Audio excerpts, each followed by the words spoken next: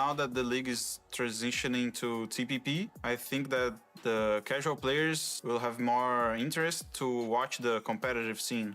I think we are confident, but we have to adapt to the meta. We are going to look to get better, so we have to think outside the box. For the fans, thank you for the support. I see you guys on 2026. I would like to reach a new level of achievements that I have never had. We will do our best. In 2026, I want to win both PNC and PGC, and I want to stand in the center of the victories. I want to face any changes and make 2026 my year.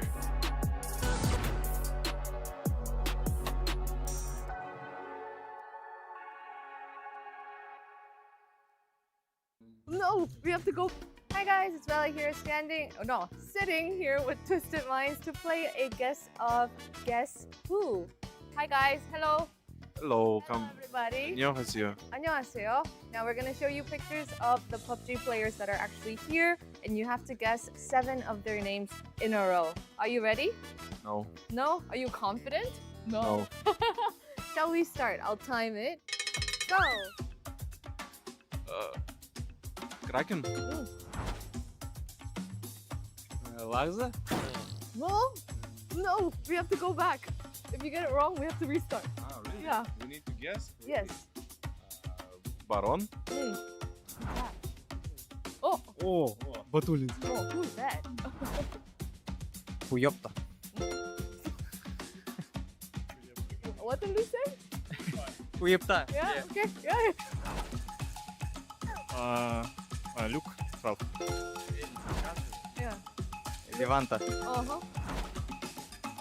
Easy example. Oh, 40 seconds. 40? Yeah. Well, good job, example. You got 2 correct. Yeah, let's go. Yeah, Batulin's an example. Easy. That was fun. We Thank you. learned a new game or 2. All right. Thank you for joining me, guys. Thank you See you. for inviting us. Yeah. Bye.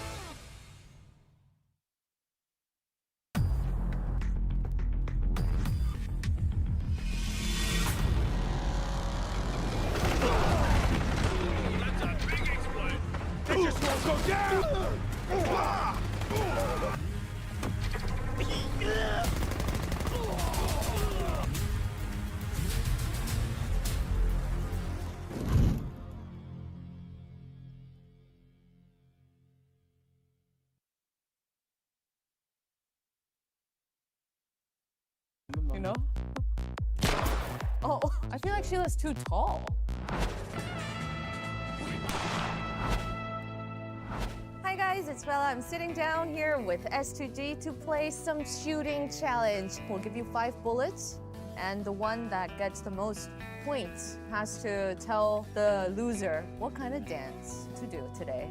Are you excited? Yeah. So the small bottles are 2 points. Big bottle is 1 point. Okay, Sheila is up first, and it's harder than. Here he goes. Oh, you know. Oh, I feel like Sheila's too tall. Oh, good job. Oh, what? Just chill, guys. Okay, 3 points. 3 points. Oh, loading. Oh. Nereye gitti? Oh. Cebinde Allah'ım. çıkarıyor ya. Tam Karadeniz uşağı. Ooh. Oh.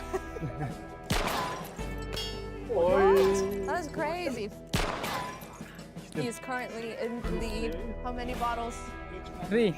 3? Bu adamın adı neydi senin? That was a very clean shot. Oh. Oh. At the moment, 2 points each, right? Baktığın yere gidiyor mu lan? Laza, let's go. Hayır. Oh, oh. Whoa. Orası. Abi tam arasından geçiyor. Oh, 4 points. Okay, now let's find out. Oh, okay, already. Whoa. Oo. I'm okay, that was amazing. Keppa, please sit. Keppa won, and I'm sad to inform you that Cece has to take the dance that Keppa chooses. Ne istiyorsan Gangnam Style yap. Gangnam Style yap. Gangnam Style. Let's go. Everyone say bye. Thank you for joining me today. It was wonderful, and I'll see you at the next one. Say bye with me. Be nice and be happy.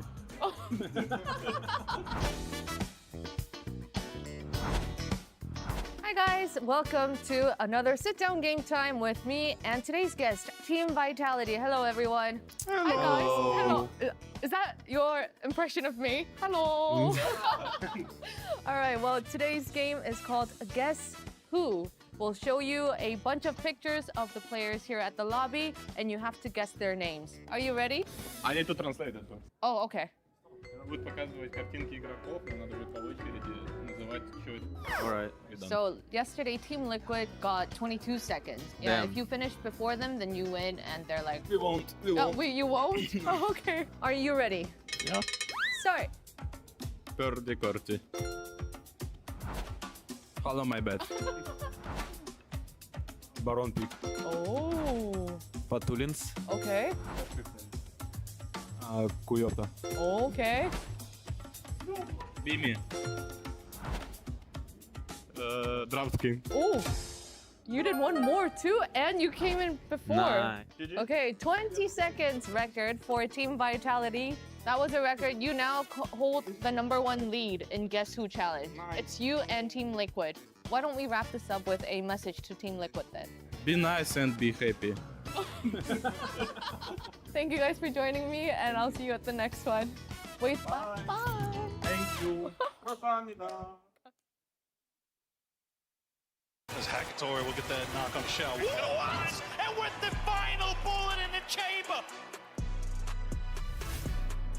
Мій ігровий нікнейм Хакаторі. Справді, мене ще з дитинства вдохновляла кіберспорт. Брат показав шутери. З того часу мені подобається стрілятися. І от коли з'явився режим королевської битви, я от зайшов, мені дуже сподобався. Те, що я став кіберспортсменом, це дуже змінило моє життя. Я навіть не знаю, яким я став би. Так, я займаюся тим, що мені подобається, і я дуже щасливий. Моя найперша спогадка про PUBG. Напевно, мій перший топ-1. Я пам'ятаю, як зараз. Це було на Мірамарі в 2018 році.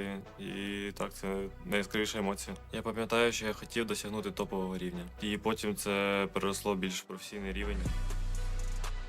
Найбільша емоція, мабуть, з PUBG Global Series 10 у цьому році. Це коли я вбив 1 з 4 17-х. Це найбільша емоція була. Getting on NAVI, but Hackatory aware of it, keeping him at base. Good peak shot.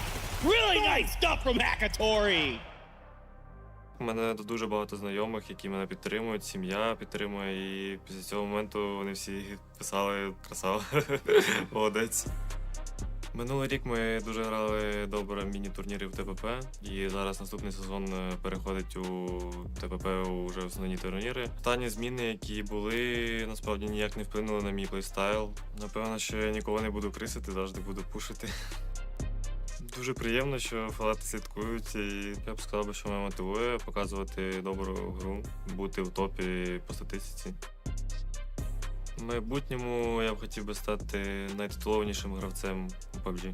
На наступний сезон у нас більша ціль звикнути до TPP і це все. Ми будемо показувати максимальний результат і нові зміни. Це лише краще. Слідкуйте, вболівайте. У 2026 році я хочу виграти PGC. Неважливо, які будуть зміни. Якщо я стану переможцем, це стане моїм роком.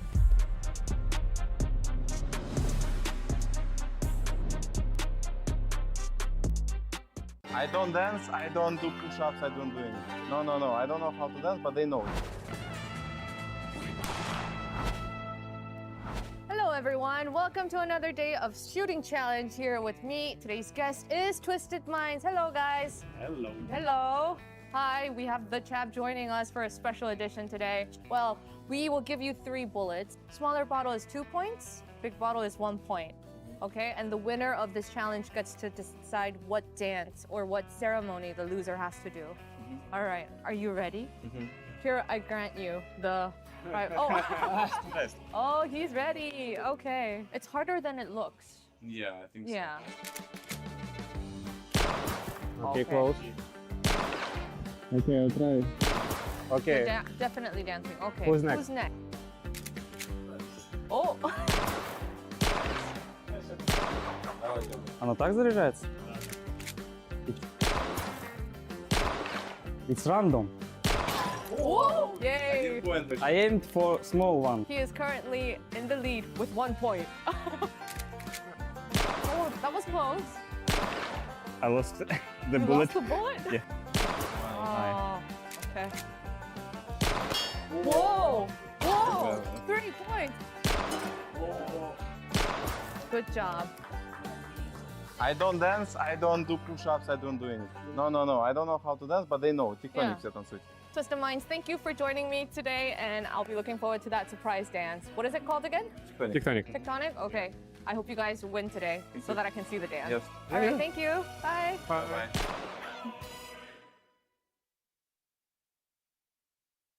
Where you win this, Tig sent the C4 in. Immediate peek and spray from Tig. Hi, my name is James Gazen, aka Tiggleton. I think for the last 7 years, PUBG kind of has been my life. I moved away from my family. We travel a lot, play it every day with my teammates. I think you would be hard pressed to find a group of people that have spent more time together over the last 7 years than me and my teammates. The first time I ever played PUBG was expecting it to be very realistic, and in my very first match, this naked guy landed on a roof next to me, and I got a pistol, and I was like, he's dead. And he ran and jumped off the roof, and it fell 3 stories, landed on the ground, and kept running, and I was like, it's Superman. He just fell 3 stories off a building and his legs are fine, what? I ended up falling in love with it after that. For me, PUBG always gave me the most adrenaline. My very first couple games, I felt like I was gonna die in real life if I died in the game. At the very end of the game, I'd be shaking, my heart rate would be I guess I've just been chasing that feeling my entire career. I finished my high school and I got into a university course and I was pretty happy with where I was, but I didn't take a gap year and I felt like my whole life I'd just been kind of going with the flow. And then I got the opportunity to fly to California for this tournament called NPL Royale because I got picked up by an American team. And that was good fun, but I still wasn't taking it too seriously. But I met this guy there, Bizzle, and he basically said to me after watching me play a little bit, he was like, I'll get you a visa and you can come to the US. And I was like, really? So I just full sent it at 18. I went to the US. I took a gap year off university and then never ended up going back. Well, I want to start by saying that I think anyone can be a pro player. That's the beauty of it. For me, being a pro player is about discipline, practicing with a purpose. When you boot up the game, you kind of have to switch your mentality from being, okay, I'm here to have fun to how can I improve the best? And you need to be very mindful of the way that you're putting in the hours. The word change to me obviously brings a little bit of fear and a little bit of excitement because with changes, there's always a bit of uncertainty. No one likes uncertainty, but in a way, it kind of feels like an advantage because I know that I'm willing to adapt, and if someone else isn't, then I have an edge on them. One thing that's not going to change, I think for the most part, it'll be the positional play. Teams will still play for the good positions.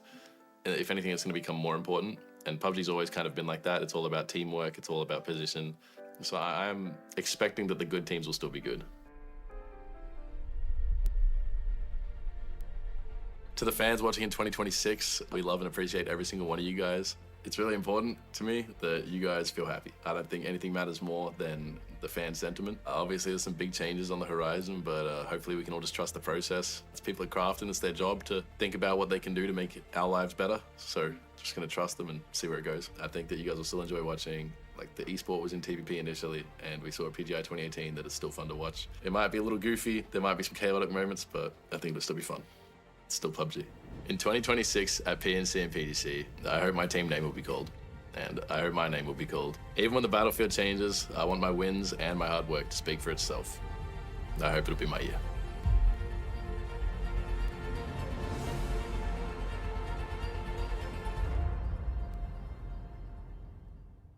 See, oh, incorrect say is gone. Thank you.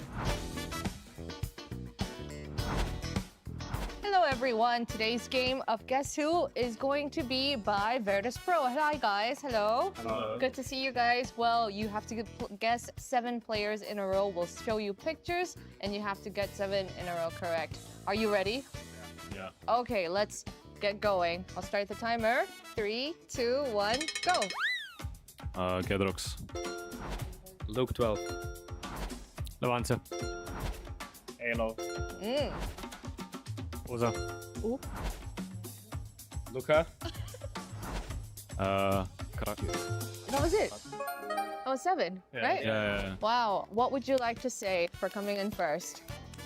Day number 1 of the circuit finals. It is going to be spectacular. Wall-to-wall great PUBG action. We've got 15 games across our next 3 days to determine who the champion's going to be. Laris gets knocked by the actual blue itself while this blue was pressuring them. They didn't actually have any room to be able to walk into. This is amazing utility usage. Oh my god, but at the same time, it's Scappy once again from Made in Thailand, who moves south, taking some of these kills away from DN Supers that spent so much utility. That's a perfect nade. Oh my god, Made in Thailand is exploding. South Korea Gumin though does reply in kind here with the M4 taking down Scappy. Can he do a little bit more? 2v4? No, it's not going to be the case. Made in Thailand takes the win from the compound, and it's a clean one from them. Busy Raccoons held this good. They come forward, they stop mid, they get backstabbed by the Expendables, and now they got to fight. Glories looks like he's got some skill, pulls out the double barrel to the right side. They don't know that he's there. It might work out as he's going to push this forward. There's that back shot. He doesn't get him. He gets stabbed in the back. That is down. One player, Duck Juice, hopes to do it. Gets one, but it's not going to be enough. He's down to 1 HP. Happy sprays for 2. Can he finish it for 3? He goes for it, but cannot manage it. The Raccoons come out with the win. It got a little trashy at the end, but that is where they thrive, Mark, as they come out with a win. A lot of nades on both sides here. Wimpo had 3. Oh, and then straight onto Nurens. Shots around and swings around. Opunch gets another one. And Xiaowu finds Opunch at 17. He's just going to run out and deny. Xiaowu, though, 6 kills. Great effort from 17 and a perfect third party onto the Falcons. But it is going to be Vitality taking this chicken dinner here, James. Oh, get out of your condos, boys. It's time to rondos. So, well, trying to put a stop to it, the car's going to go. They've got to be careful. A lot of chaos is going on, but they are pretty close to the car. And in gets both of them. They misjudged it. Too much chaos.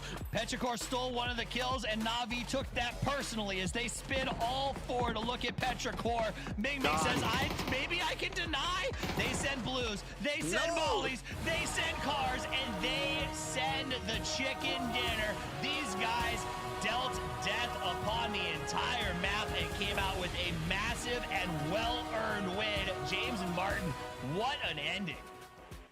They're close into that top 5. Beamy. Oh, he actually gets Tangu in. Great shots here from Beamy. 4 AM moving forwards against it. They've got some deployable cover to actually work with. Goes through the smoke here. But I-2636 is also coming in the back here. Petrichor Road looking to perfectly third time this party. Chewy knows where Shen is, but there's 2 knocks that's on the side of T1. Maybe they're waiting for him. No, they're going to take him down. And it's Petrichor Road, our PTS1 winners, to win the last game here of match 5 of day 1. All right, ladies and gentlemen, thank you very much for tuning in around the world. That has been day number 1 here of our circuit finals here. We'll be back tomorrow, same time, same place, for day number 2 of the grand final. We got next, we ready to flex, we're ready to rock, headed to the top. We got next, can't settle for less. I'ma need your best, so give it all you got. We got next.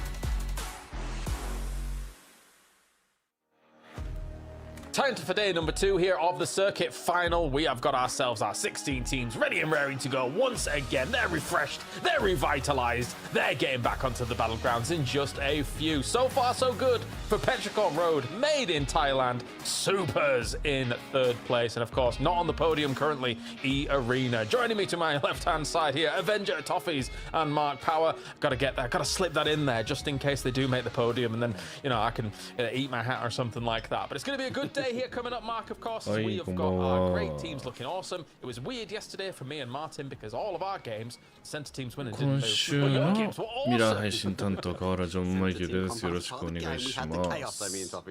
I like day 2 because it's the opportunity for these teams to kind of move. We've got a lot of these teams in the middle pack. ちょっと上に上がってくるようなチームだと思ってたチームがなんか右側にいるんだよな、ほぼほぼ。今日で上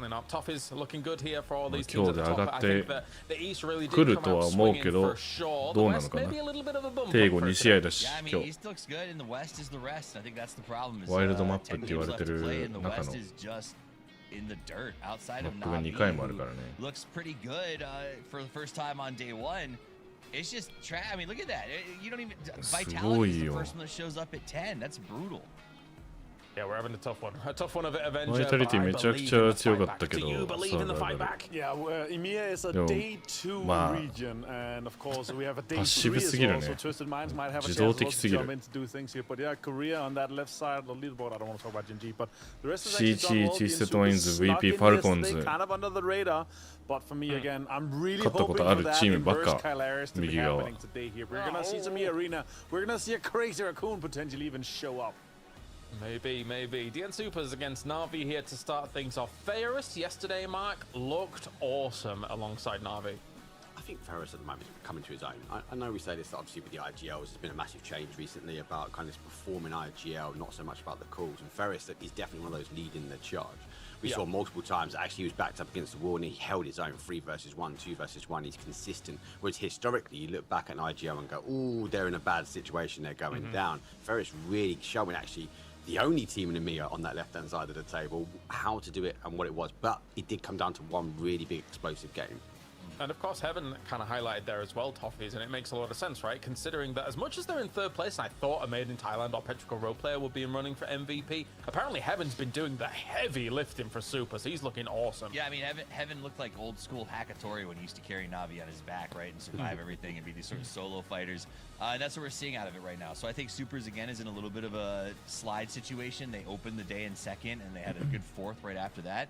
And it kind of started to just pitch downhill. And I think 試合開始はまあ大体15分後かな。 When you compare that to a team like NAVI that sort of started, I mean, they were crap for most of the day. 14th, 12th, 15th, and 9th. Like that's garbage for them at least. And then they get that one first place with 14. But more importantly, it's because you saw all of their players fighting as 4. Even when they were going down and losing those fights, I think they were going in with this like 4-man frag forward mentality. 言ってること分かってたらな、おもろいんだよな、言ってること。 15-game layout. So I expect some of those teams to really fall off, or you know, those teams that are thriving on 1 or 2 dipping. 翻訳してあげたいところだけど、早すぎる。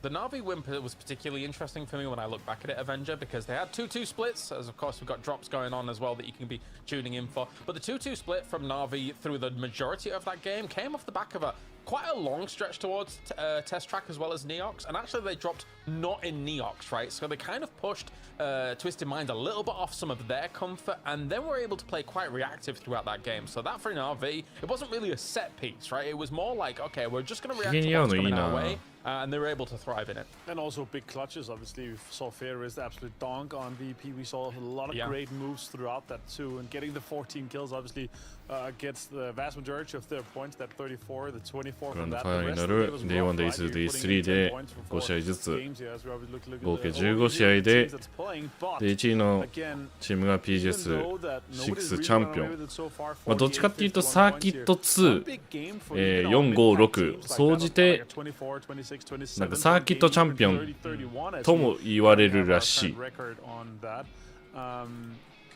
が一番大事って言っていいぐらい。But the mid packs still in the chase here, but one decent game, one big game could put you into the podium finishes. Yeah, of course, we did get word that there 重 was さが actually 違 some うから potential ね。 penalty やっ points going the way of ぱ Gambia Expendables PGS ポイントも due そう to だし some, I 賞 guess, 金も。 language that was levied towards CTG. So I think that they will be getting a -2 or something like that here for the leaderboards in the grand final. So bear that in mind as well as we take a look at the road to PGC for the PGS points, because we've got plenty on the board here, Mark, to get this going again. If you get yourself top 9, then you will be going here to EWC, which is a big marquee event here throughout the year. 先週は30ポイントだからね、これ1位。 So we're coming to the series finals. This is key. In the last stop, some of these players obviously haven't made the grand final, right? The opportunity to get more of these PGC points is critical. But like for me, it's the longer haul. Some of these teams need to be looking at the end game, looking at that, but also looking at the second half of the year. If they don't get the points, they're not going to be invited across, and obviously EWC is going to be a big shining light for that as well.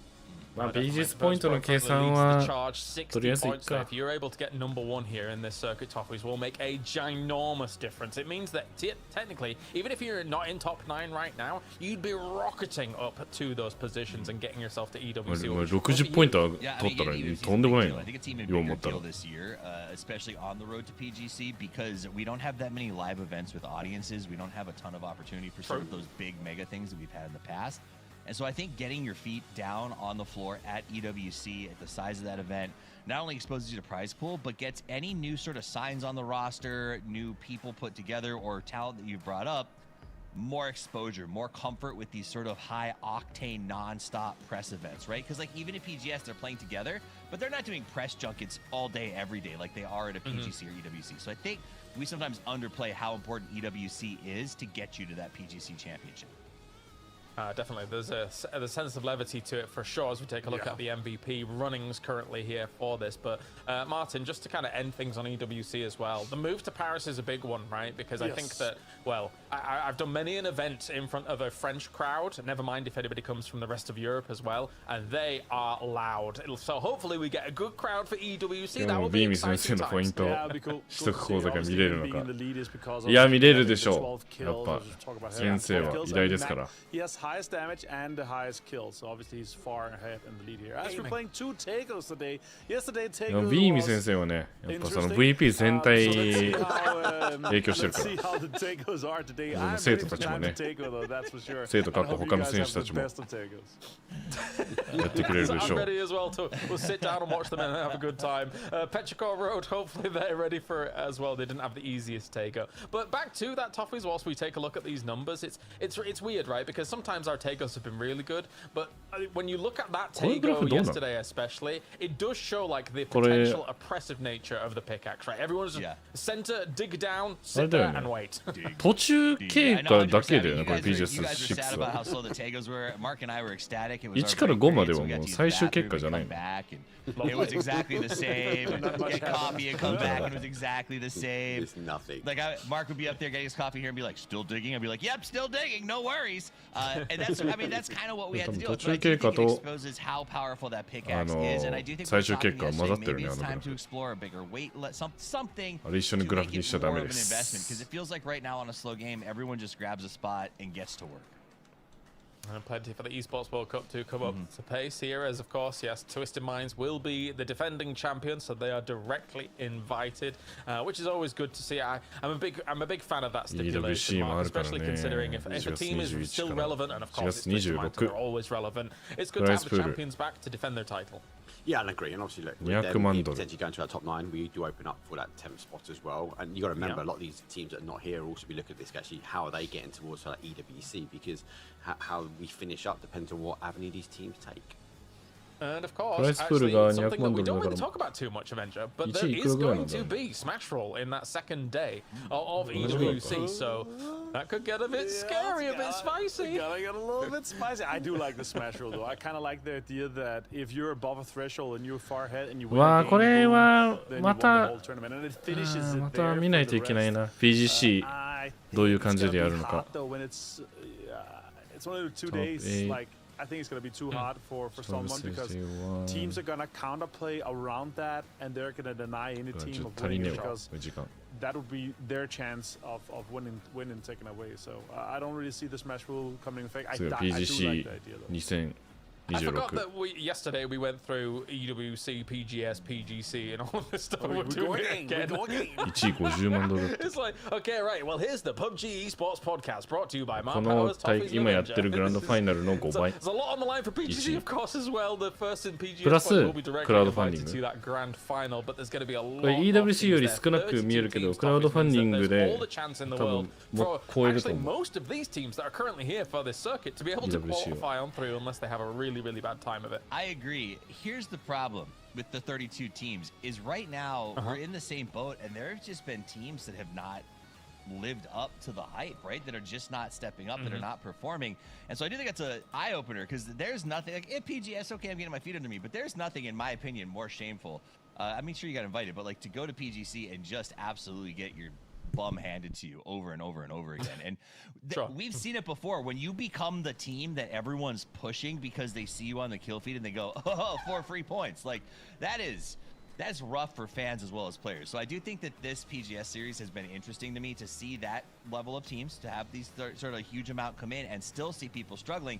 Expand that to 32 and I go, okay, where are we finding these top teams? And I'm encouraging regions to step out there and go, we need to develop, we need to refocus on our scrims. We need to build up that next 2 or 3 teams behind the top 2 that we're kind of qualifying on a regular basis. Yeah, I completely agree. Especially like if you look at what we had here, right? There were some outliers like an S2G, like us Change the Game, like a Cerberus who actually surpassed my expectations in that first circuit. But EWC coming up, Mark, you've got Shadow Esports, R8, who was Vega Esports. These teams, I think, are going to have a very hard time at something like EWC to be able to stack up against the big boys. Say that, but then I look at like a team nemesis potentially, and I think they're ready. They're an all-star roster. They're going to come in.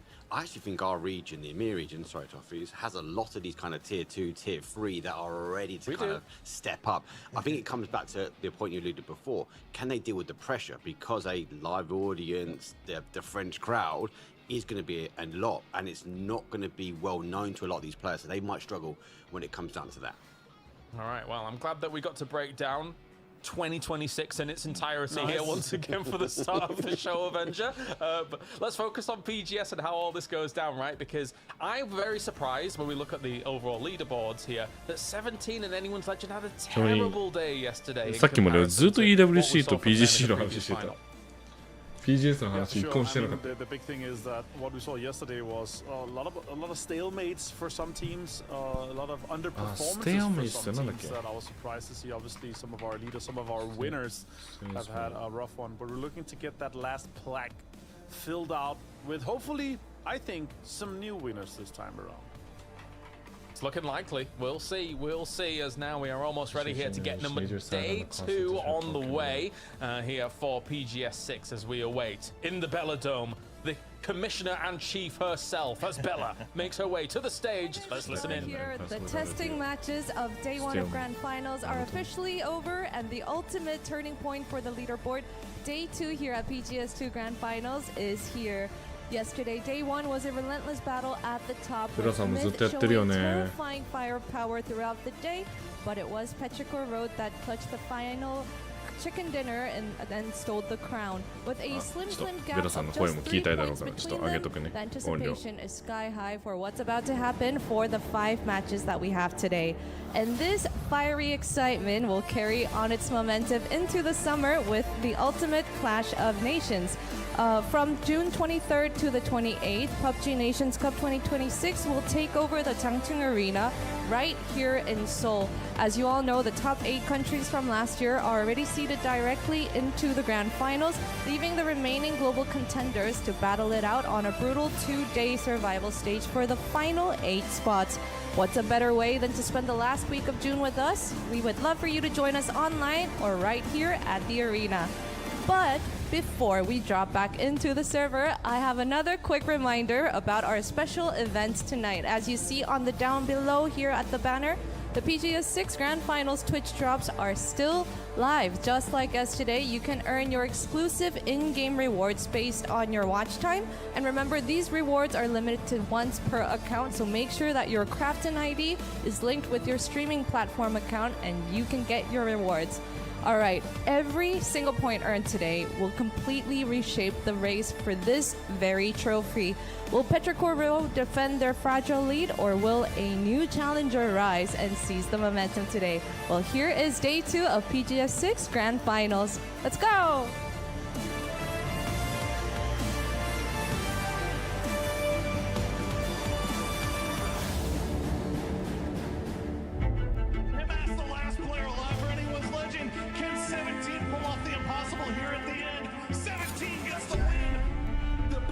Taking the victory, give them the top of it, 17. 我们队这次拿冠军之后，我们队拥有了3个 PGS 冠军啊，很开心。我们跟别的队不一样的，我觉得是我们打得比较稳健吧，打得比较合理。天天来了以后，我们的战斗实力增强了很多，然后我们大家的机会也变多了。我们争取把 TWIS 的4次 PGS 冠军的记录给破了。 Với tư cách là đội trưởng của team L thì mình rất hài lòng về cái màn trình diễn của team ở thời điểm hiện tại. Nếu mà về vũ khí bí mật của team em mà team khác không có được á, là sự ổn định và những cái sự thể hiện mà đột biến như Himat thì em nghĩ team khác không có, chỉ có IEL có thôi. Obviously, I want to win and be at the top, but I think we're a lot better than what we're at. I want to show that we're not afraid to take fights and we're willing to do what needs to be done to win the game. 저희 팀의 운영도 운영이지만 그래도 교전 쪽에서도 잘 싸운다고 생각하기 때문에 PGS 6에서는 압도적으로 이기는 모습을 좀 보여드리고 싶습니다. So PGS 4 and 5 was a build-up for us winning next upcoming PGS 6. I have a lot of trust for the team and I believe we can also win the next upcoming PGS. ก็ที่ผ่านมาเรายังเล่นได้ไม่ได้เต็มร้อยเท่าไหร่ครับเรายังไม่เอาจริงส่วนรอบนี้เราจะมาเอาจริงแล้วก็เราจะมาเอาแชมป์ PGS 6ครับ Basicamente a gente não vai deixar nada para trás, vai se esforçar ao máximo, se dedicar ao máximo para essa final e basicamente é isso. Hepimiz bireysel olarak çok yetenekliyiz, çok güçlüyüz ve bunu bütün lobiye göstermek istiyoruz. Если мы говорим о... Нет, на самом деле, на любом турнире любое место важно, потому что это еще квалификация к PGC. Поэтому вне зависимости от того, далеко ты от первого или нет, ты все равно должен до конца играть. Мы будем направляться к победе. Chúng tôi sẽ cho các bạn thấy cái sự mạnh mẽ của team L và gửi đến cái đối thủ là ai sẽ là người mạnh nhất ở những giải đấu này. 真正的决赛现在才开始。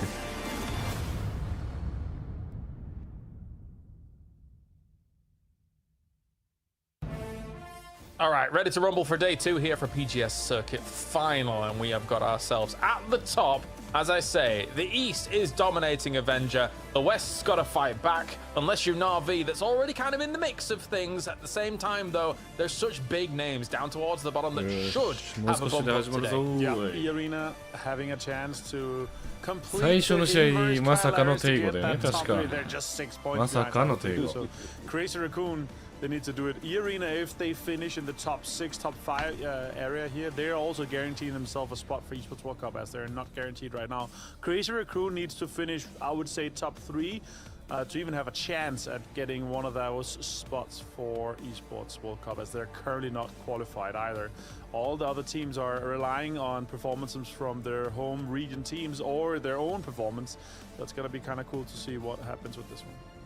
Bit of a tough day for Falcons yesterday as we look across them as well here, Toffees. Only 19 points on the board. They were chasing a lot of circles and they got backstabbed as well quite a few times, Toffees. Do you think that Falcons can have the bump up today?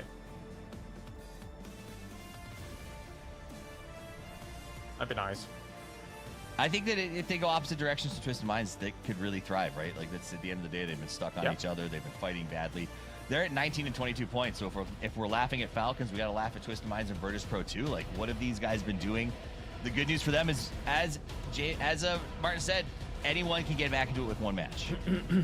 All right, let's get to it then here. Game 6 for our circuit finals here as we go over to Tego. Start things off. It's double Tego today. And Mark and Toffees are going to bring you all of the action from it. Let's do it. Thank you, James and Martin. It is time to Tego.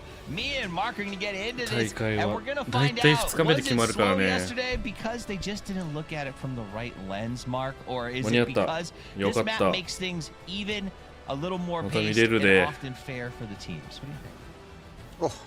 Good luck, have fun. fun. I love time to take it. It's normally chaotic, especially on rotations. Playing past pretty even. No, Southwest up towards the northeast does go through, but it does obviously open up that potential that he's going to go to the island or towards the mainland. All right, so we were talking a little about teams that need to step up, need to put in some big moments. We got Virtus Pro, we got Falcons, we got Twisted Minds. We talked about them a little bit at the start of this thing. Anyone's Legend, I think you heard James bring that up in the pre-show just a little bit and saying what's going on with these guys. That race last weekend that Anyone's Legend was involved with was probably one of the most epic finishes I've ever seen. And then here we are in 16th place. Do you think they just got so cooked last week that they can't function anymore? I mean, 6th, 14th, 10th, 12th, 15th. I don't know what's going on. It's difficult, right? Because you see explosive games from this team multiple times, but it's the level of consistency which is lacking for me, right? They can have good games. We look at this final at the moment, a good game, yes, maybe we'll put them back in a topic of conversation. I feel for them, they're so far down the leaderboard, top maybe 3. They have to take this midday as best as they can. If they don't, and especially if they don't get the win, we'll be writing them off. I mean, 15-game series, you got to get into it right now. Our top team has 51. It goes down from there. The final, I believe, if we go back to the last time we played 15 games in a big thing like this, was 136 for the win, 101 for second. So that is to say, a lot of these teams are sort of on pace to maintain that management in terms of overall points, right down to 7th or 8th place. But you got to start moving. You got to plan for 1 big day and 2 middle tier days if you want to be in the race at the end. The problem is almost all of our top teams have literally said, all right, well, that was our mediocre day. Now the next 2 have to be good, and they have to be good right out of the gate. So I do hope they went back, because that will be the other benefit. Is you talk about everybody from Gen G to 17. These are consummate professionals, Mark, who know how to go home after a bad day and fix it for tomorrow. Yeah, that's right. One of those teams is made in Thailand, who had a pretty good day yesterday. Definitely a team in the run-ins, but just short falling behind to kind of a 50-point mark. And if they can deliver 50 points a day, that will be huge for them. Big ones from Thailand, exciting to watch again. You know, we've got multiple years in a row where our top-performing team at PGC is coming out of that APAC region. And here's another team that looks like they are building up. I don't know what happened to Kiss last year at PGC. He sort of fell off and had a bit of a struggle in terms of performance. But outside of that event, I feel like Kiss has been such a huge part of the ecosystem. Discovered early last year's amongst the trees and just growing into an absolute threat that continues to get stronger by the month. Yeah, insane. Kiss of Death. He's been dubbed. He's been sorted. DNC's in the same. We spoke about Ferris, though, in that pre-show, and this is what I'm talking about. An IGL that could sort of hold its own, deliver a 3 versus 1 scenario, completely dispatch VP in one swoop. You know, and then you got there were big salute moments as he sort of seemed to get a little bit of action for Gen G. That was the backstab heard around the world. As he came up behind the Falcons, it cost them everything. We saw Twisted Minds go down there. We saw some big moments from 4 Angry Men, but again, they're just not putting up the numbers they need to. At 26, it's not that big of a differential down to 14th and 19. The big winners at the end of the day was Petrichor Road, though, walking away with 51 points and a big consistency rating. I mean, 5th, 9th, 2nd, and 1st. That is a really strong average placement. Sometimes not with the kills, but with those kind of placement numbers, they've got something unlocked on how these rotations are working. Yeah, no, don't take anything away from them. Pin that for a second as Perfectix. He said those guys need to get it. He doesn't quite get the knock, though. He has full, so there'll be an element that Perfectix has to try and push forward. He onlooks, though, towards the other side. C17 as they have to apply pressure, but Perfectix, 14 shots left in the mini. He needs to get a confirmation and get some reinforcements. Ancient enemies are fighting across the board as Petrichor goes with 4 AM over on this side. Twisted Minds goes head-to-head with 17.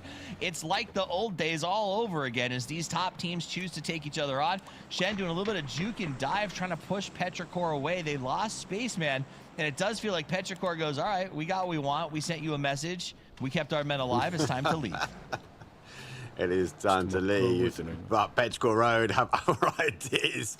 They surround the compound, the M249 potentially chasing down. Tig gets the kiss of death. He gets confirmation. Does get a confirmation as well for Twisted Minds. We did drive forward on that one, so lots going on here, and it's game number 1 of day 2. You saw Tigleton heard us talking about how Kiss is becoming one of the standouts in the league, and he had to take care of that right away.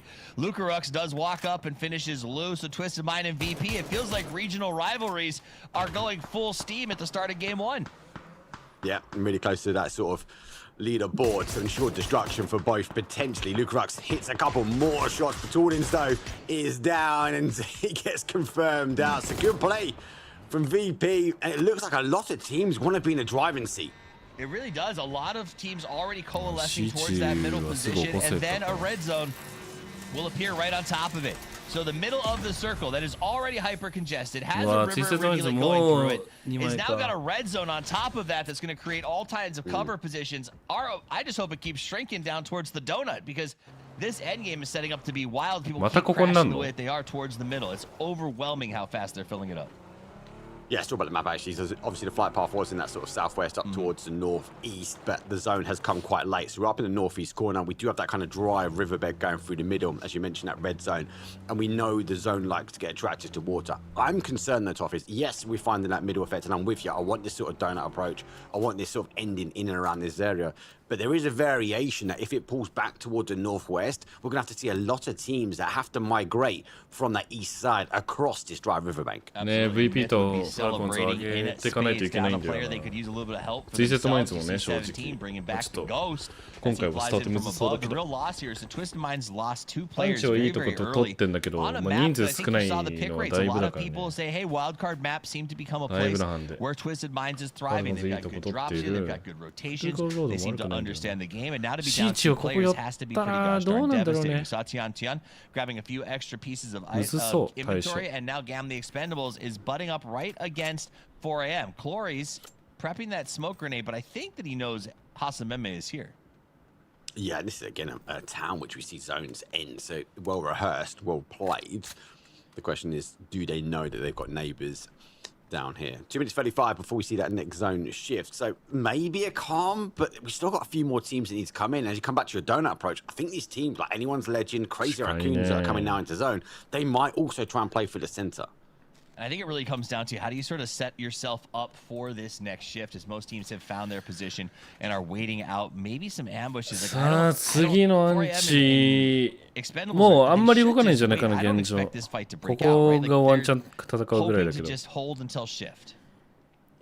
Let's wait for the hold to get shifted. Let's get some information. VP sitting quite close to that point, that shark fin at the top. They've got a lot of decisions to make. Let's jump into their team content, see what they've got to say. この後 Top hill? No, they're gonna be there, right? お VP だ I mean, you should play just behind TWIS, no? I mean, yeah, but they're gonna... Yeah, no, 東側になったらっていう話してんのかな We can, we see that. Yeah, we should go there. We should just...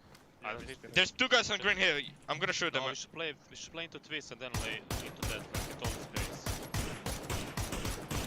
TWIS should send it, like, TWIS is gonna expect us to... Yeah. We should just play like southeast zone. We should play into TWIS and then we just stay here. Okay, compound. We wait until our range is free a little bit. ツイストマインズの人数がバレてるからTWISと戦ってみたいな。西側の人たちが東側。Like we need our compound. 情報を取るために東側に寄ったらって話だけど、情報を取るために今の俺たちの位置は必要だけど、もし大きく東側に曲がったら自分たちは動かないで西側が東側に行かして、その後にツイストマイズと戦いに行こうっていう話だったね。The only team now down players is Twisted Minds, which would imply that they were locked out of their chips for jacks because everyone else has gone back to full strength. It's those 2 things. A, it gets everyone back to basically a reset position with time to loot because of the way the circle is closing. But more importantly, I think it also puts some extra points on the board for some much needed teams, right? Like we have basically reset, said, all right, we're back to 62. Those of you playing catch up with Petrichor, now's the time. It's a big thing, right? We speak about this a lot when you're sort of leading the charge, when you're top of the leaderboard. Like, some point you start to focus behind and how you can kind of defend it out. Petrichor Road obviously needs to keep the W key down and pedal rolling, but for teams like VP, the shift. Here comes the shift. It does go down towards that south side, so it does play into that sort of drive to revenge. And a lot of these teams, as you mentioned, already kind of donuted up, but there's a few, and it's very congested now in the west. All right, Crazy Raccoon's going to try to make treasure out of trash as they take a tough rotation right through the middle. Fire from 4AM. They took a couple of pot shots at 4AM as he was landing, and now they decide they're going to fire back. So 4AM pushes CR away, and they get actually a solid rotation right to a middle spot here if they can find a place to park. They should stop down, dig a little hole, but they're surrounded on 4 sides. I like that send. I think it was super risky, and I think only the fact that the Expendables and 4AM are layered on top of each other maybe kept them from losing one on that rotation. 100%, 100%. It's the timing, like, and there's a bit of luck in that timing, as you mentioned, right? That they was able to get underneath the radar of both these teams. T1 with a big split out towards their west. They hold the high ground. Crazy Raccoons not overextending, understanding that potentially there's someone already sitting up there. MiTH, though, they're going to rotate. They're coming in the other side. They're coming on that north. They're going to neighbor him for our Falcons. And as we mentioned and listening to the comms on the adjacent side, VP, they pushed into Twisted Mind's location. Twisted Mind's also leaving. They migrate down, but all these teams stacking up on the west. Baron on here. MiTH has been a team that has been enjoyable to watch. 48 points. They're playing very aggressive. They're playing very confident. I expect that only continues to build as the season, not just the day goes on. Soup has also been a pleasant surprise for me, sitting in 3rd place. I love Soup. I loved him in the survival stage. Now they're looking pretty good. But Tingleton, we just talked about MiTH, the potential to pull forward in this tournament. Tingleton surprises Baron, but's not able to close the deal. He does push him off, but no, he did. He did. He did on purpose. He wanted to think he got away. No, he didn't. No, he didn't, Tuffy. He's just building it, mate. He was building it. He was waiting. Look, Falcons need a big game. They need to take the flight today, right? They've got to be careful. Stolen away from Beamy, so they might take the flight, but they need to set the prey with them. I think Tig got that final shot, Tuffy. He was just behind the bush. It was a fadeaway shot. He didn't quite hit the target, but good pickup, and VP capitalizing on the high ground. That's classic Beamy, healing in the blue and stealing Tig's kills. Gotta respect it, though. As he comes out with those points, VP desperately needs them, as does the Falcons. So back and forth between the two. Now you got 17 gaming as they get healed. On the way in, they're very, very close to Petrichor. Another team that they're familiar with. Like, this is a fight that is going to be very comfortable for both of these teams. And now VP and Twisted, another two teams are very comfortable with each other. VP, they've got to be in their bonnet. The polar bear wants to strike, and it is seen to be set target towards Twisted Minds. They know they're down numbers, and they're keeping to apply the pressure. Red zone right in the middle of the zone. That's going to cause some chaos as well. Destroyer does get the down from Gen G, so anyone's legend need big games. That's a way to start. That's the second red zone in this area, so the cover is going to be absolutely bananas. As we see anyone's legend get a kill. 17 looks like it wants to pop off. The nades are coming out, and Petrichor does look like they're sort of here. Maybe. Non-committal. Looks like, yeah. It's either that or they're spreading out because of the red zone. I wouldn't be too surprised to see someone get here. So many bodies right in Oh my god! Oh my! How funny! You called it! Right on something! God, give us the kill!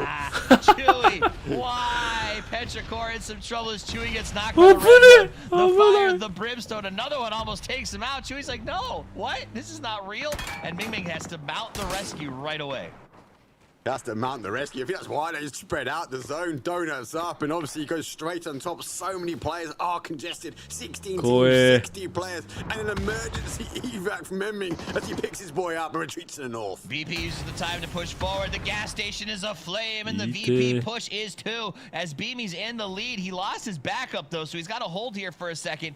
Pushes through the smoke, grabs himself that spot on the wall. You got the flank out on the right side. Twisted Mind says no thank you. 大きく西に回ったら。あ、起こしてるチーム他にいる。戦いに行くか？お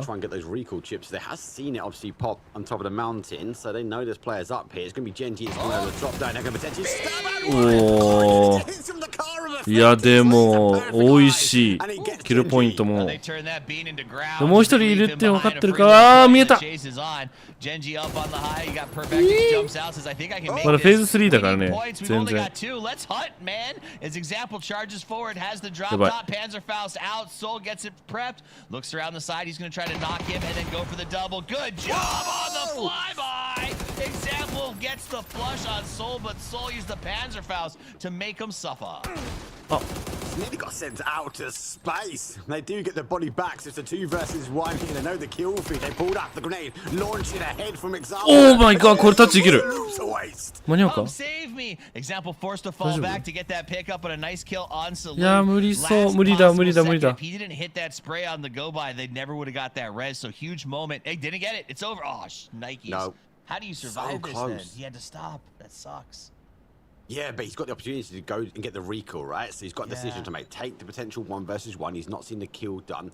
The jammer pack is going down, and it is a standard. Phase 3, Toffees can maybe get away with it, but with the, I suppose, the approach for a Phase 4, that run across the riverbed, surely this is lights out for both these teams. Yeah, yo. エグザンプルは起こす選択肢あるからこれ。他の2人がの They're dropping example in the middle of a very congested area with only 2 loot spots available. You know Kang Young is absolutely packed. So I think that's when we go, all right, man, if you've got the stats, you've got the ability, go for the double. If you get it, then pick me up and maybe we get some bonus points on the back end. But, you know, example is that player that can make this happen. I think what's interesting, man, it's a mid-pack fight. There's nothing to lose. I would say go for the recall, get the recall. At least if you're not going to find avenue into the late game, potentially because we've got the city, Perfectix could land, could get some loot, maybe bag a couple of kills. But it's got to be one of those, hey, do you know what? It's a bit of a who moves first in that scenario. Example has gone for that recall. Now as you can see, だいぶ難しいぞこれ。 everyone on the transition lot and transition early. We go donuts one more time. How many donuts do you want, Toffees? They just continue. I love it. We called for it and we head towards the middle, as do all the players on a very quick transition. Not a lot of real estate. You saw that map advantage fast because everyone is on top of each other. このセーフゾーンが真ん中にちょうど真ん中付近に寄ることをドーナツって呼んでるかもね。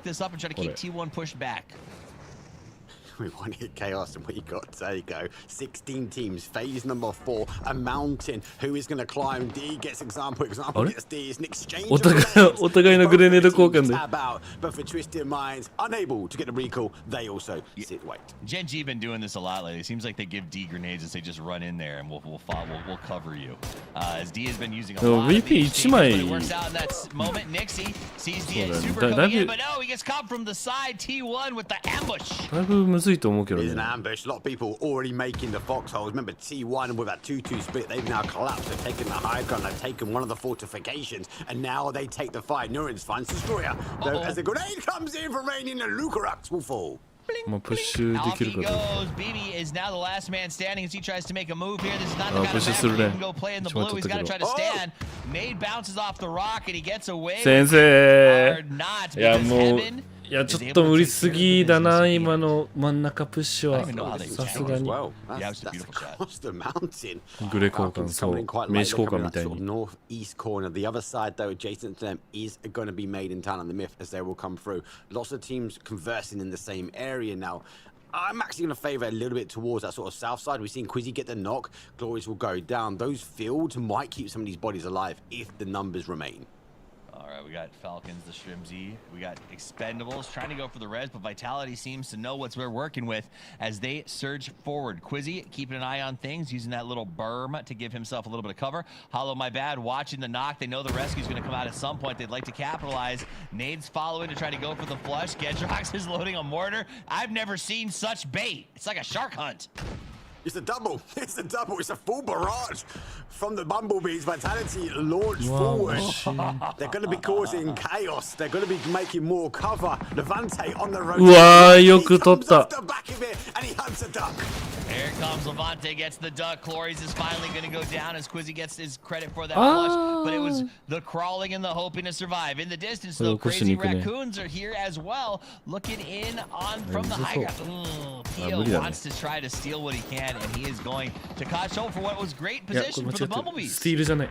で自分が that rotation was early for them. They're now capitalizing. They're reaping the rewards. But he will fall down.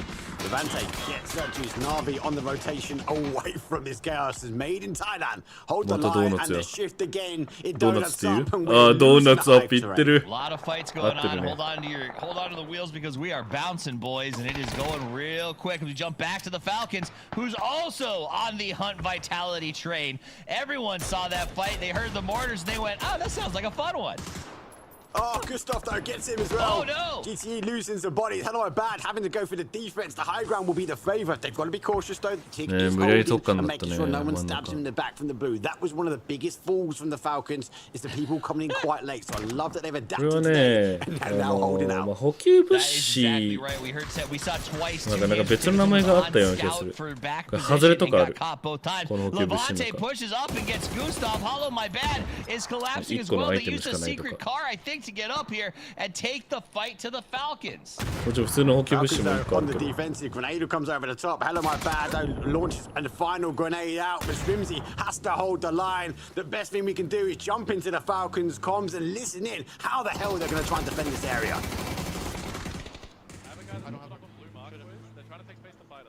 Yeah, we're playing south, okay, guys?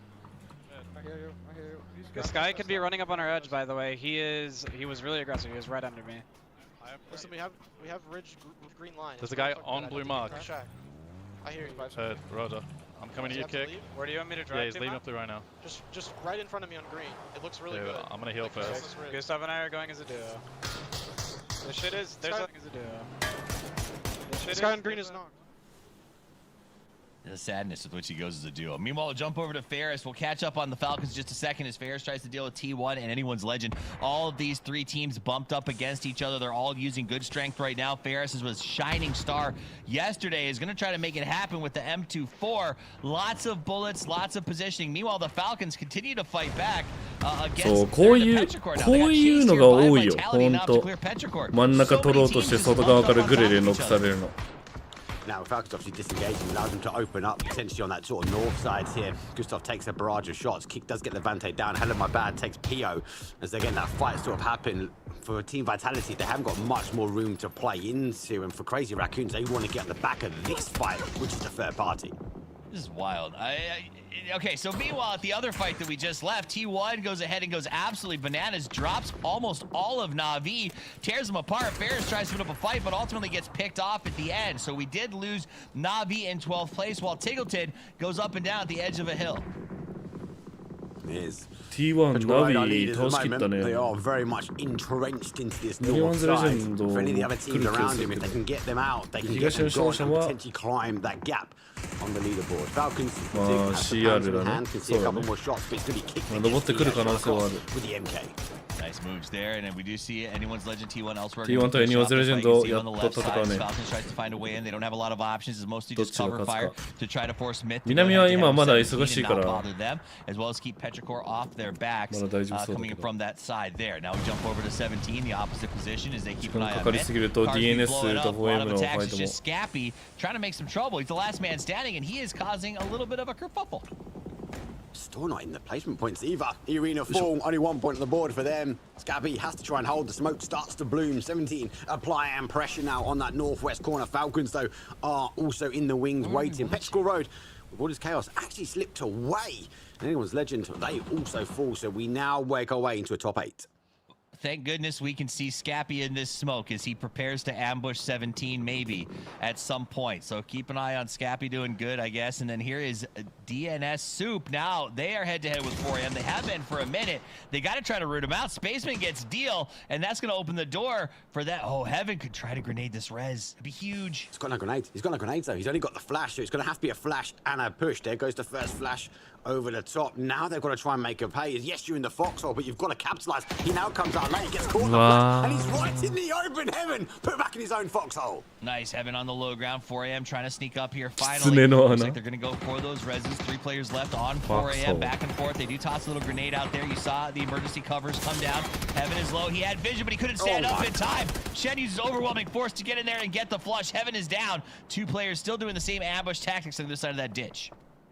Yeah, looking for any utility. 穴の言い方めちゃくちゃある。 Looking for the tippy toes, depending who doesn't come in, but Shen down to 5 HP will clear up the supers, and they are down in 8th. It took a while, but the soup is cooked, as it seems like 4AM will come out on top. T1 also watching, though, from the high ground. Heather and Type have good cover positions, but I don't know if that's an engagement they really want to take. Opposite, Falcons looking at the crazy raccoons. They're also in the ditch. A lot of crawling, a lot of praying, a lot of hoping in this circle, Mark.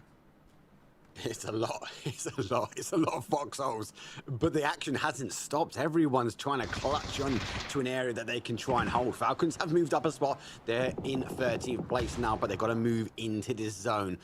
For Glass, he's not too far away, and I have no idea, actually, if Falcons know they've got solos potentially lurking close. Oh, Lebole from behind. Kickstart with the name. Wow, Eagle. They survive. Well, they don't. One goes down. More gold. Tries to use the crate. Trace grenade. Just like watching this with Sesame Street as Falcons is systematically disrupted. Made in Thailand also eliminated. Tickleton, the last man standing for the Falcons, trying to go head to head with the crazy raccoons.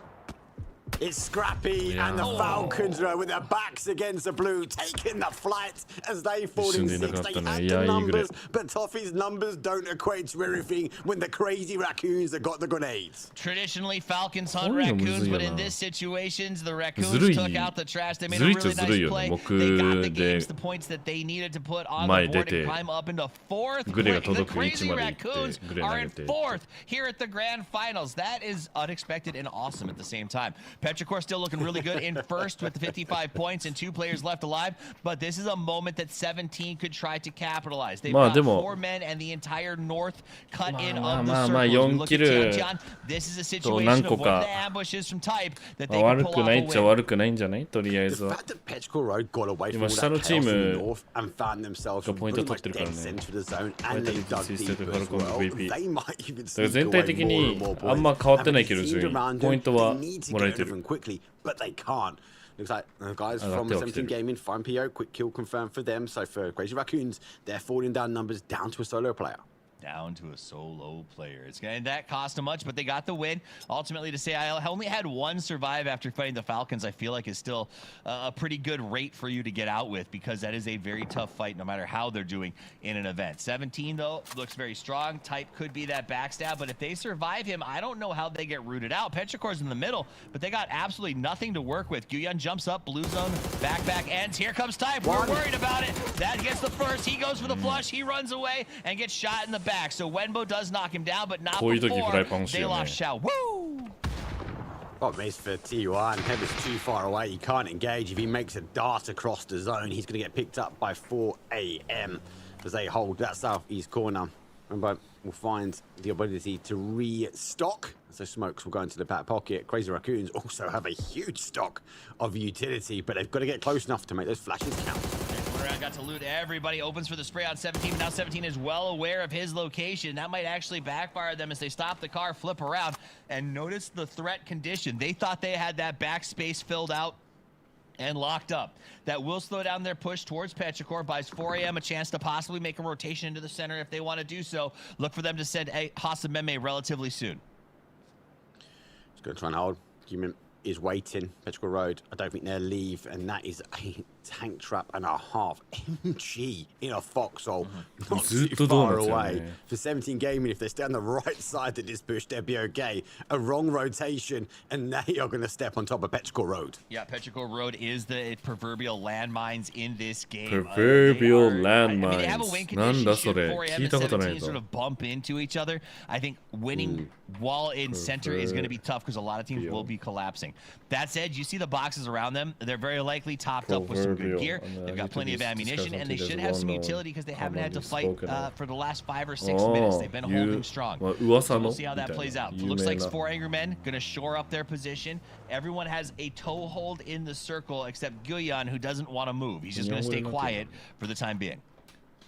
有名なよく知られた折り紙付きの for 4 a.m. They're not trying to push across this sort of south side yet. Interesting to move the vehicle. I think they're looking to try and deploy cover for late game. But that hill, it's going to really affect them. If one of them want to pop over the top, if 17 Gaming find themselves in a position, 4 a.m. might get completely stopped. Here comes the move, like these teams on the outside. And we are phase number 8. So only one more to go. Everyone needs to expel their smoke walls to get in. That's the time to make a move. We do jump into the car for 4 Angry Men. We're going to start progressing forward. They drop down a little bit of emergency cover there, and that will get them into the circle. It's a much nicer spot. マジでどうにかしてバランス取らないといけないけどさ、またグレが強すぎるってなってるから。 Good game from T1. Big points from T1 actually coming in. They're taking 5th place and have a huge amount of kills. TPP と FPP でグレのダメージ変えるとか、そういう感じしてもいいかもね。 the high ground, then they're trying to pick out the crazy raccoons. Those Guman is backed up on the corner and he's not in zone, so the smoke wall has to take effect. And now he makes a darted attempt to get himself into a playable train. Learn this trick. He's going to push forward, gets himself locked into the smoke, slides to the left side. He harassed him early and then went into hiding. And now he's going to try to dig his way while the smoke is up, maybe laid out, and just go for the good old-fashioned Foot Clan vanishing trick. As a world as well, use that grenade. Maybe make yourself a little bit of a foxhole ahead, because that blue zone is going to continue to push. So he just might be digging down with a pickaxe, but that's not going to try and help out. 17 Gaming look to try and make the move, but the 3-on-3 needs to erupt. But it's that landmine. The crazy raccoons might find themselves in a dumpster he doesn't want to be in. That felt like unpracticed pickaxing. Like he went, oh, that is not digging fast enough, and then threw out the grenade. Shen is a little spray by on the drive as Shen, you know, Shen's playing hard here. 17's pushing aggressively. Meanwhile, Petrichor's trying to deal with Guyan. Yeah, he's giving away his position though. Blue zone will go forward. The crazy raccoons have to try and make them. おー、よく取った。でもこれキル入ったぞこれ。 Picked up. Emin gonna be there to exchange, but Petrichor Road fall down to the solo いや、打っちゃったね。注意。 Unfortunate. So they go to まあバレて both ると思う exchange, か。 but there's あんな nothing 近 you か can ったら do now. Ming's gonna have to sort of leave their man and hope he can crawl. The landmine went off, but it caught a solo. It did catch a solo and took the player out. Some double points, arguably. 17 Gaming full send across the zone, really sort of inject themselves onto a fight, and there's a world that I think he might be able to get the red. 17 Gaming applying 4 a.m. Petrichor Road going back to a gym. 17's right there. They just can't look at him because they got 4 a.m. from behind. わー、起こせるんだ。 17 fights. This might actually be a win condition for Petrichor. They're back up to 2, and they're gonna have time to heal. What is even happening right now? The molly comes out. It's gonna happen, 通 Mark. ったね。 They're both against the blue zone as well. They're so fixated, tunnel vision all the way. 急にペロ有利になったよ、状況。いけいけいけいけ、痛いし。マジかよ、笑ってるやん。GG なんで通るんだよ。男すぎるわ。バーズスティール。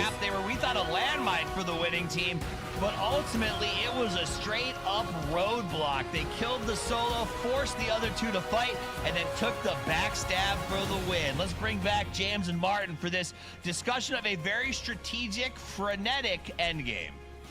あれ車がこっちに寄ってきたタイミングで俺だったら手放してるかも。あれ通したのすごいな。男だわ。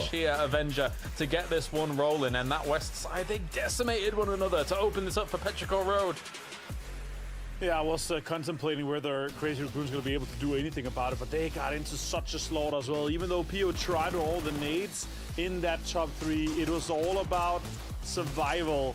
And I gotta say, the way that Petrichor Road was managing to getting res off and not getting, you know, shut down by any of the teams. まあ苦しながらもポイントは取り始めてる。まあちょっとペロがドンカツ取ったのは Yes, it was. We're going to watch the highlights from this game, and hopefully we caught some of what was going on in the west and the south here towards like that late mid game, because there were some big important moments which cleared out a lot of these teams. Mark, we didn't quite get to see them during the game, but like T1, for example, you guys were talking about how many kills that they had on over there, and that's very important here for Korea to step back up whilst China looks amazing. Yeah, you got to remember, T1 took that position quite early, and they had a big 2-2 split, so I was a bit concerned that actually a team rotating around might sort of expose that. They collapsed in at the right time. NAVI did go for a wide rotation. They went to get away from that sort of northwest fight, but they rolled straight into T1. An exchange either way, but actually T1 got the better of them, so NAVI looking to climb the leaderboard, but completely denied. Yeah, they got destroyed. Tough, as you mentioned that Ferris with a little bit of a fight back, but I mean, like if you're dying off that quickly, it looks like we're not going to be able to get to see what was going on there. So I guess we can focus on this late game and see the fact that, unfortunately for 17 and 4 AM, just mutual destruction, right? What are you supposed to do there? Especially when you're not shutting down Petrichor's res somehow. Yeah, I mean, just to briefly mention Ferris, it was like the Knight in Monty Python. Like he had one arm left at the end and was like, I think I can get you. So he tried his hardest. But that end game here, 17, 4 AM, going head to head, and almost it felt like disrespect, like they knocked the Petrichor player and were like, good, you're no longer our concern. And I don't know why they didn't go for that finish, because it wasn't obviously a flush. Like they know there's another guy there, but Petrichor was shocked. They couldn't see crap. They were laying in a hole, right? And like even where they were laying, there was no real vision. They were kind of surrounded by uphill. So they stood up and just went to war. Okay, right. This is Petrichor Road, 65 points at number 1. They are flying high. Brilliant stuff. The entire 1 through 8, China, Thailand, South Korea, Martin, they are dominating the West right now. Yeah, just 3 nations getting in there. And Heather getting those 5 kills was great. All the kills and damage he's been able to do. The knocks from PU came in through, but that top 5 to get 14, 13, 13, 12, 12, like, so close, obviously, but it's all the left side of the leaderboard teams that's able to get in there. A little bit of a pad, though, for Petrichor Road. I'm really surprised no one shut them down after they were down to just 1 man, and they're able to clutch it. Getting the 3 kills, obviously, and Ming Ming here. 0-4NB getting the other one, but what a way to finish this one. Petrichor Road, again now, what was that, 19 points down to 3rd place? That's a little bit of a foundation to stand on. Yeah, this isn't quite the 25 damage done, but a Petrichor Road win, Toffees, that we saw yesterday. But it is a quiet win for Petrichor Road, but they'll definitely take it. It seems to go the way of Tego. A quiet win with 2 blistering teams finishing in 2nd and 3rd. Man of the match will go to Heather as he gets 5 and 660, looking pretty good. And I think that the big one for me, though, is like as the man of the match does go to T1, at the end of the day, Petrichor went back-to-back. It doesn't matter how you do it, right? A win is a win, whether it's by an inch or a mile. Every real racer knows that, to quote one of the most beautiful men of all time. That said, though, getting this double is insane. Like, that's huge for them. The fact that they are already halfway towards the winning score of the last time that we played 15 is starting to feel insurmountable. Teams like Made in Thailand, who got a 1st and a 3rd to start this event, are losing steam rapidly trying to keep up with them. All right, well, let's take a look at the other side of the leaderboard, I guess. Oh, Mark, because we've got Kickstart, who has been looking good, regardless of, Falcons having a bit of a harder time. And likewise, Twisted Minds. Okay, this is something that I've been talking about in the background here about Twisted Minds, but I'll say it again.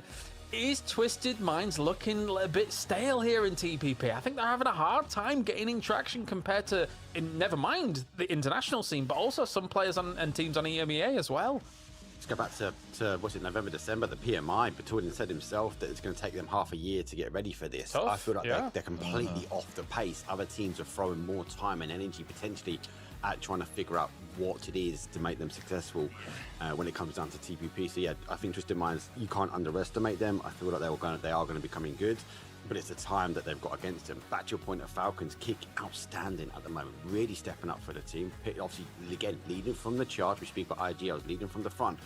For Falcons, though, I really feel for them. They find themselves in this kind of mid to late game, or about to inject themselves into late game. They've got the right position, they've got the numbers, and it's 1 or 2 players that completely dispatch them. They just need to get over that hurdle. If they do that, they get themselves a win, and they should be back on that leaderboard. You got to take Toffees? Yeah, here's the thing about it. Let's go back to Twisted Minds for a second. I just think they've been too good for too long. Same roster, same functionality, same team, same system, right? You got very few teams historically in esports that can pull this off for multiple years. You got like OG and Dota for 2 or 3 years, Astralis and CS. I'm sure you've got some StarCraft players you could talk about. But at the end of the day, though, it's very hard to maintain top-tier performance year on year on year, especially in an ecosystem like PUBG that requires nonstop scrimming. It's not like finding 4 guys to scrim against. You got to show up every freaking day for scrims 5 times to have 16 teams that are all top tier, and that is exhausting. And so I do think, while they'll never admit it, there is a symptom of that. It is very difficult when you are chased for so long to maintain that pace. Yeah, absolutely. Avenger, any bows you want to put on this, or? Yeah, I gotta say I agree. I think it's some good sentiments that TWIS is giving. It's obviously hard to stay ahead, but there's so many changes that has happened that is not just TVP, it's everything around it as well that's been happening the last 6 to 12 months that is an additional factor, destructible terrain as well. Like there's so many factors comes in that your map knowledge, your rotation, everything has been nerfed in some way for Twisted Minds. Yeah, the topography thing's interesting, right? Because you can have like all the reads you want about the Mark power, Mark power.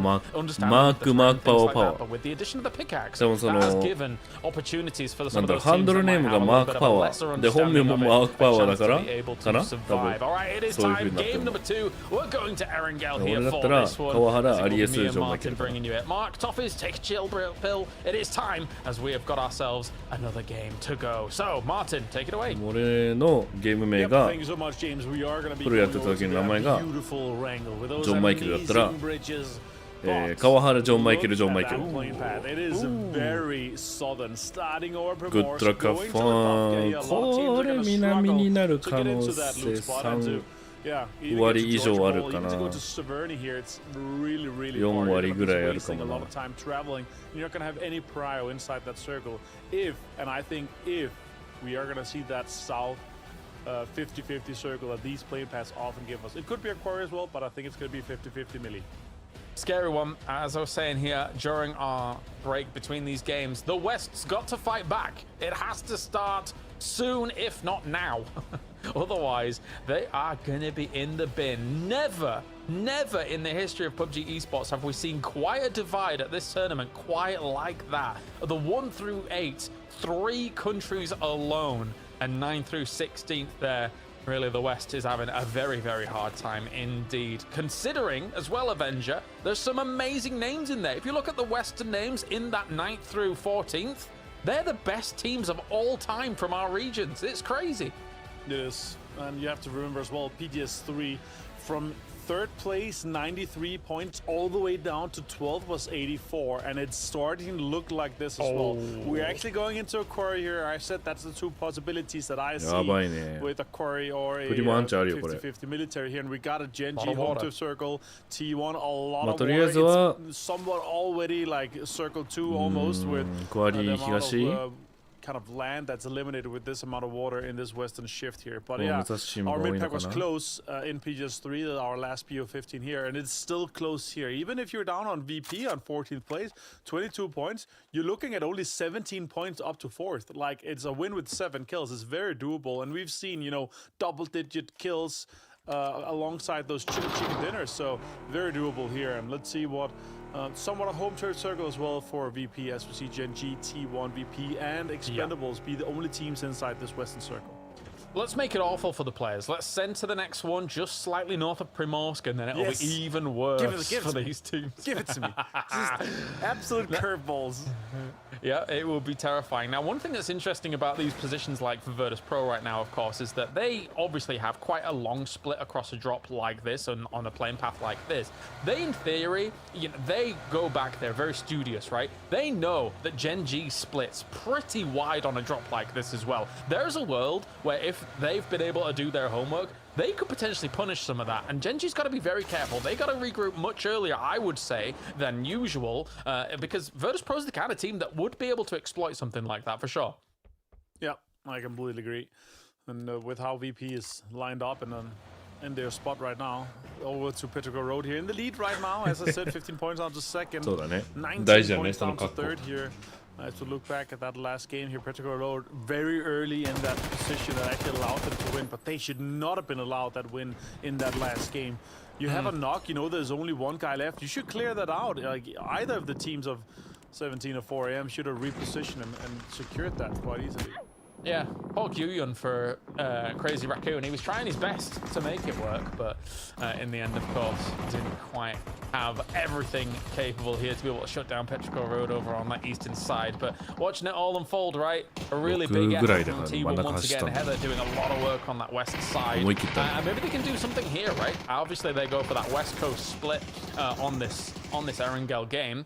So we'll see if they can find themselves a little bit of a bump up on the leaderboards as well.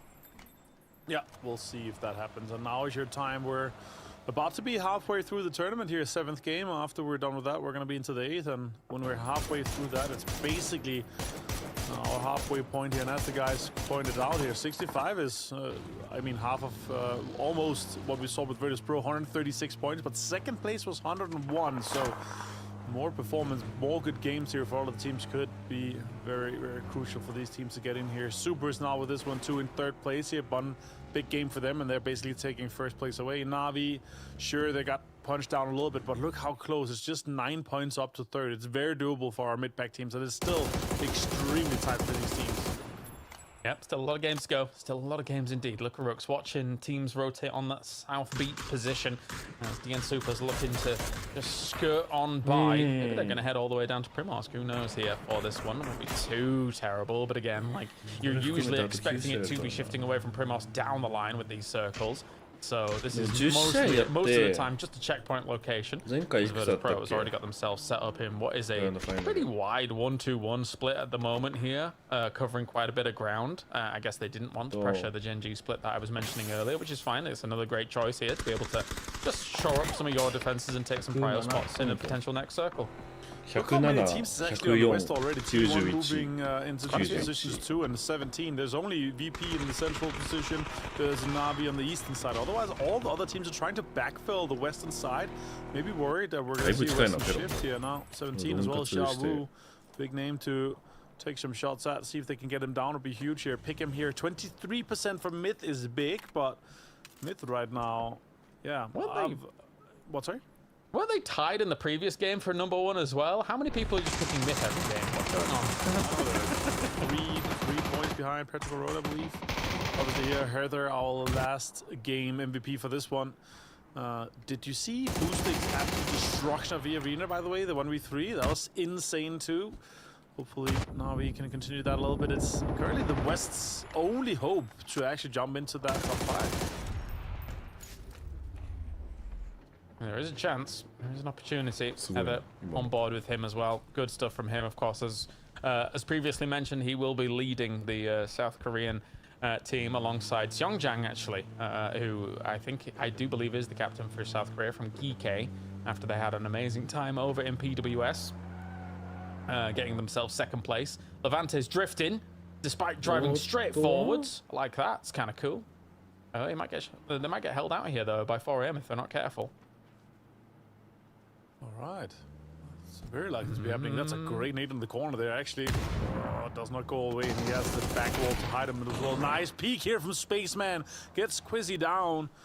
And now Vitality under a lot of pressure here. Levante's going to try to get out and get some help here. He's going to get flushed immediately. Winder in there with the barrel. Just get him absolutely destroyed here. Gedrax actually turning around together with Hello My Bad. I think Levante might be even trying to disengage here. That's a great hold from 4am. Yeah, it is. At the same time, I have my questions around Vitality's choice, right? Like, of all the places you want to come in, the funnel of the George Bridge doesn't offer you any kind of, disengage potential from a push across, right? So, and there was so many ways to potentially get in from that north side, I feel. So it's an interesting move. So oftentimes you're expecting people to have left here, of course, to try and gambit for a middle circle position Avenger. But yeah, if this happens, you're almost certainly losing players. Yeah, absolutely. And let's see if we can stand off this one a little bit here. A little one helmet as well, only for Levante. 2 first aids, no utility. It's very sparse with what we see from him. We've seen big things from him before, obviously, but it's going to be difficult. Lucarux finds him as, obviously, MVP from PNC last year, and he's going to go and try to replicate that in Korea just 2 weeks' time from now. Is traveling starting. Now VP trying to lock down even more space inside that west. Actually left the compound. A lot of teams are thinking he's going to go even more west than the potential is. The consistency for anyone's Legends just not been there, right? I mean, obviously there's some variants in our 2026 game modes and extra additions to the game that have been added, but if anyone's Legends just this sporadic in terms of results as well, they're fighting against multiple streams of water that are pushing up against them. And Swalsey, well, he's trying to do a little bit against DN Supers up on the high ground, but it's not going to work out. Rex has also found himself in the midst of some danger. We'll fall back to the cover of a car here for a second. Oh, jeez, Delwyn, get out of there, mate. Oh, Swalsey finds Rex, and now it's falling apart quite a bit here for DN Supers.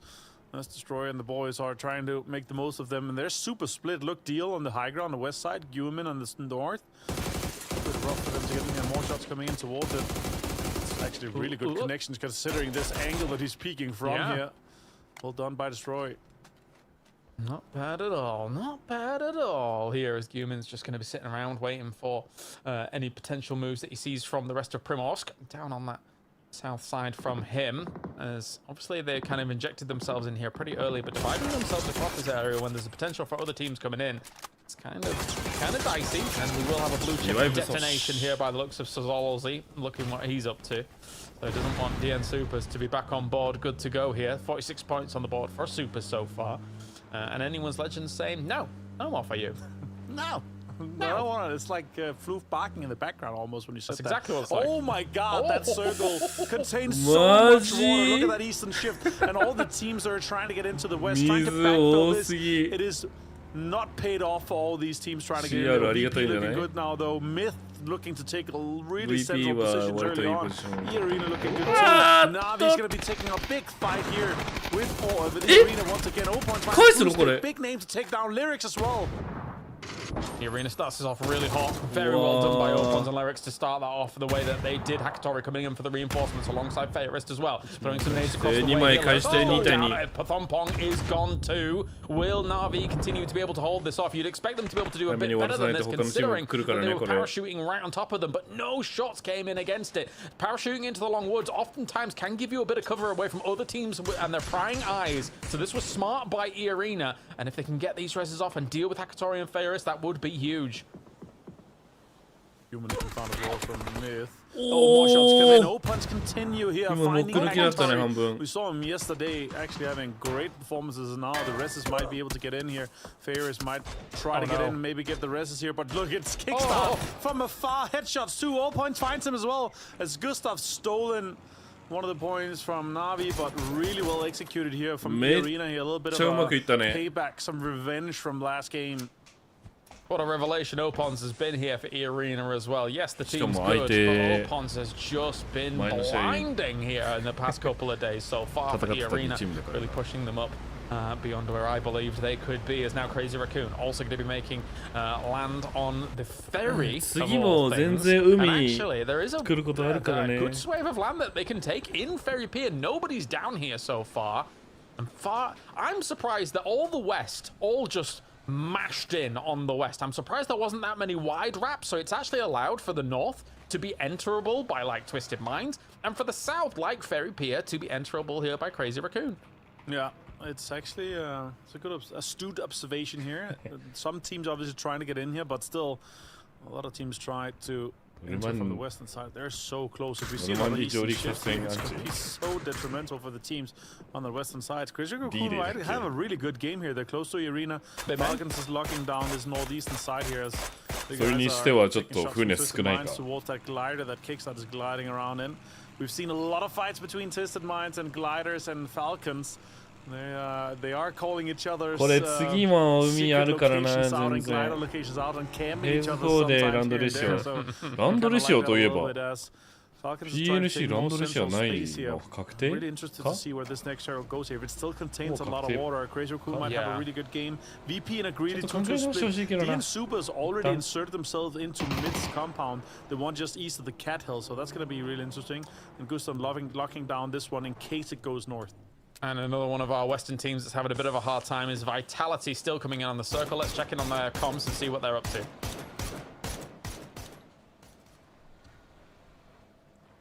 Есть машина. 喋ってない。 7 штук.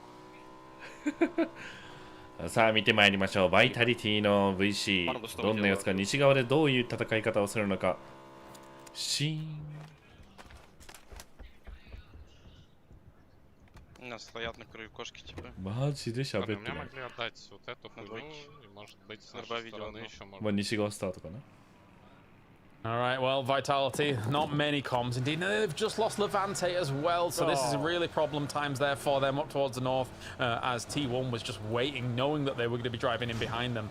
During all of that, they did hear those cars coming on in here. Meanwhile, though, a lot of movement onwards here. Petrol Road tries to make a bit of a down through into the middle of the circle. If Petrol Road gets a central position without taking casualties, but it's not true. Kiss here with some Kiss magic. A double, Chewy and Miming down at the moment here. Shuts them down, Scappy takes down 0-4. It's I-26v6 here to try and make something happen. いやー、きついですよね、これ。 Number one down in きついですよ。 as that Avenger.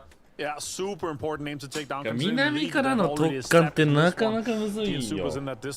北からその今 DMS が入ってるところとかはよくあるけど。 Save space, yeah. I don't think it's gonna be risible without 2 or 3 smokes, then maybe a crawl. But if I was the arena, I'd be trying to strike a little bit to secure that point. Blue trying the most of it as the other guys are driving in here. It's a good lineup here and a little bit of a cover from the coup. Kickstart seeing this moving in. Beard M comes in to try to support this as well as Petulin is driving in behind them. Falcons trying to lock down this northern side push here. They might have a Twisted Minds here. Really wonder how that's going on here. Correxify still when shots are coming in. They're trying to get into the secret room location. No keys for you though, boys. No, and again, these locations become more to bait if you're not careful here by Twisted Minds, or if somebody moves up on you and then you can get some nades off. The one saving grace for that, potentially, that is the BRDM that could actually help out on the hold completely there. 4AM now pushes against DN Supers. A little bit of a scary spot here for DN Supers completely here as Winder to start things off. Has some MA is down though to Heaven. It's all on Heaven now to really try and do something about it. He can't go down the stairs because there is a molly there. And Winder going to send a nade out the window just in case he's actually going to be leaping off and going for another angle. T1 moving in alongside them though, taking down mid. Everybody wants to co-inhabit this compound. Yeah, Evan, solo player up here getting a few kills. Wind up. Oh my god, that's a great push here. Gets him, runs up and takes him down with the barrel here. Really well played by Winder. We've seen some great things from him throughout. And this was a good one too. So many trees. 17 crashing as well here, James. C4 はどこで爆発したんだ? Especially since they know it's probably only Heaven there now, considering what's going on. Sorry, Winder even, I should say. But Winder, double as well. He's going to be able to shut this down. Little Ghost drops a molly on himself here, and Gustav actually steals away Shawu. Doing damage to Lucarux in the distance. This compound is hot. Everybody's shooting, and everybody opportunity here, trying to crash on into it. Difficult stuff indeed. As well, very likely, all things considered, and it is dead center now. As some reses are going to go off here and try and get some reinforcements on the board. You might be thinking, why are everyone going to this compound? And the circle shifts, and now you know why. All teams they know this Lucarix is out there, then the rest is not going to be able to get in here. And this guy here, there's a lot of damage. Oh my! そのせいで耳も落ちた先生お怒りですこれや。 The reverse speed on the cars. And Bean and the boys here from Gen G take so much base on that northwestern side. Falcons actually getting kind of close here to Salute, so we might see a fight between Gen G and Falcons just shortly. Yeah. West of it. Anyone's legend strikes. これは勝つ入りますわ。 A lot of shots towards that. You gotta turn away, yeah, for sure. Correct and Nixie ちょっと気味。 Last two players こっち来なさい。 on that southern side. おお、ナイス。危な。よかったね。あと、もう1個。もう2個あるよ。 Come towards a position where we've just hit a mortar. If PO hasn't changed this angle, they all could die right here, right now. It's going to be some damage. Another shot here. It's destroyed. Sololzi. Oh, もう行くしかないやんこれ。 too far here. He somehow survived. Oh my. Oh, he's gone from the car. VP か。 Beautiful. Correction gets finds D from Gen G. This is a strike from the western side now. Everyone リスクなしで取れたねポジション。 Vitality as they try to get into this circle here. The compound saw them. ビーム士官学校。いやー怖いよ。マジで。 But with Vitality being all four alive on this western side, ちょっとそこの君こっち来なさい。今のプレーは何なのかね。あそこにプッシュするのはいいですけど、何ポイント取りましたかあなた。1ポイント。それで何ポイント取られましたか2ポイント取られましたね。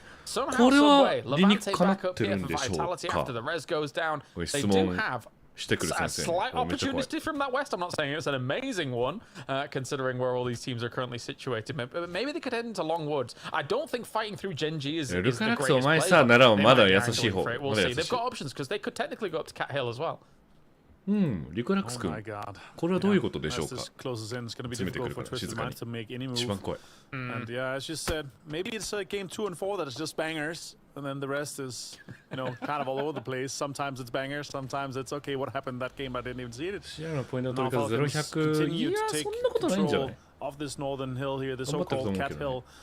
Hill. As the teams, we have 4 teams inside that compound with Myth, with T1, with 4 AM and 17. The western side is very breachable, but let's see if we do end up going central towards it.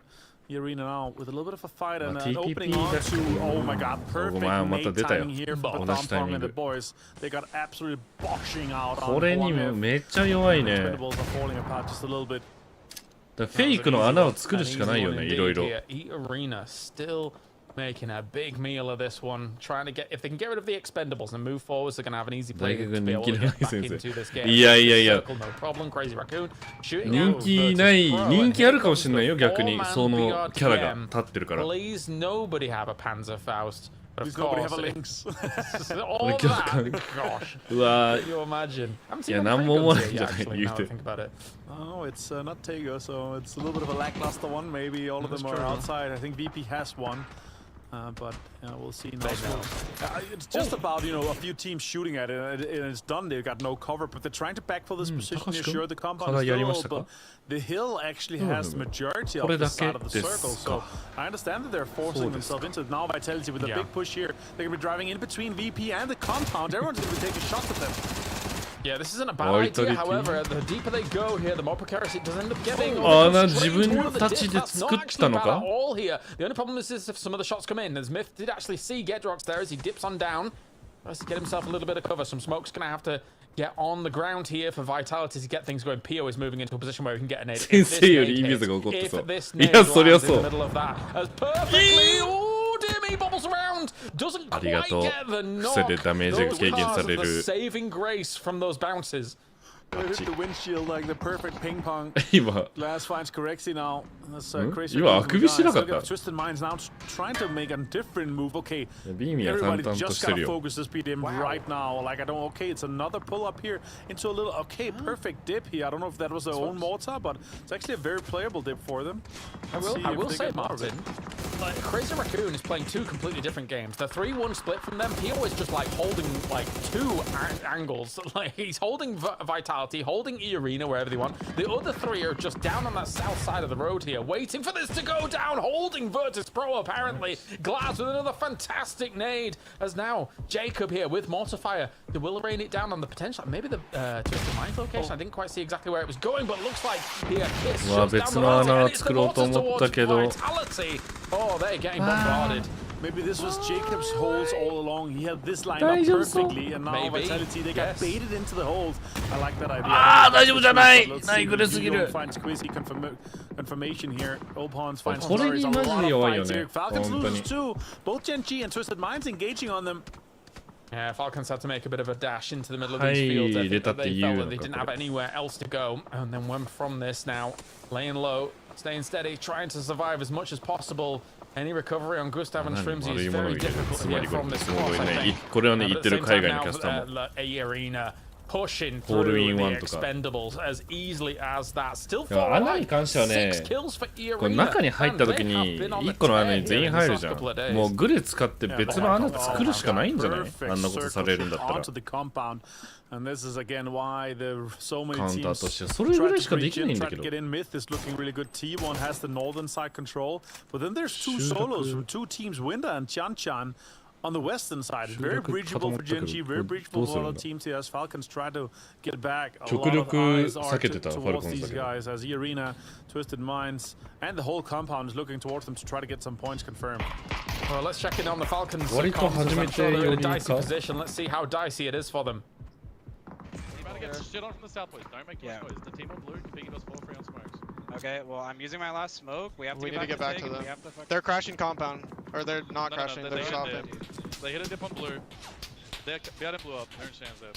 Okay, are we for on the info in orange? That's a solo and a duo? I mean, the other team could have crashed by now. I don't know. I think we just double wingman and we make it work, boys. I'm not gonna cap.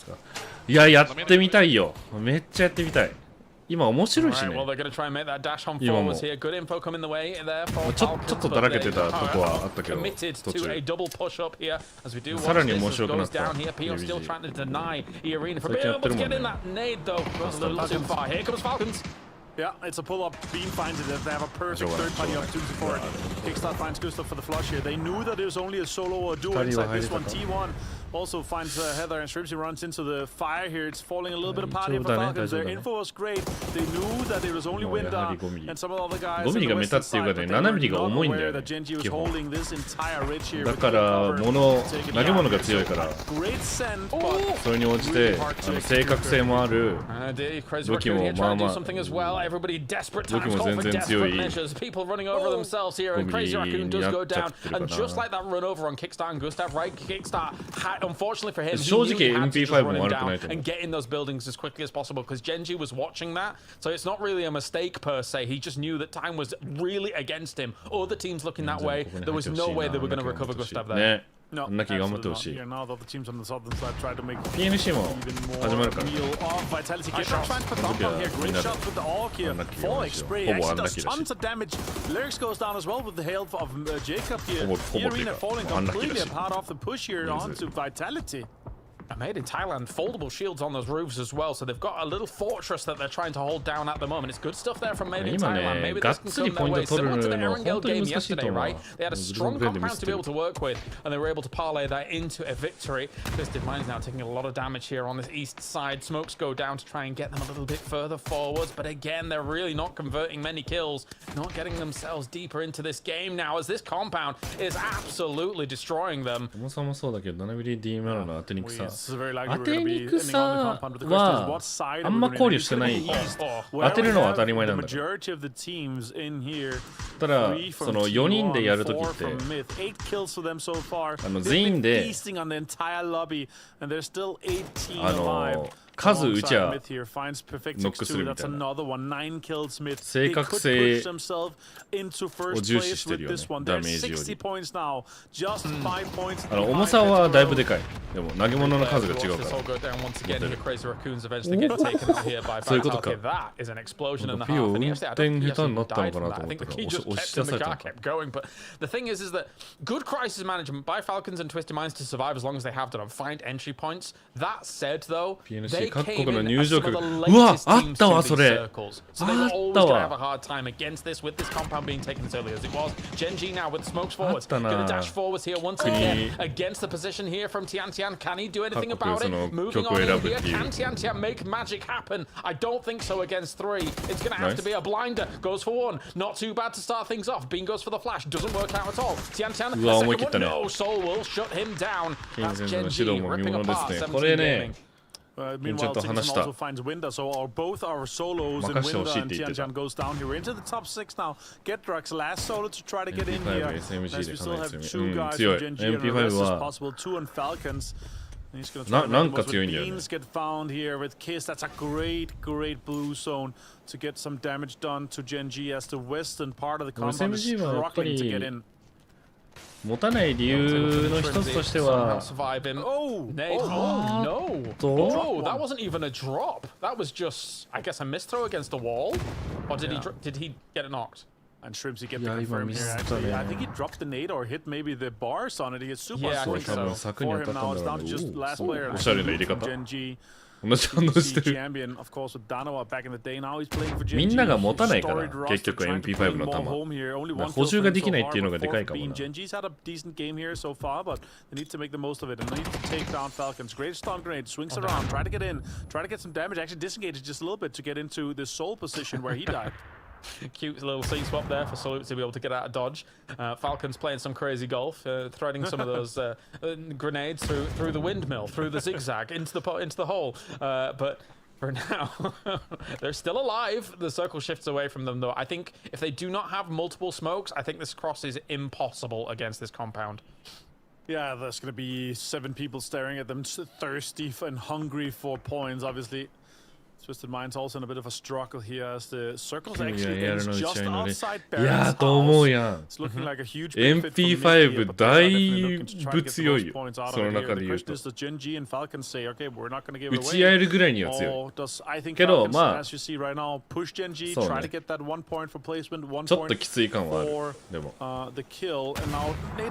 全然いける。中距離ってあれかDMR で打つ距離で打つ場合っていう意味合いで言うとそうかも。Tiggleton, Panzerfaust in hand, Shrimsy trying to deny any move here from Salute on the left-hand side. Goes for a flash forwards here to Salute. Back into the house, ducks back in. Doesn't have much more utility, I think, available to him here. Other than だいぶ先打たないといけない。 Jeez Louise, I meant lethal util, holy moly. Because technically that could actually make the cross happen that what I was talking about, but it needs to start soon. It needs to start smoking up now. Oh, Type finds Shrimpsy there. Actually pushed out and got an angle onto it. Shrimpsy goes down, and now it's a 1v1 in between the two teams on Falcons and Salute here. Salute with the 9 smokes.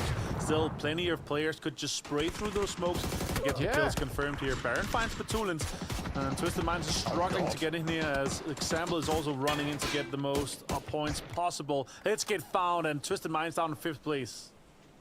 MiTH has been loving it from this compound. Look how easy it is to take those kills there from Twisted Minds. As now Tiggleton crawling on forwards. He's hoping that that smoke trail goes down and then everyone's distracted by that. Oh, nice. Kiss, never mind. That is goodbye. And Tiggleton denies over on the blue zone as well. Understandable, right? There was no cross that was going to happen. 1,200 damage there by T1. Who was that? Yeah, insane. Heather gets more damage done here now. Oh my god. The other guy's also getting most of it, but 13 kills. It's effectively right now 3v3, but we do have a res. I think it's いや取ってる場所がやっぱいいんだよ。本当にミスは。Deploy here towards T1. Tiggleton did try to peek around the corner, all Nick, you know, but still it's rough for him to get more points out of this one. They maximize. Look at that. That's a huge Molotov though. Lots of damage done from Baron, and surely MiTH takes this home as they're already in first place. Yeah, threading that Molotov through some of that deployable cover as well, knowing exactly where they were going to try and move was very important, and good reads there by Made in Thailand. So ne, forwards from Type to try and do something, but again, this is delaying T1's movement completely. They're kind of running out of options here. But Made in Thailand has the angles required right into their house, and they still had so many nades. They only had to shoot people from these compounds. They didn't have to spend any of their util, so they had loads to throw at T1, and they're getting destroyed. しかもどうだっけペロだっけペロかどっかの中国のチームからもらってるからな投げ物。76ポイント。What a way to deny and control that southeast side of this compound there. So many teams breached in, but they stayed composed. でも守りが強いとやっぱプッシュできないよな。なるべく集落入りたくないし。Big hold on the compound. Let's talk to Mark and Toffees about this one, because again, I feel like any team that is given that chance there to be able to shoot everything is going to be able to make a meal out of it. Made in Thailand gets to be able to feast here, Toffees here for game number 2 of the day. Yeah, I mean, MiTH is just looking incredibly good. Over and over again, we talked about Kiss of Death in the last break. We're going to talk about the win on this one. And it doesn't matter who it is. Scappy, Jacob, Kiss, Baron, every one of these guys is having good holds. I mean, Baron had a beautiful toss, I think, on that molly and just that high ground hold up on the roof. Like, they all look really tight right now, and they're doing it quietly. They're not being overly flashy. They're not being overly aggressive. They're playing tight, solid, fundamental PUBG.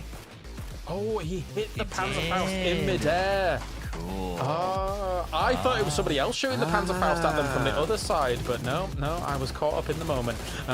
Marcus, this was, yeah, for Kiss, like, look how easy some of these holds were, right, as well. As everybody's trying to drive in, crash on this position, but beautiful stuff from them overall. You got to remember these guys rotating that phase 2, phase 3.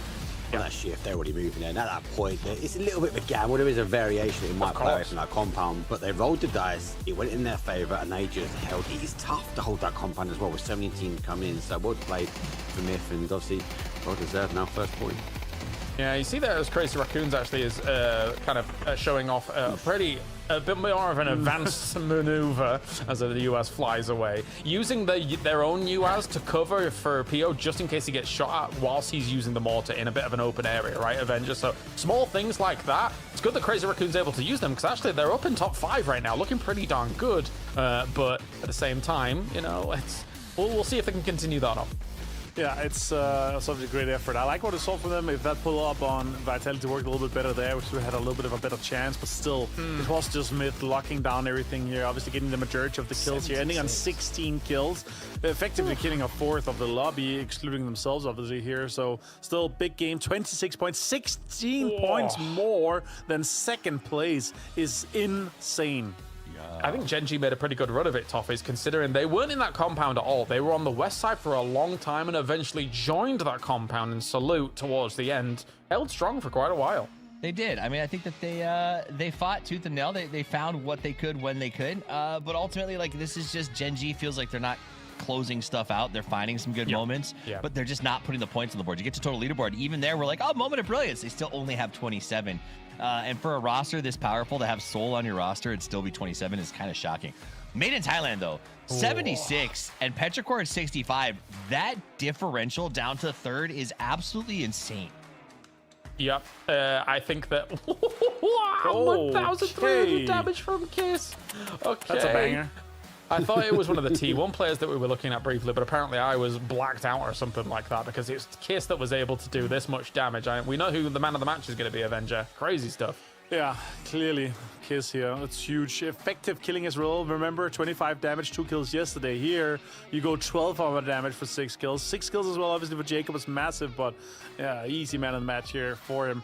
296 damage taken as well. He's both the tank and the DPS. I can't believe it. Amazing stuff. Best in slot for sure here from Made in Thailand is Kiss. That is great stuff from him coming out. And again, right, if they become the 2-time PGS champions here, I don't know if there'd be many people that would have been gambling on them becoming the first one here for 2026. That is spectacular stuff, Mark. Yeah, look, after game 2, day 2, coming to that halfway point, it is looking like if they can continue to run away because the gaps are starting to form, people need to draw their attention. They need to deny. We've seen it with Petrichor Rogue going out early in that last game. People need to stop miffing their tracks. Yes, they do. All right, it's time for a break. When we return, we are going to be seeing our next few games as so far the leaders are getting a gap going. We've got to see if anybody can catch up. He's like really old. You just, you know, like press the button. Oh, wow. No. Wow, no.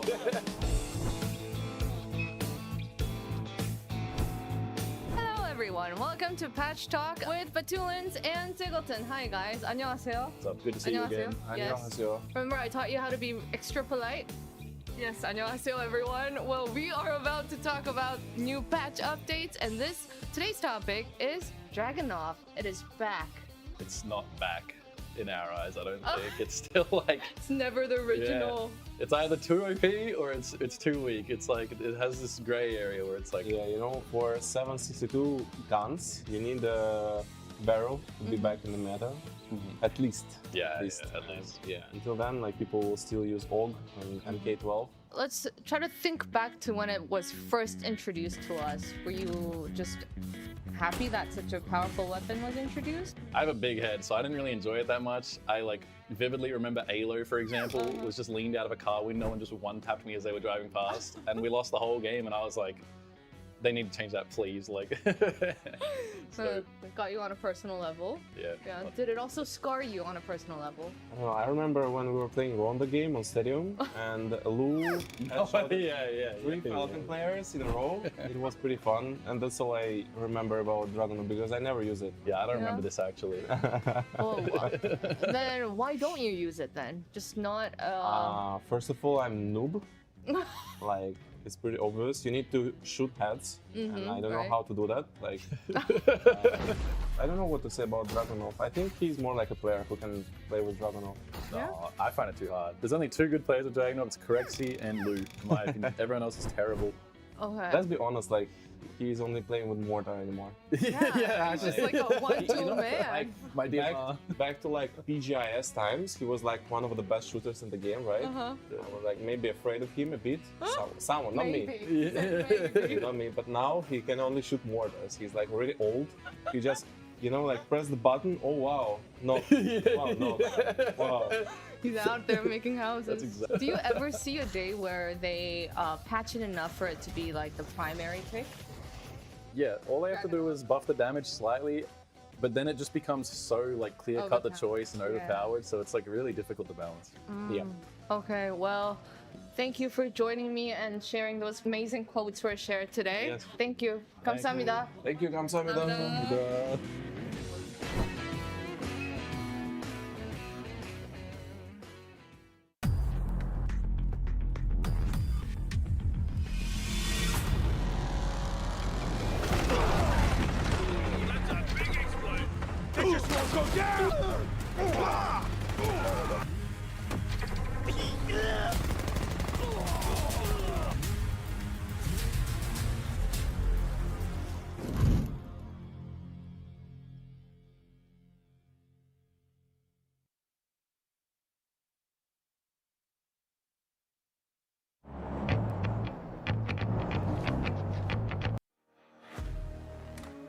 Fair to say here for the circuit final, the East has never looked better relative to the West. They are looking amazing to get things rolling here in just 7 games for PGS 6. They are currently on top, and will there be the fight back? That remains to be seen. However, before we actually get into our next game, we can check in with one of the West's finest in Tiggleton from Falcons. Let's listen in.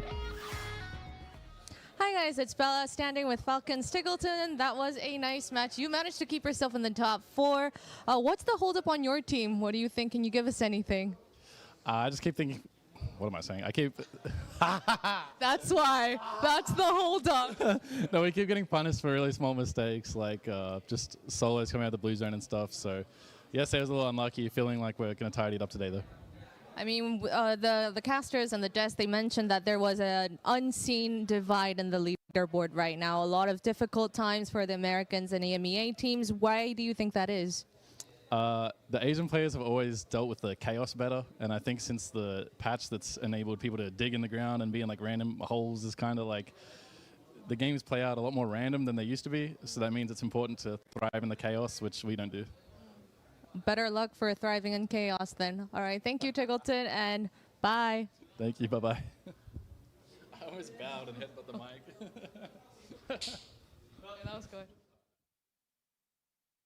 That was an interesting end to that interview, and obviously thank you, Bella, to keeping Tiggleton cool, because he was warm. He was flustered in this one, Avenger, very flustered. Yeah, he needs to stay cool, calm, collected. I will say this, though, as we checked in on the comms mid-game here, their info was actually really great. They say it's a solo maximum, a duo on the western side. They had the kill feed read really accurately on where 4 AM and 17 was.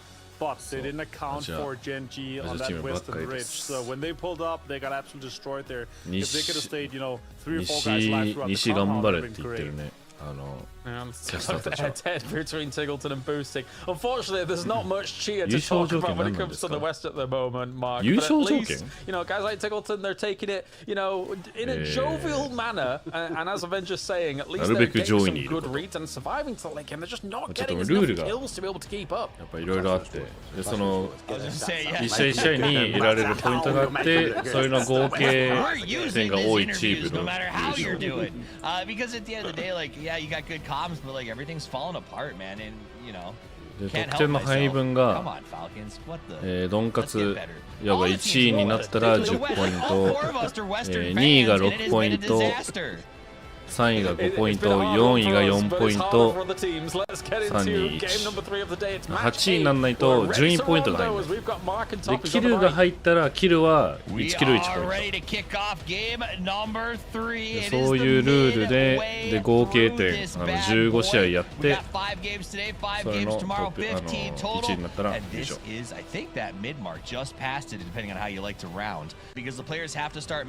Good luck, have fun. Bella, you know, just start making it happen. And we saw Bella, you know, she was fanning Tig. She was helping him get ready for that interview. I think that someone needs to come out with maybe some big fans and get the whole team, maybe the whole West fanned up, because something is going on. I don't know what happens when they cross the Pacific, but it seems like our boys get weaker. No, come on, we're halfway. We can make an explosive ending to this one. Got to believe, Toppies. Oh, I like that. Okay. They're sandbagging. So you're saying all of our Western teams are slow. Even Navi. Navi let themselves drop down into 9th just to make it exciting at the end, right? Is that what we're selling? Is that the vendor here? Mate. Okay. I'm buying the Kool-Aid, mate. It seems good. All right, pour me a cup of that Kool-Aid flavored copium and let's get into this as we watch the West continue to struggle. The saving grace has been Na'Vi, but after that last match, they let it slide. They're back down into the pack with Falcons Vitality and Twisted Minds packed up in the 30s. The problem is, guys, if you took a break during the break, look over at the roulette board. 76 points for MiTH, 65 for Petrichor. There's not a lot of time left to catch up. We got 8 games. 8. Yeah. Oh, and that's a rough circle as well. One thing, Falcons have been catching some of these circles. So late at the flight path, though, down in that southwest corner, it's going to cause a lot of chaos with a lot of water in as well. And there's a lot of those higher pillars, Toffee, so they'll be fixated for some of these teams to try and climb the high ground. Now, MiTH is airborne as they now find themselves boots in the ground. They're not too far away from the zone. They go quite late on this one. They're out on the west. So here's a thought, and I've been wondering this, and I kind of would love to chat as we look back at the last game and some big highlights. I'm starting to wonder, one of the side products of this event, okay, and we're going to see some cool moments. I'm going to ignore them completely because I really want to break this down, is that the top teams, the top 9 teams, get a bid to EWC, one of the biggest events of the entire year.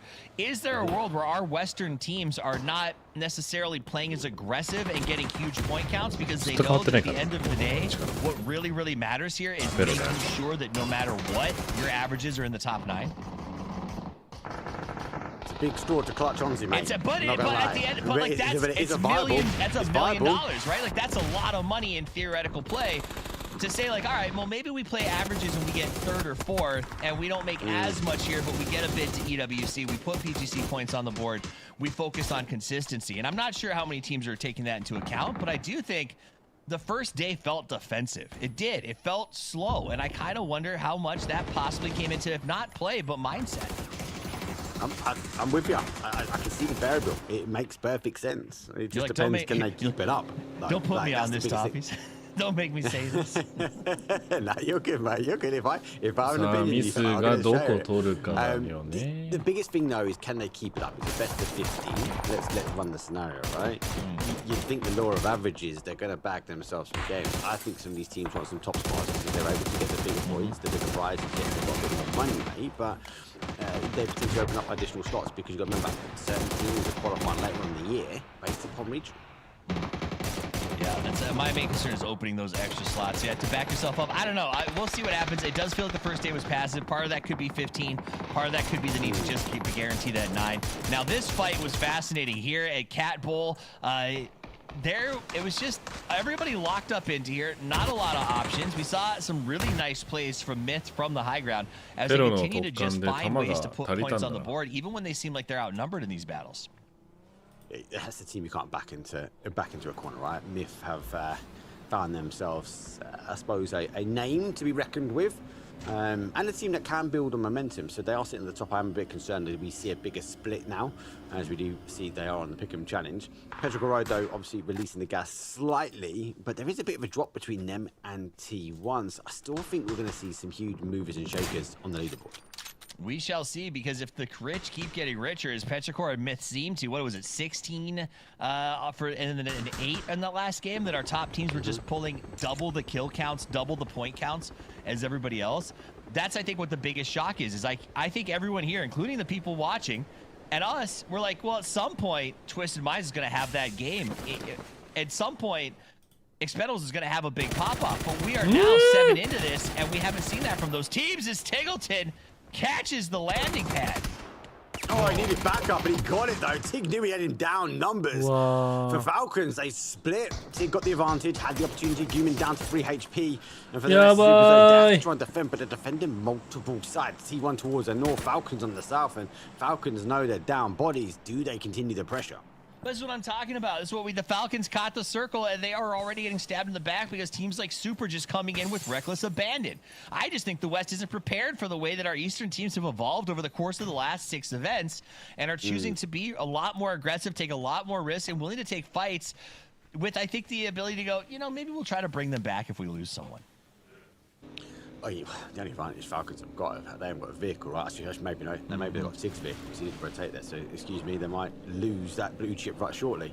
But they are in the middle of the zone, so intrigued that they didn't stack more numbers up there and expect, I suppose, the flight path or someone's taking emergency pickup. That was fast, though. Like, to be blunt, like that was a pretty quick, I feel like, pickup group drop onto that compound.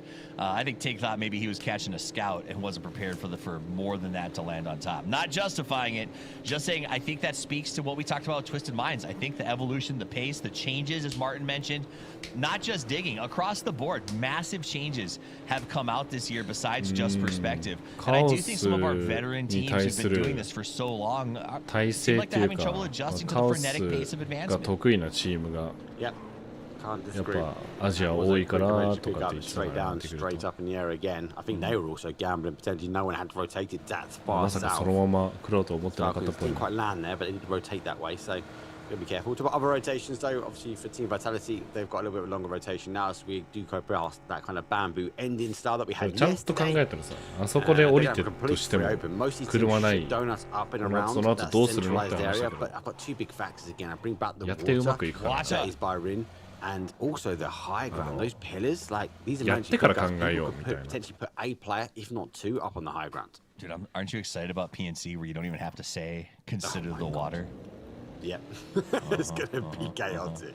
No, hey, I don't know. I don't. Some really interesting 言ってるね。 games. ほぼ I don't know 確 if 定 you っぽい guys な。 knew, but PNC is coming up soon, and we are not going to have land ratio. So that does PNC mean は that ランドレーションないですよ。 PNC, which is starting soon, relatively shortly, also EWC, if you didn't know, both of those starting soon are going to have no water ratio in PNC. And I think that that's going to be super interesting because it's going to change the way we play. Honestly, since we made swimming so much better, like, God, that was like 7 years ago, it feels like this was an option we just never got around to trying out. So I'm excited to watch it in competitive play.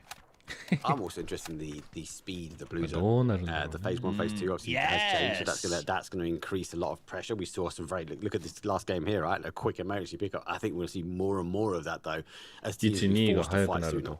It's called land ratio, not water ratio. And just so you guys know, that means in Circle 4 specifically is where it has the most impact. We're trying to move away from the water. It tries to remove as much as possible from the circle. It's a symptom of sort of the old swimming finishes that if you guys remember early access, it was pretty brutal. I'll never forget Sir Action Slacks just staring at the map going like, well, they're just swimming. They're just swimming. How'd you die? Right? That's what I didn't see. Yeah. So obviously bringing it relative to this, there's a lot of water in that sort of southeast corner. And when we're in a phase 3, phase 4, we expect it to sort of play away. The centre dot has to go to playable terrain, whereas it doesn't have to potentially at PNC. So we are going to see some chaos. I think unfold when it comes down to zones, people will be forced closer together. 第1に第2も早くなるんだ。 I'm looking forward to it. PNC is one of my highlight events of the year. I really enjoy it.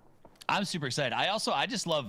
I get the pleasure of sitting back and watching PNC and just enjoying it as a fan. I don't know why Martin signs up to coach because he has to be stressed out the entire time. And that sounds horrific for me, especially after what happened to him and his team last time around. So he'll be back. He'll be coaching. So check in with him. I bet he'll do good content the entire time. I think he promised me a walk and talk podcast every day to give the coaching experience. So make sure you follow him on media for that.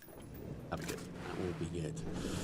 Does the Mines have found themselves a little bit of a home as they rotate in from that north side? They have obviously left Test Track and Linux Factory, and they've agreed with NAVI on which goes first.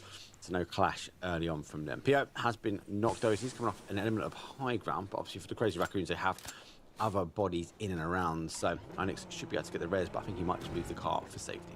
Did you happen to notice if they were able to go back and get that Falcons Tigleton blue chip, or if the car was blown up after the fact? I haven't seen any res go out, but you think they tried? Wow. Zone shift as well. Well, I know they've got the drop just off going back again to see if it's been restocked that time when you go back to the fridge and expecting it to find something that wasn't there before when you opened it 2 minutes ago. But they have played back down. Zone goes towards that south. Lots of water remains in, and there is a divide. These IGLs are going to have to make a decision now. Expectation, it's going to go to the west, but there's at least a stopgap on the east side. Nice stop down by Twisted Minds to scout this compound before they go into it. It is occupied by Soup. The Soup is hiding, though, trying his best not to come out, but Tulin's going to come in from a good little corner here. He says, I think it's open, but look at this. It is ambush central inside of here. An ambush has been set. Oh. There's not just one, there is two, and Twisted Minds fall apart on the breach, and D and Soup as well. They say thank you very much, we're in third, and we'll take those points. Yep, so we'll go this way. Found themselves an unexpected set up and waiting as Twisted Minds has to pivot off. They're now down to 2. And this has been the story of the game for our top teams historically, is they've just been losing people on these rotations unexpectedly. Opons catches Petrichor on the drive-by, and E-Arena is going to be able to sort of run him back, I think, and get away with a little pick. Yeah, I feel, just in mind, back to your point, most games they've been playing as a duo, right? They've not been playing as a full 4-man. I think that BRDM in that last game kept them alive for arguably most of the game. But for these normal rotations, they have been caught out. Opons does get an opening here. They are neighbouring Twisted Minds in that north side. VP have gone towards the adjacent side to them as Lukrux, well, he does start to push towards that east. On the other side, though, Navi comes down in that southeast corner as they go for a long rotation round, and it is completely clear. I still can't get over how mean it was of Soup to pick a prio compound and not peek, not porcupine, not anything. Just like Scappy, hiding on the high ground, does the same thing to the crazy raccoons. He'll just run back around and heal. These things are ridiculous. They're so powerful. They got a decision to make as well. Do they go back for the res? PO was thinking about it. I think the call's been to disengage or at least try and build the momentum in the car. He's got no speed, and Scappy knows that. He launches a barrage of shots again. Shrimzy, he's the one that tries to stop him. Shockingly, Shrimzy actually says, leave my raccoons alone. He was trying to get the picks there, I think, on the steal. Pio gonna head down here to the compound, flip his car a few times because it's cooler to drive in like this. Yeah. Why not? I don't know. Weird got crashed. スキャナーとか欲しいかもな。He wasn't even under duress. It just smashed into it full speed. All right, let's go back over to the Falcons, down Tingleton from the very beginning, but in a good spot in the middle. This has to be devastating for them to be down Tingleton because this was their scenario to get back in this. 4 alive, mid circle, bust, bumping up on water where you're going to get the next shift potentially. This could have been great, and to have 3 makes it really, really hard. Yeah. And they've got mortar and trigonometry's out, but at least he can help. He can help from the sidelines. Yeah, he can still he's more powerful doing trigonometry from the sidelines. Big cat, he can do the big maths. He can do the big maths. Taking the wind, the water ratio. 4 AM, they have to take in the bunker down. Navi put up to a position again, which they think might be free at the moment. Winder has to be cautious as he tries to get rid of any sound cues. He does have the Panzer. If he does swap towards that, that is going to be a bit of a click. Here comes the zone shift. Goes back towards that sort of west side as expected, but down towards the south. Need to stop any breach because look at where all the teams are tough. Everyone has to migrate past him. I mean, they're going to get overwhelmed. I don't know how. It just seems like they need to hopefully get pushed one by one. Oh, here we go. The Raccoons are on the chase. Vitality under assault as the East continues to take it to the West. Yeah, they do, I suppose, send a few bullets past. Levante, though, on the outside, he provides a bit of cover. Petrichor Road, they are going for the crash now in towards Falcons. Those crazy Raccoons, they have just gone past, but they are going past and underneath the line of sight of MiTH, though. Falcons get involved. Shrimzy takes a large amount of shots, but Emming, though, knocks his own boy. Oh, wow, that's huge news for the Falcons. They can try to push out here and stop the Petrichor incursion. Crazy Raccoons does go down as Shrimzy ends up with that flush from the knock, and Inotic Smith comes in and cleans it up. Now jump back to Petrichor. They stopped here after that split, but they ended up hitting each other, so it slowed down their breach, and the Falcons have been able to respond. But they need to do it quickly. Here's a bunch of teams who are still coming from the north, and will stop here if they hear a fight. This is the problem, right? It's about timing for Falcons to apply pressure. Now, well, will Shrimzy get an opening? That should be the case. They have to apply pressure. There are no more teams are going to be coming that way. He must gets Knox Claws. He will fall down. Kick swaps towards the Panzer as he looks for the breach. Here's the grenade click though from Emming. He doesn't know which way to throw it. As he follows the blue, he goes out the other door. He's waiting to see if that door opens up. Would love to fire it through the crack. He opens it himself, shoots it straight in, gets the knock and the flush. One man standing there going for the res on the outside of the warehouse. They should now know exactly where they are. The information is there. They will stick to res. 04NB and Chewy gonna have to handle this 3-man push. Yeah, Falcons have to clear this quick. They've heard the footsteps now on the outside come around. Money does go down. There is a bit of cover though, as Gustav will try and hold. Level 3 and level 3 helmet. He's the step out. He's the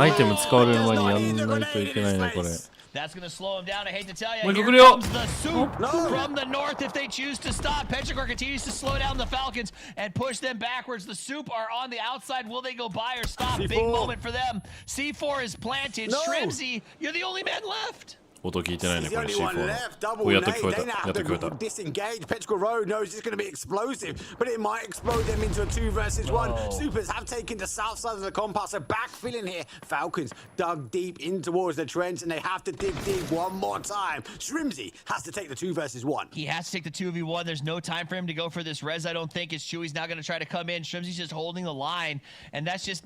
It just means it's over. Like, he's down to 1. They don't have a lot of options. Petrichor, who's dominating the lobby in second place, is up against a team that's stuck in 10th. Meanwhile, elsewhere, Soup has filled the south side of their compound. So whoever wins this is still going to have to run up against some hot soup. Yeah, they're playing, hoping, praying. Another team coming that might be that twisted minds as the zone shifts back their way. BB peeks over the top though, finds Windeye. He's going to go down. Space will go down as well from the grenade as they will force the potential fight here. But they're on the other side of the water. When they clear, they have to get moving as well. And Shrimzy, he steps up to spray bullets, but doesn't get the connection. Not going to get it there. He's trying to get these little peak angles through by the car. Making something happen, wants to slide around the outside if he can. There he goes, dips out, tries to use the extra wall, but all it is delaying the inevitable, it feels like. Feels like Falcons, though, making a meal out of a light snack sometimes. Now it's a 2 versus 1. Shrimzy sees the player, backs away. Oh, fully dead. The pedicure comes through, but he doesn't complete the task. He almost got him. And you say meal out of a light snack, it really feels like a meal out of like a fruit roll-up as Shrimzy tries to figure out what he can do, and nothing comes of it. Petrichor gets richer. The Falcons struggle. You can see him on the left side of your screen taking off those earpieces. They are frustrated. Then at the same time, Twisted Minds, the perennial favorite as well, goes out in 14th as the top teams in the world, including VP, are out. The traditionally top teams who are just flagging, and I don't think they know why. No. Have to try and work their way in. Beamy's been causing the damage, has the confirmation though, but he's only got 1 out of the 2. 4 AM now disengaged. They've got to try and get across the water, but they can't drive across like we see in Vegas. They have to commit to the 落とせるか落としたうわっと OMB 先生だけに goes ahead and gets that toss on the pass. HSMM trying to make a move here. He gets the car, he backs away. He has to get back out. And BB says, I'd like another kill, please. Toes? I see toes. Get them toes. He's not going to quite get the blue damage. Now he has to try and take the fight back. Not going to be able to get the... Oh, it's stolen away. Arena, big pick up there for Shen. Beamy very unhappy about that. He's going to actually push forward more aggressively. Doesn't want Shen to come in. What is his? Hasameme throws up that grenade, goes back and grabs a heal. Good bounce, but the car is going to stop it. Does like the first car on fire, so he's going to have to back away. Beamy doesn't want to get caught in the explosion. NAVI here getting ready to face off against Arena, dodging those blue zones.先生だけにめっちゃ手こずってる。 Yeah, they've got to apply pressure here, but look at this. DTE, Ducks actually get Spyro down. And for NAVI trying to apply pressure on this east side. They can't go back, they can't go forward. On the whole, VP needs to get involved, give a bit of breathing space though. There goes the grenade. Boostic and Ferris will now remain. For picked up those Beamy, finds that final player. Boostic finds the one, but doesn't find the connection for the second. But he charges forward. He does find him in the end, down to 1 HP. いいカバーだけども遅いよ前の人たちが。Left is Ferris and Boostic gave everything to get those kills, and Ferris is just shot out of the car. Tonvu with the drag, a little bit too strong, and now here comes VP to fill the back. This crazy fight, but Opons didn't fight on the initial push. He's going to catch him off guard. うわ取れたこれキル取れるんじゃないキルパクキルパク目の前にはいるよキルパクキルパク to apply pressure though, but they need to get these confirmations done. But we're now zeroing in more to fire rain from the 181定規定規。おい、いけるか？ちょっと遠い気がするけど。いやー、ピンポイントすぎる。You're smoking the other side as the mortars come pouring in. Dixie immediately looks up at the sky to see if there's a follow-up. 車も降りたいよ、でも。いやー、一番最初のモーターがね、一番最後のやつだったから。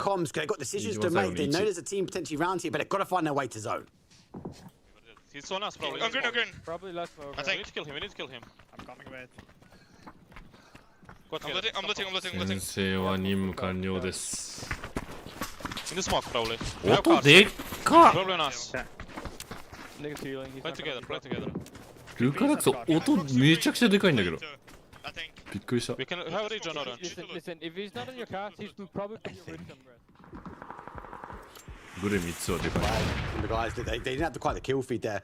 Toffee, so much action was happening. They knew there was a team there, but NAVI obviously got annihilated first. So for our VP guys, they stayed together, they stayed calm. Now they're going to get moving, and now this compound that Falcons were holding has now gone as well. It is how the nades continue, the mortars continue to fall out. I did love the inevitable PUBG player hedge there. I think there's some rocks we can play. I think at the end of the sentence keeps you safe if you fail the team on a rotational call. That's how you play Toffee. Not 100% sure. うわーナイスカッキル。これモーク焚かせて。 Comes in from heaven though, gets the confirmation. 17 gaming have been zeroed in, but it is giving them more cover. Everyone they can dodge as Kiss gets the confirmation on Quizzy. Alright, nice moves here as Type だいぶ練習してるんだろうね。 T1 in a pretty good spot. They have to backfill here, but it's only 3 players of Petrichor, I think, in front of them. They'll make that 2 as they've got to get through, but it shouldn't be too difficult. Soup is going to make a stab here. 17 is locked up in this spot, has been holding it for a minute. They've got a good ditch. They've got a car for it. As long as you can dodge those 4 cars, it only makes for better cover. 俺なんてモーター出すとき Just removing the cover. 指口にこうやって風速出してみて、これ東風速27メートル、だったらって言いながら適当にやって外してるから。 No, it's the problem with the bull is Guman's out here playing golf, tossing nade after nade, and they're going in, destroying the cars, putting 17 on the pin down. At some point, he's got to run out of explosives. 絶妙な壁がある。 Jump off the back of this. They're all focusing towards that northwest Petrichor Road.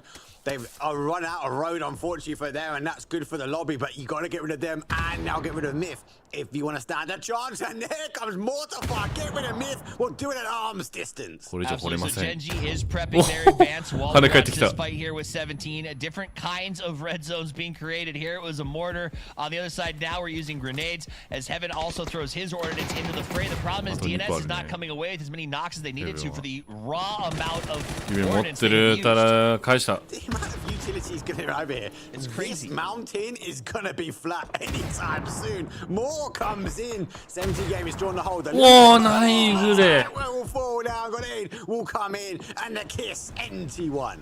You think MiTH yelled across the map? That's how you use nades, guys. As Soup finally does manage to unseat 17 and they can crawl, limping and bleeding. They still have 4 up, though, into that spot. The shift does go over towards MiTH that was taking those mortar shots just a minute ago, down to Kiss and Scappy on their attempt to hold. You would assume that Genji will push in this direction once they can figure out how to get past Vitality, because this is where they were tossing their mortars earlier. This is a critical game, right? We're on match number 8. We've got best of 15 for the finals. If Petrichor Road fall, if they want to get rid of the MiTH, then actually potentially opens up for that mid pack to try and close. But it's going to come from the lower side. A Team Vitality, GTE here with a win, a big win, might put them back into the conversation. The Insupers, though, on the adjacent side, they are one of the main driving forces. If they can get rid of both these teams, they will be the victor. Yep, they are driving force, but they have to drive with force to get into this, and it has to go through Petrichor Road. Scappy is actually going to help them out. He flushes the last Petrichor man and opens the door for DNS to just fill the north side. Meanwhile, Soul goes back onto the mortars, shooting at Kiss yet again. Yep, he knows he wants to get rid of him. He knows Vitality is at arm's length from the other side, but again, those two are pretty good. If they go on point, Scappy comes over to the top, hell of my bad, looks for the flush, you get flushed out straight away. He's gone. Vitality, they've got to keep their eyes in the sky as the mortars are coming down. I think he said. Wow,完璧すぎる。 Oh my god. The nades are raining. Vitality's in such a tough spot. Scappy playing very aggressively. D actually gets him from across the road, but the hope was to get Vitality. I feel like maybe D should have let Scappy get down there. Careful, Dorito, we're rolling downhill. Supers, though, on a full send. They not stopping on the high ground here, Tommy. Okay. They're rotating around. They want to go get that drop. Looks like GTE also applying pressure as they have to try and lead. But don't forget, anyone's legend. They are set right in the middle of this here. But they're laying in wait. They're being quiet. I think they're waiting for the chance for Himis to activate. Yeah, they really are just holding their angles. But the problem I have for everybody else is that Soup has been simmering. They got the box. They've got the high ground. They've got the midpoint. They are in a good winning position depending on what happens here next as this circle closes. Let's hear it for DNS Supers.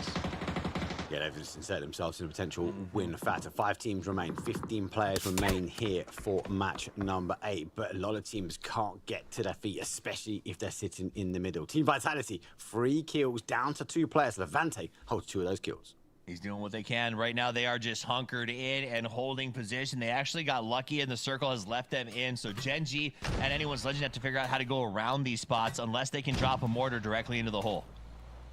I don't think so. Vitalityの方じゃないんだ。 That's free. Actually going for D and Supers. They're trying to find openings around the other side, see if they're wrapping their way around. Here comes the car with the Panzers, goes for a full send. Looking for the opportunity, looking to try and deny. The shots will come through. D opens up, launches out, and gets one! バックファイヤー。バックファイヤーでビーム落ちた。 He killed his own teammate. Bean was driving. D turned right, shot the back blast right into the driver's face, and now they got to figure out how to recover. Soup is laughing as they hold the high ground and watch Gen G try to recover from that. That is catastrophic, but it's an opening play. A 4 versus 3 versus 2 versus 2. 手前で良かったんじゃないかな。 近すぎて無理だったのかな。 Been pretty quiet, but now they have to cross the road. D, don't forget it shoots dead.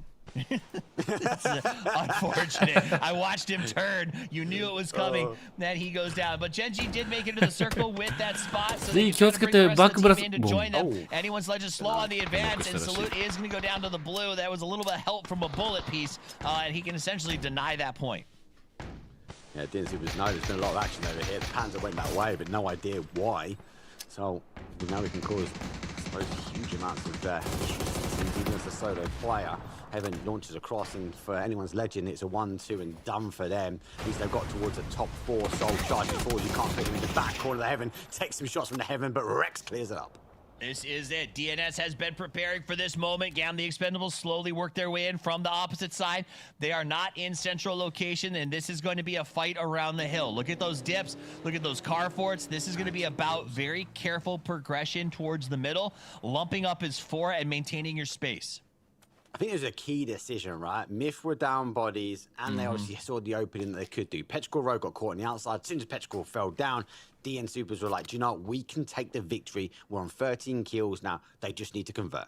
But you can see both teams with players flexed outside of the circle to make sure that they are kind of closing with the slide. So as that blue closes down, you'll see them step into the middle of the circle with each other. I think this could either blow. If there is a knock, this will end very, very quickly. But we have entered a chess match, trying to use those helmets, trying to use that third-person perspective, especially in this area, to just gather information. Expect silence, and the best thing you can do here is gather without giving. I think as well for both these teams, the way they've sort of cleared the side has been quite gun heavy, and they've actually been able to keep a lot of their utility. So DN Supers, though, yes, they've got some major amounts of kills. We've seen them with Pans, we've seen them with a good amount of grenades or heavy utility to use. But it's the same for GTE. They've come in on that sort of E side, and they want a big split. So they've been able to pick up the bodies, they've been able to pick up everything else, or the rewards of the chaos that was in front of them. So it should be quite an explosive ending. But you're right, it's going to calm down before we see it. It's phase number 8. We're going to be king of the hill here for match number 9. As phase number 9 will put the dot, and Deal, though, with the Famis in hand, says, no, I want to take this spot before you do. I like the idea. He knows that they may have a little bit of time to go for a res if they get caught on the peak here, so Deal's going to get up there early for some scouting. It does seem like he could get caught. They've got to be careful and move in 2-2s as they know that they have a numbers advantage here to work with. They're looking for that solo. They know that Expendables are not going to stack up as a 3. They have to watch their flanks. I think that's what you do in an advantage like this. You try to find and force the fight with a 2v1 and make yourself overwhelmingly powerful in the endgame.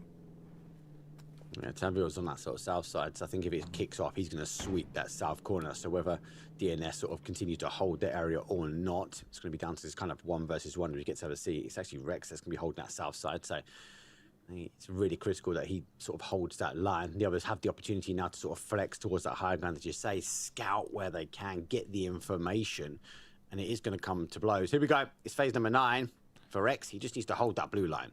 Yep, neither team really going straight to get their foot on the dot, so it looks like they are planning to make this fight as movement is forced. The circle did close, and so now you see on the south side, both teams are able to release their security guards who had their shoulder up against the blue and can start sliding back towards the middle of the map. You see a bit of a separation. Tambu will rejoin the rest of his crew, and Rex will be left on security duty. Rex hold him. He is backing away, but he's doing his job. That's the key thing. Once they figure out exactly where they are, you might see more of those sort of grenades that heavy utility launched down. The problem for GTE is they are backed up against the blue. So if the blue zones do go out, they might find themselves in a bit of a bubble. Gumin gets in the car. He goes for that rotation round as he goes wide.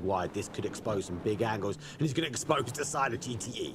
Absolutely. So I do think he went over there. They did some nice pre-smokes, and they did do some time scouting, and they knew where the other 3 possibly were, but they deployed some explosives here to make sure that they weren't on site. Now we're going to move forward. You got Soup doing a little bit of scout with the Heaven Pop here, the Pop jumping for some extra information. The information. See how he stayed in the car as well. We just didn't want to give away any sort of body line of sight, baiting in some shots, but using that TPP angle to his advantage. Store doing the same, looking in between the smokes. Now he etches the other way. Here's the car moving its way forward. Sees the car, now gets the information. Gumin will jump out. Grenades now going to the middle, and GTE, unfortunately, Toffees, they're at the base station. He was bait. They sent him around. He jumped behind a car. You saw the nades immediately fly out. Expendables is spending everything they have. They do get 1 knock, but there's the trade. That was what DNS wanted from the beginning. They make it a 3v2 as Heaven gets Duck Juice, but Tanbu gets Cumin.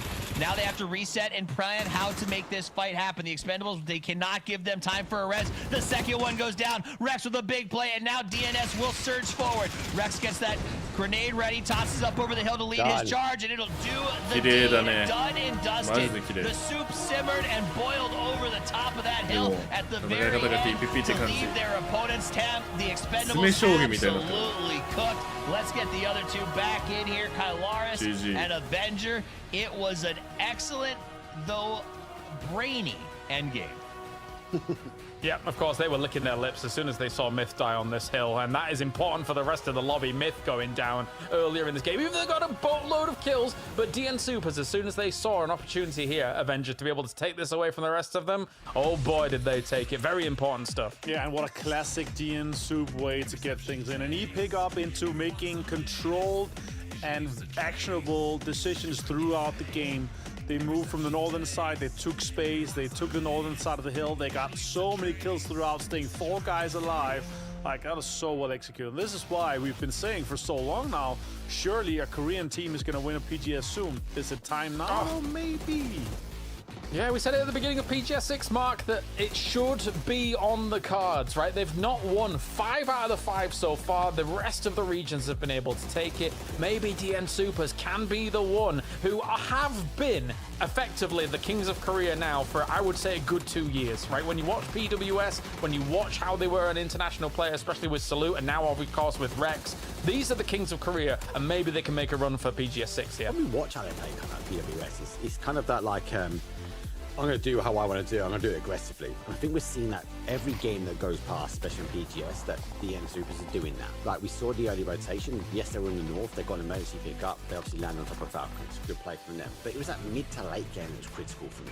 They knew that the guys were down. They knew they could potentially make that play on towards MiTH. And then we see these openings happen. It was just about killing. W key down, get the kills, because yes, they might be able to top the table and take this PGS 6 away. Did make me scared though, Toffees, through this. If MiTH had somehow kept 4 alive on this hillside, and then Scappy got like bloodlust crazy and just ran down the hill, and I was like, where is he going? No, stay up there with Kiss. Maybe it could have been a different story. Yeah, I think MiTH is feeling first place pretty aggressively, as some of those plays smelled of hubris, if you will. But at the end of the game, it was like Petrichor Supers made in Thailand. Like, these guys keep finding their way into the late game and finding their way to put points on the board. Supers at 26 is, again, is this the second game in a row, Martin, where we saw one team just lambast everybody else by almost 16 in general point production over them? Yeah, it's a replication of last game. Obviously, it was 16 points to 10. Now it's to 12. Still 14 points up, but that's a 13-point separation here, James, with 74 points. And the top three is really establishing themselves. Look at that gap down to 4th place. The podium is building that foundation to step up on. Yeah, Thailand, South Korea, China, Petrichor Road, Supers, and Made in Thailand looking pretty darn good up at the top at the moment. There is still opportunity, though, to try and do the catch-up. But again, Kiss, back-to-back, big damage. I don't think he'll be taking the man of the match. I think that might end up going Rex's way, all things considered. But we'll see here, Mark, because there's been some great individual performances here throughout this game. And also Gen G not doing too bad, even though they're kind of down towards the bottom. Gen G, when they had to strike, unfortunately, it took out their own player. Yes, they are down that leaderboard, Jones, but it was a good play from them. They got hunkered down in the fight between them and Vitality, but they were very managing a lot of the fights next to them. Anyone's legend across towards that east, we obviously saw at the time MiTH above them as well. So I like what Gen G, they're just not getting the points, and they're not getting the breathing room that once they've got the points, they can go on to the next fight. Maybe Deal? I'm not sure actually who takes man of the match here between Rex, Deal, and Kiss. But be Deal. Yeah, you'd think so here with the 5 and the damage he did. Yeah. Yes, there we go. Okay, all right. We're getting it back on board here. And again, TWIS, I think it bears repeating. I would like to see finally South Korea get a win here on PGSs, losing out on 5 to the other regions. This is in South Korea. The last 2 circuits have been in South Korea. They get to go home to their house or their apartment if they want to, compared to everybody else who, to be honest, they've been in South Korea for a long time now. They're probably feeling it being away from home that long. Yeah, I'm sure a lot of them are going to go to the next event right away from there. So, but I will say, Supers to me is about consistency. These guys, they had one outlier outside of the top 10 in this entire final so far at 114th. Most of their placements when they're not dominating are still 5th, 6th in that sort of area. So that's what you like to see, is a good consistency team that blows up on the big games that they need to. So I expect Soup to continue grinding, because I do feel like MiTH, outside of their first place finishes, has not been as consistent.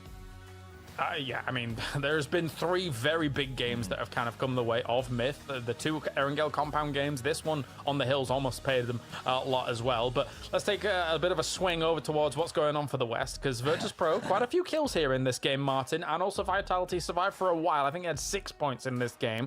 So there's slow moves from the West, but it's not very rapid at all. Yeah, it looks really good when we're, comparing the West to the West here. Let's not compare ourselves to MiTH or to DN Supers at that time, for sure. Yeah, don't do it. And then obviously we're going to be going over to Jiangchong Arena, our gymnasium once again, here in June 23rd. Just a little bit of time away. The guys are going to go back and relax for 2 weeks or stay there. A lot of players are staying there. And I know some are going home, though. They need some time off. So understandable. They've been out there for basically a month now, right?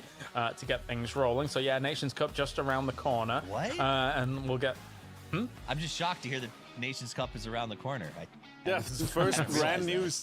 This is brand new information. Brand new. It's true. I haven't seen We this haven't plugged before. it 6 times a day. Good point, good point. And on the other side of things, when it comes to predictions, mate, oh, look out! We've got the drops coming your way as well. I'm sure that actually now most people tuning in on Twitch might already have, but if you're not tuning on Twitch, if you're over on YouTube, you can come and get yourself some drops as well. That was scary stuff. That made me jump out of my skin there for a second. But yes, one thing I do want to talk about, Mark, is the fact that every time at the beginning of these games, when our pundits come up and show who's going to get predictions, 3 games in a row, it's been MiTH at number 1. Yes. Are we going to get it all day? Maybe. They know something that we don't know. But yeah, MiTH, 3 out of 3 so far. But they've been playing well. If you look at the leaderboard, obviously, they are up the top there. They're getting the most out, even if they're down bodies. So no wonder why they're getting the pick-up. Yeah, crazy stuff. If they are, I'm going to be like, how many of our pundits are just from Thailand? But anyway, it is time to get to Miramar. The Dusty Dunes here for game number 4 of the day. Match 9 so far still. We now have a bit of a fight back in the East here as South Korea has come alive. DN Super's trying to challenge for number 1 where MiTH currently holds. Mark, Toffees, we'll talk to you after this one. You'll be Martin here to bring you good old Miramar. Yes, James, and we do start over by the east, close to the islands. My tinfoil hat is growing just a little bit as we do go over towards the west here. And it does feel like we have struck gold today, James, as we are casting Erangel in Miramar. And we've had some crazy games so far. I hope we do get another one. This southern plane path, though, it does bear a little bit of repeating that it could be a difficult game for a lot of the teams trying to get into the usual drop. Or we could see some teams fight for the same cars, for the same areas, for those alt drops. Well, 2 games ago we said, gosh, the West, you've got to fight back. And now, I don't know if I've given up on them or not. This deep into this final, this has been a rough one. It's unusual that we have a totally rough one for one entire region, but yeah, it's been a tough game, tough games indeed. But the DN Supers now on the fight back for themselves here. The one thing that always stands out to me from doing esports for as many years as I've done it is that I am very old. If South Korean teams do not do well on South Korean soil, their fans are mad, and they have been for a long time. But at least they've got DN Super to try and represent them strongly up towards the top here. And that's a pretty east circle. It's not an island circle, Martin, but it's a pretty east circle. It is, and look at that. That's a little bit of a chance given to Petrograd. Oh, you guys are chasing first now again. You know what? Here, take a circle, get some of that, and try to see if you can make the most of it from a home turf circle like this. But yeah, I completely agree. And I do love, they're always so humble. The Koreans are always filled with respect, and that's what I really love about Korea. Like that sense of respect where you are representing your nation. You need to be able to perform. You have so many fans, so many you know, countrymen backing you, and that's something that's super important to them. And I really love that humbleness and respect that comes in. And so far, yeah, they should have won one. It could be this one. We do have this game and 6 more to go after it. So there's a chance that DN Supers could make the most of it right now. And they are somewhat close here, obviously looting Minas Generales there. They have like top 3, top 4 prio into some of those great spots. But Petrograd Road now trying to lock down too much. My only worry for Petrograd Road right now is that if they go too greedy, someone is going to pull up on it. It could be TWIS compound. That's the so-called ENS compound for the Western teams, where ENS looted and won PL Season 1 from. And also, we've seen a lot of circles end close to that as well in our recent patches. So it could be interesting to see. We'll see how deep they're able to take this one too. Completely agree. You stole the words right out of my mouth, because you see too many teams like say, okay, yeah, we also want the NAVI compound where Spiro currently is at, or we want the Longhouse where another Petrichor member is, or hey, we also want to kind of hold the middle road where the ramp side. It's Myth again! All right, somebody shut this down. This is ridiculous. There's 26 votes, James. We're only 4, so there's 22 people out there. I bet you that there's at least 7 or 8 or maybe even 9 of the Thai talents involved. We were obviously in Bangkok last year. There are so many Thai talents involved, and I bet you they're all betting on Myth right now, obviously. I just these predictions before games are so silly, man. It's ridiculous. Like, there's so much that could go on. Why are we predicting Myth every single game? But anyway, yeah, we look back at DN Supers getting themselves the victory here. And yeah, the E-picker was absolutely instrumental, right? For them to be able to roll in from that as well. Something that you oftentimes do not have, of course, is vehicles. But if you hit a compound where players are and they have vehicles, guess what? You just get to take those away as well. So you've got to be... That first initial drop is extremely important to be able to make it work. Yeah, they really made it work, and they had to fight for it. As I said here on the desk, the way that they approached both the 17 push, both the kind of high ground to take everything away, to keep all the teams out of here. You saw Rex getting so many kills, obviously clearing a lot of the Gen G situation, but overall, the way they're able to lock down the kind of the king of the hill situation on the north and the western side is so well executed. Classic DN Supers, a classic human IGL situation. I really love when they are firing all cylinders. They're huge. But Ming Ming opens up on Boosting and Fairest as we get back to our Miramar game with Chewy also having a Panzer here. This is going to be explosive moments with Navi and Pittsburgh Road. Boom! Yes, it is. Oh, Panzer fast from Chewy. Hakatori down once again. You know, you get Hakatori in a position where he can actually do something that's great, but he's not even been given a chance in a lot of these games. As now Spiro gonna have to salvage some of this. Coming around this position here on the concretes, but what can he actually do? Because there's still many members here. Whoa, down. Goes around the corner here against that with the molly being charged up. It's the perfect time to be able to make that work here, but he gets shot in the back. And that is Navi down once again here. It is very unlikely they're going to make an extreme leap up to try and challenge for anything in this tournament. Yep. Lou stepping up onto, he's basically RP walking towards Shrimpsy at this point here.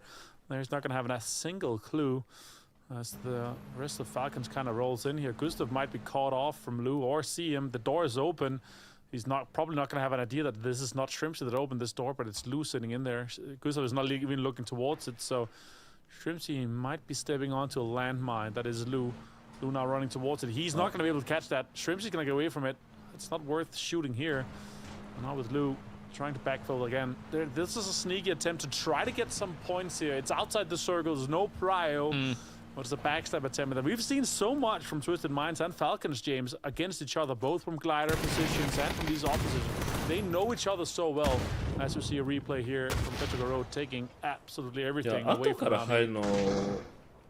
Yeah, generally what will happen, especially from on regional-based stuff, is that good teams will rotate alongside good teams because it's just a good rotate for circles and pathways into these circles, and that's why generally you'll end up seeing some of these good teams running into one another. Where was that shot from there against them for a second? I think it was maybe 17 Gaming doing a little bit of grazing damage there against Petrichor Road.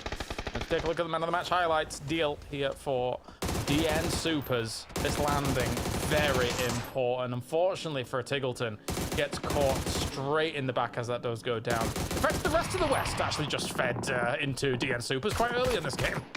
Yeah, I mean, the positioning was really rough. It's almost like we've seen a lot of the teams, sure, they come in from some of the same direction or angles, but a lot of teams from the West, they do have some of the same ideas, some of the same approaches. いや、一概に強いとは言えないんだよね。 When some of the teams are from the East are locking down the better spots. I do like the aggressive and kind of proactivity here from Deal. The way he takes space, the way he takes moves against some of the teams. It's such good map awareness, even though this is a very rare area with Longho being so far southwest. ごちゃごちゃになってる時にどれだけ便乗できるか。 Not only, I mean, of course, they were in a position where that would have been a winning location. They got picked apart a little bit, but they still got plenty of kills made in Thailand here in number one. My big question is how do they feel going into day 3 if they're still in number 1 and then defending a number 1 position? Because every single time they've been able to try and charge for a tournament win, they've been playing from behind slightly. So that change in mentality, we'll see how they're able to deal with that kind of pressure. I mean, for those boys, I hope they're able to deal with it well. For the rest of the lobby, I hope they're not able to deal with it. yeah, that's true. We'll see how everything evolves with that as we go through it. Oh, actually, with MiTH being this far away here, they could kind of get into an area, James, where they're first too late, they're going to get drive-by'd, or they're going to get held out by some of the teams on the northern side. We're going to have to figure out what happens with the circle. When teams are rotating this late here, they know they have no prior, but also they are in some of the dark waters where it's really difficult with no information ahead of them. Twisted Minds are looking to set up some traps. We might see 4AM setting up some more traps or gatekeeping some of the teams. So we'll see how everything is being approached here. Vitality coming in from that southwest side. We're seeing Expendables coming in from the western side, in behind and south of Los Leones. And with this circle here, we do have a lot of the kind of endings on the Impala, kind of western fields and around southeast of Cantera. But yeah, we're going to have to figure out where we end up. A lot of teams are splitting their compounds right now, so they're edging their bets on multiple sides. Make it open again. Let's just have a proper Los Leones finish again and just go wild. That would be fun. What a game for sure. Keep things varied, you know, as Falcons is up on these rocks at the moment alongside Impala. All the rest of them driving behind as Kickstart is looking for information. A lot of times, you know, you're listening to comms and Kickstart will be delegating some tasks here and there and everywhere so he can get himself as much information as possible for the rest of the team. And the kill leaders, Kiss up there currently with Heaven. So maybe he'll be challenging for, Jesus, almost 4,000 damage. Whoa. Yeah, and 1,000 ahead of second. Opon's obviously being second is great. We've talked his graces throughout this tournament so far, James, and he's been looking really good. I'm so impressed with Opon's. And E-Arena, they need it, James. If they can hold on to a top 5, top 6, they are getting their tickets for Esports World Cups through this. And look at that northern shift. Petrichor Road laughing, 4AM laughing. Crazy Raccoon actually might be able to get some space here with the teams moving in. That's exactly what we were talking about with Petrichor Road, right? Okay, how greedy were you? It looks like, of course, with the previous hold that they had, they weren't greedy at all. They kind of locked this down, committed to the Ents compound. And from there, though, they're driving north a little bit. I don't know about that. As 4am is also crashing into some of those compounds. Virtus Pro here takes a few shots at T1 down on the south side of the circle. I'm a little bit scared for Petrichor. You've gone here. I don't know if this was the play because you had a good compound to work with. That was very greedy. Yeah, Heather falling to the car here. It's way too greedy in my book here. I don't really want to see that. And if I-26 goes down because of that, that's a move that we have to figure out. Deal goes down. Heaven trades D against Gen G and D and Super. So many of the same regions, same countries hit each other with the same locations. They have the same ideas. And obviously, if they've seen success in their home region, they're going to replicate that. Gen G actually getting the most out of this one here. D and Super's taken down to just a 2-man. Sure, they get a central compound on the longhouse here, the so-called Diamond Dogs compound. But for this one here, that's an old name. Yeah, it's an old name. Straight back to 2019. Still used today though. But this compound is great, central. It's a little bit on the southern side here, but it's extremely difficult to hold as a 2-man because you have all these ridges around it, James. I will say, if you're Gen G and you go to ramps and then you actually win out a fight at the same time against someone, actually you're like laughing because the thing is it gives you even more cover, right? There's probably cars that have crashed into their extra vehicles in order to be able to give you that little bit of extra assurance against anything from crazy raccoons in the north, etc. and stuff like that. So not bad at all for Gen G. 2 kills go their way as well as a full hold so far. And Virtus Pro on this south side, of course, lost the owner's team normally, is thinking to themselves, okay, well, yeah, we're on the south side of this circle, but how... The problem with the fields, the north of them, is just how do you transition into them later on in the game where this has become such a magnet area for these teams, and they're already, the compounds are all taken. Yeah, absolutely. スプリットもしてない、スプリットしてるチーム少ないな、意外と。as well. MiTH right now, Minus Generals, 2-2 split. Crazy Raccoon entire pop compound, where you usually use your cars here and lose them. 4am, 17 split with the compound as well in the central spot, as you see here right on the map. But it's also difficult to hold just from that little dip outside. I could see a big game from 4am here. It's not really been the 4am we've loved and seen in the previous tournaments and throughout our stages of the winners. And so far, they had some great performances, but Shen has not been up to the level that we know that he is able to perform at here, James. So a little bit sad. I really like it when I see Shen, you know, going absolutely ham. He's such a prodigy of the game. He's crazy. As I say, the Tasmanian Devil. He's a scary one for sure. But again, for Petrichor Road, I'm so surprised that they tried to go up towards that compound as well. Whilst they already have this, I am shocked that they tried for that. They escaped by the skin on their teeth, honestly. It was very, very close. They could have easily taken casualties, and then it could have hurt them, right? Because if you suddenly are then 3 in that compound compared to 4 in the Petrichor position, chances are people start crashing those spots. But that being said, maybe they should have all tried to move for it, and actually now they are all going towards that position. I think that they won't hit the compound. They'll try and hit somewhere west of it, go into the hills with all of this. But I think a lot of teams are going to have that same kind of idea now as the entire lobby is going to be driving. Yeah, driving, intertwined in each other. They actually go into the dip and north of it, so there's going to be a 4am on the middle with 17 in the sandwich in between Petrichor Road. It's a Chinese sandwich here with all the teams from our performing region here coming in. And Petrichor Road, it's a little bit rough spot here. They go aggressively looking for 4am. I don't know if I like this too much. It's a tough one. It's a tough one indeed. Some of these locations are very mortar bait-y to be able to take some big damage here, definitely. Shrimsy starts things off against Raining, does quite a bit of damage. That nade should follow up and be able to take him down. And if it not, it forces him away from the tree. Gets the shots off as well. Anyway, Shrimsy with the 1-2 punch. Perfect stuff to shut down Raining, but maybe the recovery can happen. It really depends on if these off angles can come in here. Kickstart Tiggleton looking for the push. Yeah, absolutely. More shots come in here, and in the end, trying to push most of it. Oh, great shots here. Actually, good nade here from Tiggleton's gonna get him down. Actually, Shrimsy found him even. Okay. Falcon's taking a lot of space against T1 here. Down to just Raining and type. Raining is trying to get some heals, obviously. Now Nixie comes in for the third party. That's a really good backfill from this position. And it's gonna be rough for him to try to defend. Yeah, it is. Not bad at all here to try and push in on this spot at the moment. More smokes will go down as well. You saw some mortars coming down whilst this was all happening. And the thing is that I'm very impressed by how Falcons was able to clean that up as quickly as they did against T1. That was a really good push on forwards. Nixie now fighting off against Winder. Shen down as well here. But also the Molly will finish off Winder, meaning that these kills are happening very fast. But here comes Irina from the flank. Actually getting punished as well. Lyrics going down to Onyx and getting flushed as well. BP's going to insert themselves into this. Now 17 is joining in on the shenanigan as well. There's going to be mortars coming in. This compound is an absolute insane fiesta right now. Nixie finds one. Nixie finds Nixie and Beanie with the Panzer. It's falling apart for VP. Move! You gotta move. You've got to Oh, move. he took it up. Get in here and take down SMMA. Is actually fleeing back. That might buy a little bit of time here to be able to get these reses off for Virtus Pro.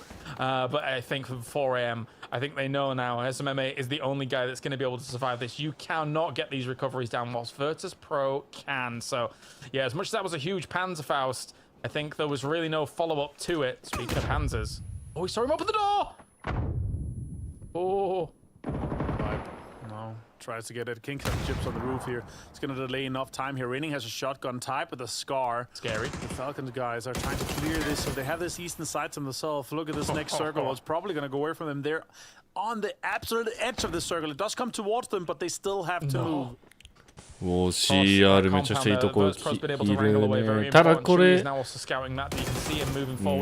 いんだよな。Way west after Virtus Pro was looking to push on forwards here. Shotgun in hands for Shrimsy as well. Can they clear this up? It was a good engagement early on, but now they need to get rid of this as fast as possible. Raining is finally down, using that wall, not really accounting for the roof there being in play. Okay, Falcons makes it happen. The question is, where do they go next here? As Made in Thailand's trying to thread the needle through into the middle of this circle as well. Crazy Raccoon laughing at the moment with their compound, but can they make it work?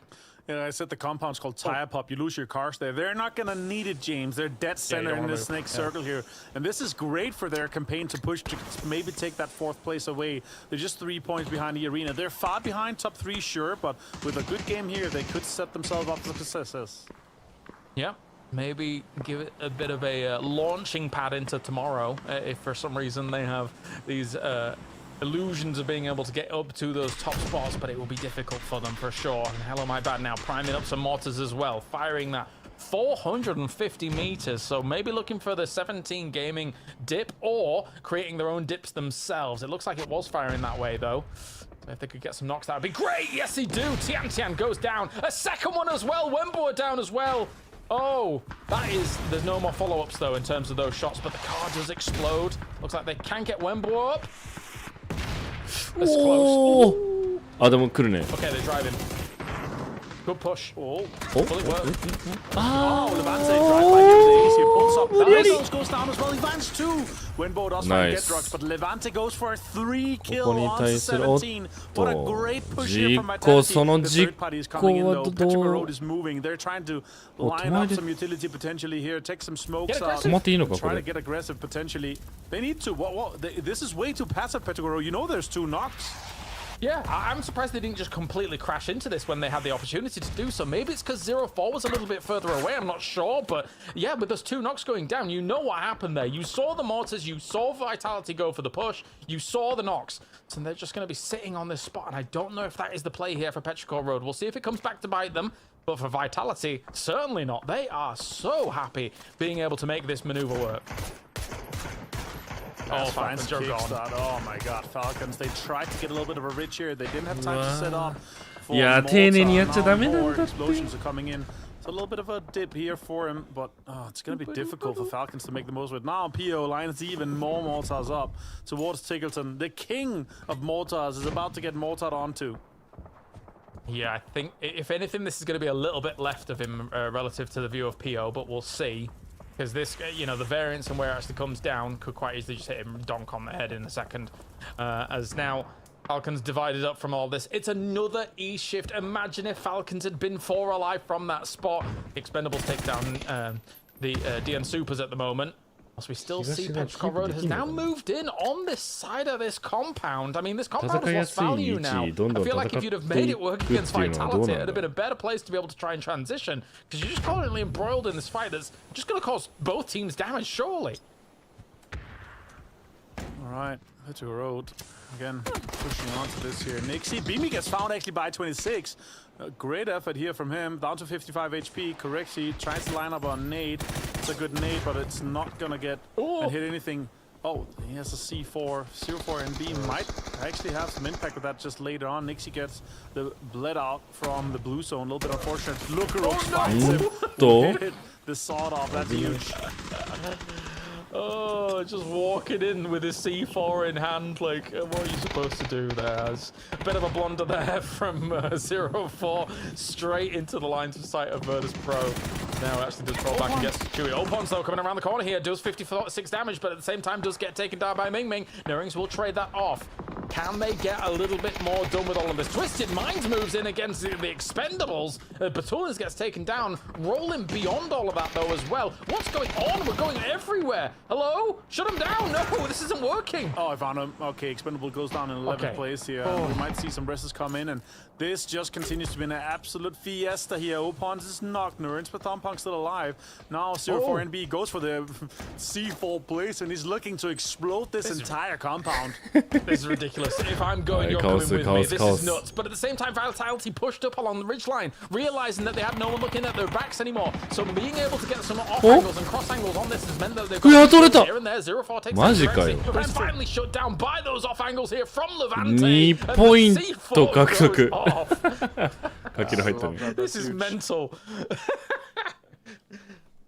Oh my god.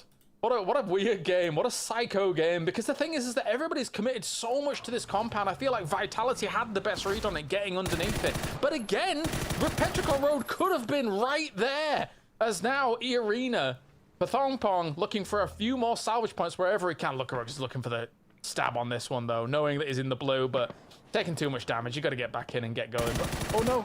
He's going to be backstabbed himself. Oh, Pathongpong well played, waited for just the right time. Yeah, so well played by him. So he's outsmarted him quite clearly here as E-Arena gets a little bit more points. Now into the placement too. Sure, he's going to bleed out. He's going to get some crates to be able to get this. But look at Levante. 6 kills, 8 for Vitality.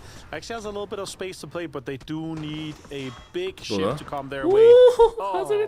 Southeast. Oh my days. Again, it comes back to what Falcons could have potentially done if they'd have just been bided their time a little bit more on that eastern side. At the same time, now Twisted Minds running past him, looking to try and take him down and then seize this position. Yes, they do. Gustav, they played a lot against him in PEC in the past, as well as PCSs and all the regionals, but now gone. Gustav, not happy with that one. Been a tough time here for Falcons so far. Not surprised that you see on their etched on their faces as well. Oh my days, what a field. Yeah, for sure. Okay, Myth, it's their turn now. It's a clown car. It's a clown car, but they do have riches north. I don't know if those are in, but it could be a pull-up onto Twisted Minds. They could be feeling it. They're 90 points right now, pre-nading towards it. That's a great nade, actually. Pulls up on the ridge here, got some shots in. Damage done onto Perfectic. Glass finds Jacob. Perfectic get found by Scabby here, so it's a little bit difficult for them to make moves. Yeah, they need to finish this off quickly against Twisted Minds here, otherwise they're going to keep getting shot at from other angles. Kiss now down here to Example. Somehow Example needs to light up here to be able to save the position here of Twisted Minds. Another name forwards from Scappy. Into the smokes, it's perfect! And now takes down Example as well. Oh, it's all on one more player here for Twisted Minds to try and do something desperate. Yeah, unfortunate for them. I like the idea, but the breach is not the play there on him. It's not inside the circle. But Pio continues. He knows he's in the car. Oh, is it gonna hit them? Is it for them here? Is Batulins gonna? I think it's for Batulins, no? Oh, it's for Batulins. Yeah. Okay, also. Okay. It's actually close. It's gonna be difficult to hit. He's gonna go a little bit deeper, but he knows exactly where the car is. Yeah, this is scary times. Batulins actually walks straight into the crater as well, assuming, okay, you probably adjusted for the distance of the car, so actually that was quite smart there by Batulins. It's now Vitality tries to dislodge anyone's legend up in these cars at the moment, up by these hay bales. Trying to use the deployable cover for an angle. Perfect stuff by Levante. 6 kills for him. Finally, one of the Western teams is suddenly awake here. And it is Vitality of all names. Coming around the corner. Okay, 7-4. Hello, my bad on Levante. Doing big work here for the Bees. Yeah, it's a replication for what we saw in the survival stage where Hello, my bad and Levante got all the kills. 20 and 11 on the day now. Double P90. They tried to get in there. Oh, those P90s. The Falcons' nightmare continues. Bean does find Scap happy here. MiTH is getting shut down. It's kind of good for the rest of the lobby here, even though they are looking to have an almost 20-point lead going into the last game of the day. 11 kills. Talk about a light in the dark for the West. Suddenly, Vitality starts to make a bit of a run for it, but the problem is MiTH still alive. Kiss still alive. The thorn in the side. It has been non-stop. Whenever it becomes a single player alive, it's Kiss, and then you can't get rid of him. What are you supposed to do? You just can't get rid of him. But this circle might get rid of him. We'll see now. A few solos here and there dotted about. Gen G with a huge flex out into these fields. Yeah, absolutely destroyed there. And again, a situation where you try to heal, you can make the most of it. Sure, you get top 6, you do get 2 placement points for it. Now MiTH and Kiss trying to squeeze 1 more point out, but he's the furthest away out of anyone trying to stay alive here. Sure, Gen G has the southern control here, but let's see what Crazy Raccoon is up to. Are they up to something crazy, or are they gonna be making a smart play maybe towards the northern side of the circle? What have they been cooking? What have they rustled up in the trash can? Let's find out, because this is going to be a little bit scary. Where can they go for the cross? The thing is that they also know Vitality has to make a cross as well into some of this circle. At least they have the left side of this road to actually try and play with. If they can get themselves down to maybe one of those hay bale positions as well. Quiz is trying to scout it out wherever they could potentially go, but there really isn't that much cover. Okay, they're trying to bring down the foldable shields. Get rid of Kiss here as he moves over to one of the Doritos. That's a good move by Kiss here. You don't want to be sat behind those foldable shields once they're currently gone. Alright, more utility being thrown. More utility trying to be connected. Kiss, 4 HP. It doesn't seem like it's a task that's going to be able to be completed for him. 14 left alive, obviously, here. Tulin's looking for it. Kiss, actually, some shots towards Crazy Raccoon. Now he goes for the first aid here. This is going to chunk even harder here. Goes for the first one. The next one's going to absolutely destroy him here. That's, perfect. The Molotov. Finds the kill, finds the confirmation on the placement too. That's 2 more for Twisted Minds as they move into 40 points to Rain. Yeah, let's be honest though, they need every point they can get. I can't believe we're saying that about Twisted Minds, but here we are. As now Gen G also needs every point they can get at the moment, currently in 8th place, and they've got themselves a good setup currently. Soul is going to be their anchor spot in the middle of this circle, and thankfully for him, there isn't too many off angles other teams can take here to be able to dislodge him. Batulins tries to be annoying though, and indeed he does. Takes down Glass to start things off. Pio will shoot some shots through these smokes here, but that nade could be big depending on the range for it. That's not his nade though. That's Salute going up against Vitality here. Levante and Gedrock's down. D follows it up as well. Hello, my man has gone. Vitality had a very difficult cross to try and make here into some of this circle, and Gen G is punishing it completely. Huge for them to lock this one down, to get the points here and take that Western control here, James. This is exactly what they needed. Look at the utility being thrown directly towards Crazy Raccoon here, trying to finish it. Batulin gets found by Bean here. This is a huge game for Gen G. They could put themselves into top 5 quite easily with this game. Even top 4. Look at these flex ounts as well. They have full control of this circle, so much so that they can swing all the way wide around this. Links in hand. Soul takes down PO. This has been crossing the T's, dotting the I's for Gen G. If you give them an opportunity, they will take it. It's just when those opportunities come here for Gen G. And now this will move them up the leaderboards quite nicely. There's no way Crazy Raccoons gets out of this one. Yeah, we can talk about it. Maybe it's time for the Korean teams to do well here. And here we have it. It's D and Soup, it's Crazy Raccoon, it's Gen G. Obviously, Gen G is going to win this. I don't see a world where Guyon and Anonix survives this onslaught that's coming to them from Gen G. 5 kills from Bean. Salute with a Lynx finds Guyon here. Now it's about sending it to get that extra point confirmed. They don't want anyone to deny. And he gets found. It's Gen G. But the chicken dinner. And 12 kills to come their way, James. What a game for them.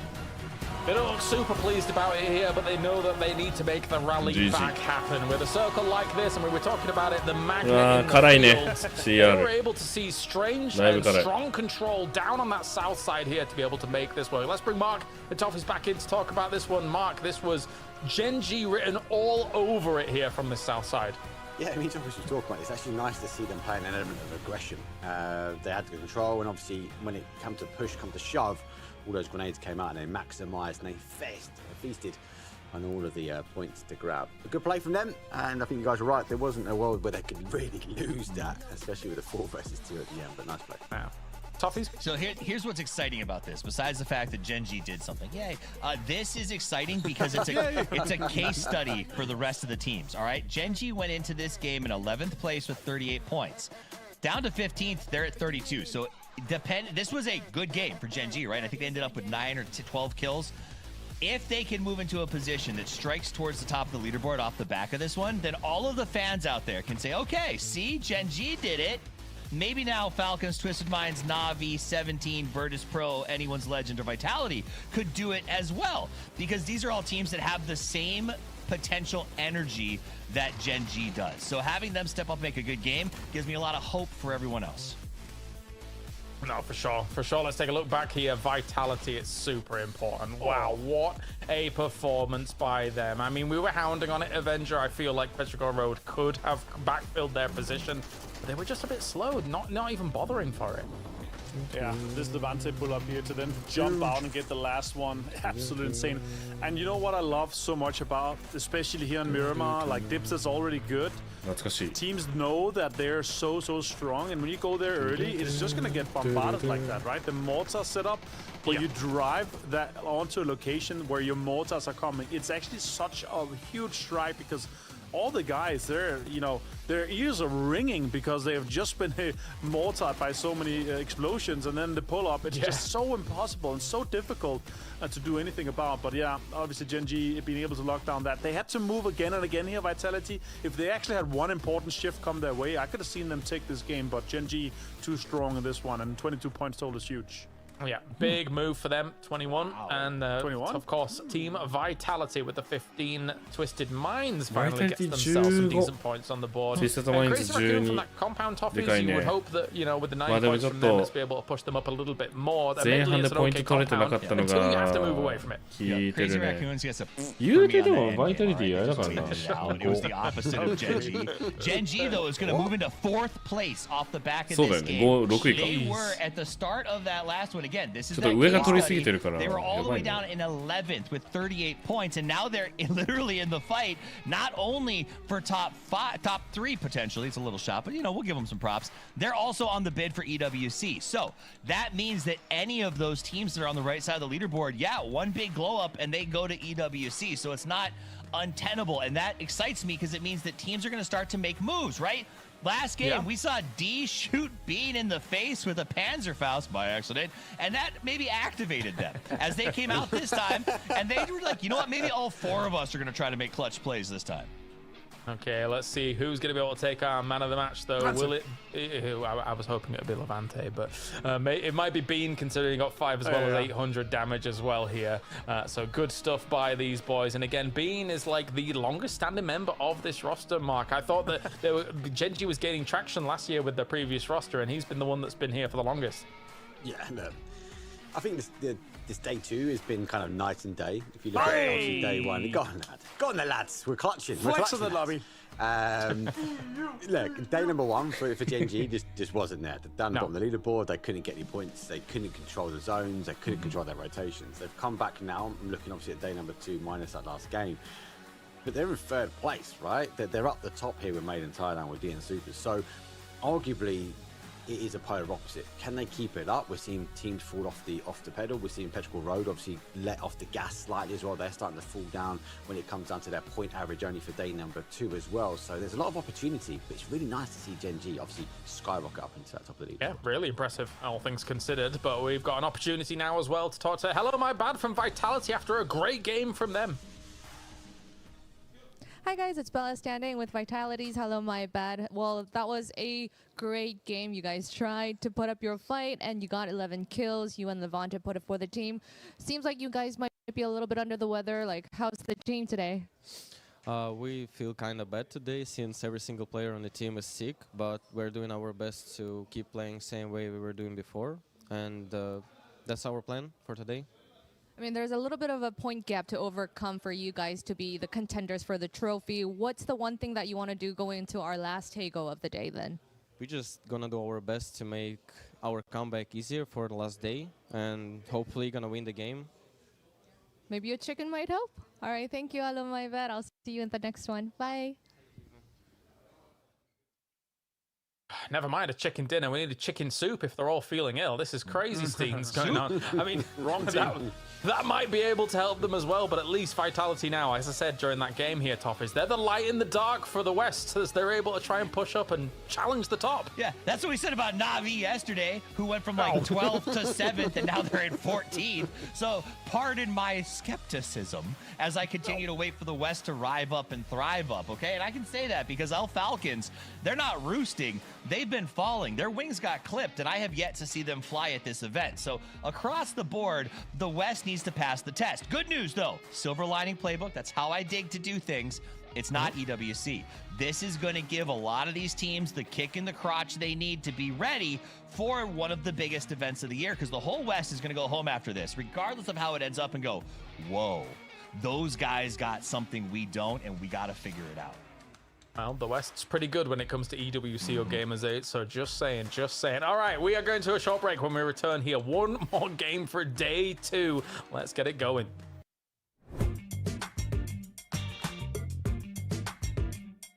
Hi guys, it's Bella. The next interviewee for Relay Question is Falcons. Kickstart. Hi, Kick. Hi. Hi. Hi. Well, Glass wanted me to ask, how can you be so consistent? Well, we've played like 20 games, so I don't know how we're consistent, but I mean, it's pretty much just based on what they do. That's how we've been consistent. Yeah. What? Hi guys, it's Bella. Welcome. Please join me in welcoming Furia today. Hi guys. We're here to play a game of Guess Who. As I told you, you're gonna see some familiar faces, and you have to guess 7 in a row. Are you confident? Not really. Oh, some mixed feelings. Okay, it'll be easy. It's everyone here. You got this. 18 seconds, that's the shortest record by Pink Liquid, and 40 seconds by Twisted Minds is the longest. Whoa, what's the score you think for your team? 15? Okay, we love that. 3, 2, 1, go!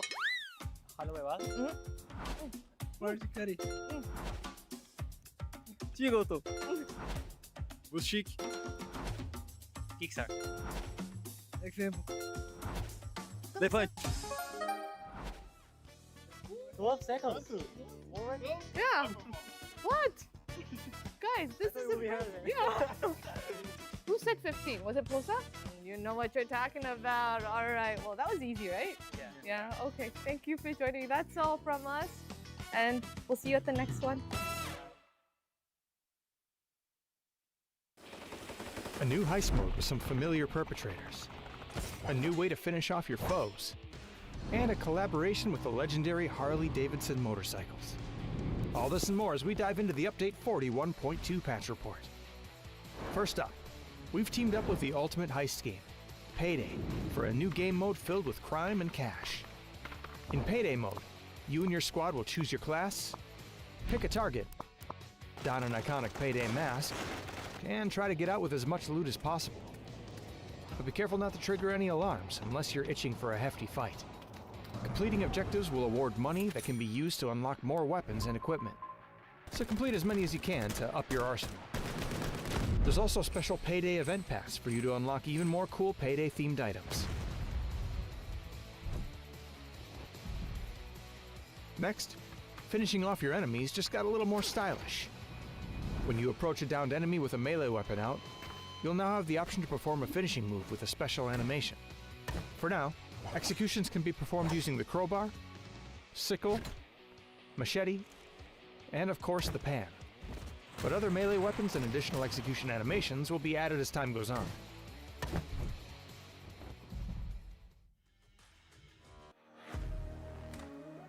All right, just one more game here for day 2 of PGS 6, and so far so good for the East. There is a little bit of a fight back from the West, but it's not by much. Joining me here, of course, we have Avenger, Toffees, and Mark to talk about this one. For us, so far, this tournament has been a shambles, but we still have 6 games remaining, which is always exciting to see. I will say, though, Mark, if Myth comes out and plays another blinder, it's going to look scary for tomorrow. Yeah, it's dangerous, isn't it? If that's at the point that they start to break away. It's a transition day, but one thing hasn't transitioned, that's MiTH being at the top. So I'm intrigued to see how this final game does play out. We're obviously going back to Taego. Does it play into their hands? Do we see Dean Snoopers go? Potentially do a 3-horse race. Do we actually see the top stay as this sort of 3-horse pack? Yeah, I'm getting word from the ground as well that as much as, you know, Vitality's ill a little bit, Martin, or a lot of the Western teams are a bit tilted from today, be it how the games have been going or anything that's going on for them. Things aren't materializing, and they've got to book up their ideas now and get it going. Yeah, if it isn't you're ill, if it isn't because of the game's getting third party, you just gotta get on with it and shoot people. Everyone has the same start. You're starting in that plane, and you're starting on Taego, and it's gonna be now. Yeah, it's our double Taego day once again here. Mark Toffees, bring us into the last game of the day. It's time to Taego, and it doesn't matter if you're ill because it's time to thrill. You got to come out and put up those big numbers. In the last match of the day, we saw Gen G amplify their game earlier, Mark. They were absolute, well, not great up until that point. And then Game 7, 4th with 6 kills. Game 8, 3rd with 6 kills. Game 9, 1st with 11th kills. That's how you turn around a run. And the question is, can anyone else follow suit? I'd wait and see. Well, I can tell you, is with a crazy flight path. It's a northwest down towards a south-central push towards the southeast. It does favour a sliver of a Taego. And for some of these teams, they need, I suppose, a consistent game or a game that actually they can go over a bit of a bang. With this flight path, though, it's going to be hard to come by. It is time for the drop. It's a tough flight path. It's a tough drop cycle. There are 6 games left to play here in the grand finals with a lot on the line. $100,000 in prizes. But also, importantly, the top 9 positions advance to EWC. A second carrot, if not a massive one, for these teams to continue to chase. And what that means is while you see those top 3 teams separating themselves from the pack, everyone is going to have to go to battle because you have to make sure you maintain your position in that top 9. You want to open up spots for your region. You want to open up opportunities for the teams who are here. So that, I think, changes the way some of these teams have to make approaches in the early game. The old world, Mark, where you would see a team throw caution to the wind right now, I don't think it exists in that space because of how close the bottom of this board is. Yeah, and plus obviously with TBP, I think an element of aggression is needed. And some of these teams need to go and do that. As we look back at some of those highlights, though, from that penultimate game for day number 2. Big shift away. Some of these teams, Petrograd obviously looking for trying to take their compound, but really good play, not just from Gen G, but actually I'm going to come back to Team Vitality. They held their line pretty well, and that was a massive push in, though, from Levante. You said the penultimate game of day 2, and it was so fancy sounding that I second guessed that we were watching the last match highlights. But I love that about you. And this is what it was. It was an action-packed game over on the Dusty Dunes. Some chaos at the end, but the difference is watch Gen G on the south of that circle. They're getting active. Every massive crop sprouts from a little bean, and that's what they did. They pushed him forward. They found a spot, and they got aggressive. On the opposite side, the crazy raccoons hunkered down like Oscar the Grouch in their tiny little trash can, lifting up the lid, seeing is anybody out there? But they got nothing out of it because Gen G now storming down the beanstalk, crushing them like giants, and walks away with a massive chicken dinner.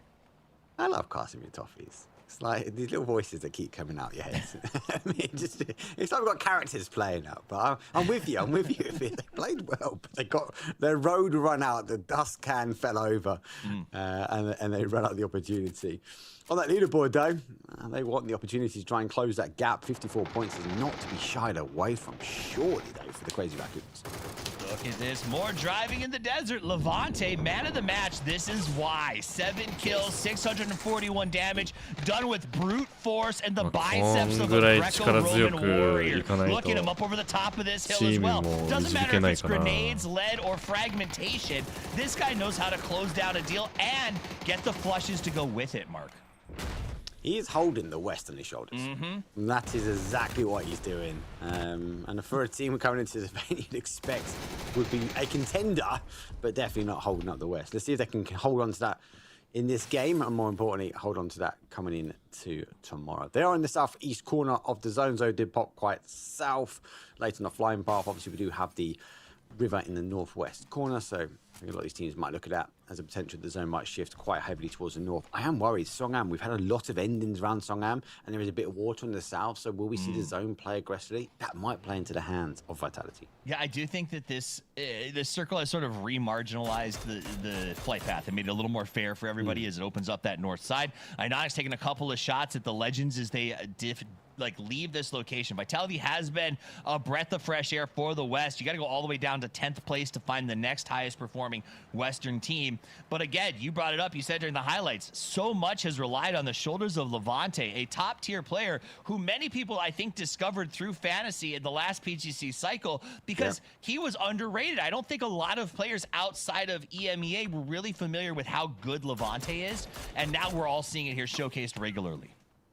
Yeah, he's been on our circuit for a while, so he's jumping around different teams, but he's definitely coming to his own. And I feel like it's breathing confidence, the ability that he can flex out, and he knows he can sort of bring it to the top tier tables. Himas brings the 5-5-6 to Bean. You may say it sprouted, not for much longer. Here comes the reinforcements. Can Himas do 2 out there? He does! Oh my! Down, and he does this for the third! Oh my god! Himas destroys Genji! Some beans grow and some gets cooked, and then there's the refried option as they get cooked over and over and over again. Salute throws his hand to his forehead and says, I'm out of here, boys. I got elsewhere to go, and falls off to try to just maintain some points for Genji, who are going back-to-back on some good games, but anyone's Legend chases him just far enough to yell, and stay out! What a kick of a boo in towards T1. Salute arrives. Don't know if you know the level of danger that he is in. Hosan, safety in numbers, but unfortunately for Gen G, off of a good game, it is again a polar opposite. A day 1 versus day 2, and game 4 versus game 5, and Gen G solo warrior has to hold out. Him far from that. Him amazing as he did a huge hole, played ring around the rosy with that car. Genji thought there's no way he stops 3 of us. I mean, even their last player, Salute, was headed over there to say, hey, 4 cars is too many.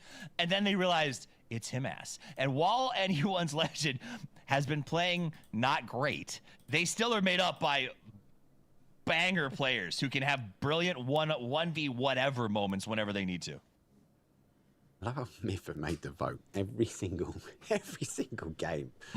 Stop the count, 94. Salute. Here's the footsteps now. He has to be careful. He has to try and hold out the door, but obviously with a Panzer inbound, he won't be fully aware of that, but they've got a read on exactly where he's going to be. It's just about maybe an exchange here. Grenade is cooked, type looking to try and breach the door. And for Salute, it's not looking good. 3 minutes left. I can't see him lasting much more. Oh, he's doubled as well. He's done. Yep, he ran away from one team only to be found by another as T1 hunts him down, and Salute dies with a whimper instead of a bang. It's unfortunate. Kind of speaks that sort of Gen G. Real hit, real miss sometimes. When they hit hard and they get good wins, but at the moment, it's just not looking consistent. I suppose that push onto him, yes, I get it. Send the bodies, it's one man, but God, you underestimated one warrior. Yeah, I don't know if crouching while looting was necessary there, big guy. But they did what they did, and they took what they took, and now T1 will reestablish themselves in a pretty good spot. Checking with the Supers, another team that could use a few extra points on the board as they continue to chase MiTH down that pipeline. And it's funny to say that, for me to go, oh, they got 74 after 9 games, and yet that is not nearly enough to catch MiTH, who is 20 points ahead of them right now. These guys are wild. They made one roster change after a PGC performance that had them in 23rd. That one addition of Jacob has made them one of the most lights out teams in development as we cycle towards EWC. Yeah, but it's coming down to them for one big game. So they've had one big game today on the boil. They've had arguably better days yesterday, but more consistent. And they came in with the second. So Sonic's built their entire career on one big game, right? Like one big game is one big deal, and at the right time, it can make all of the difference. It's having that ability to get that game when you need it.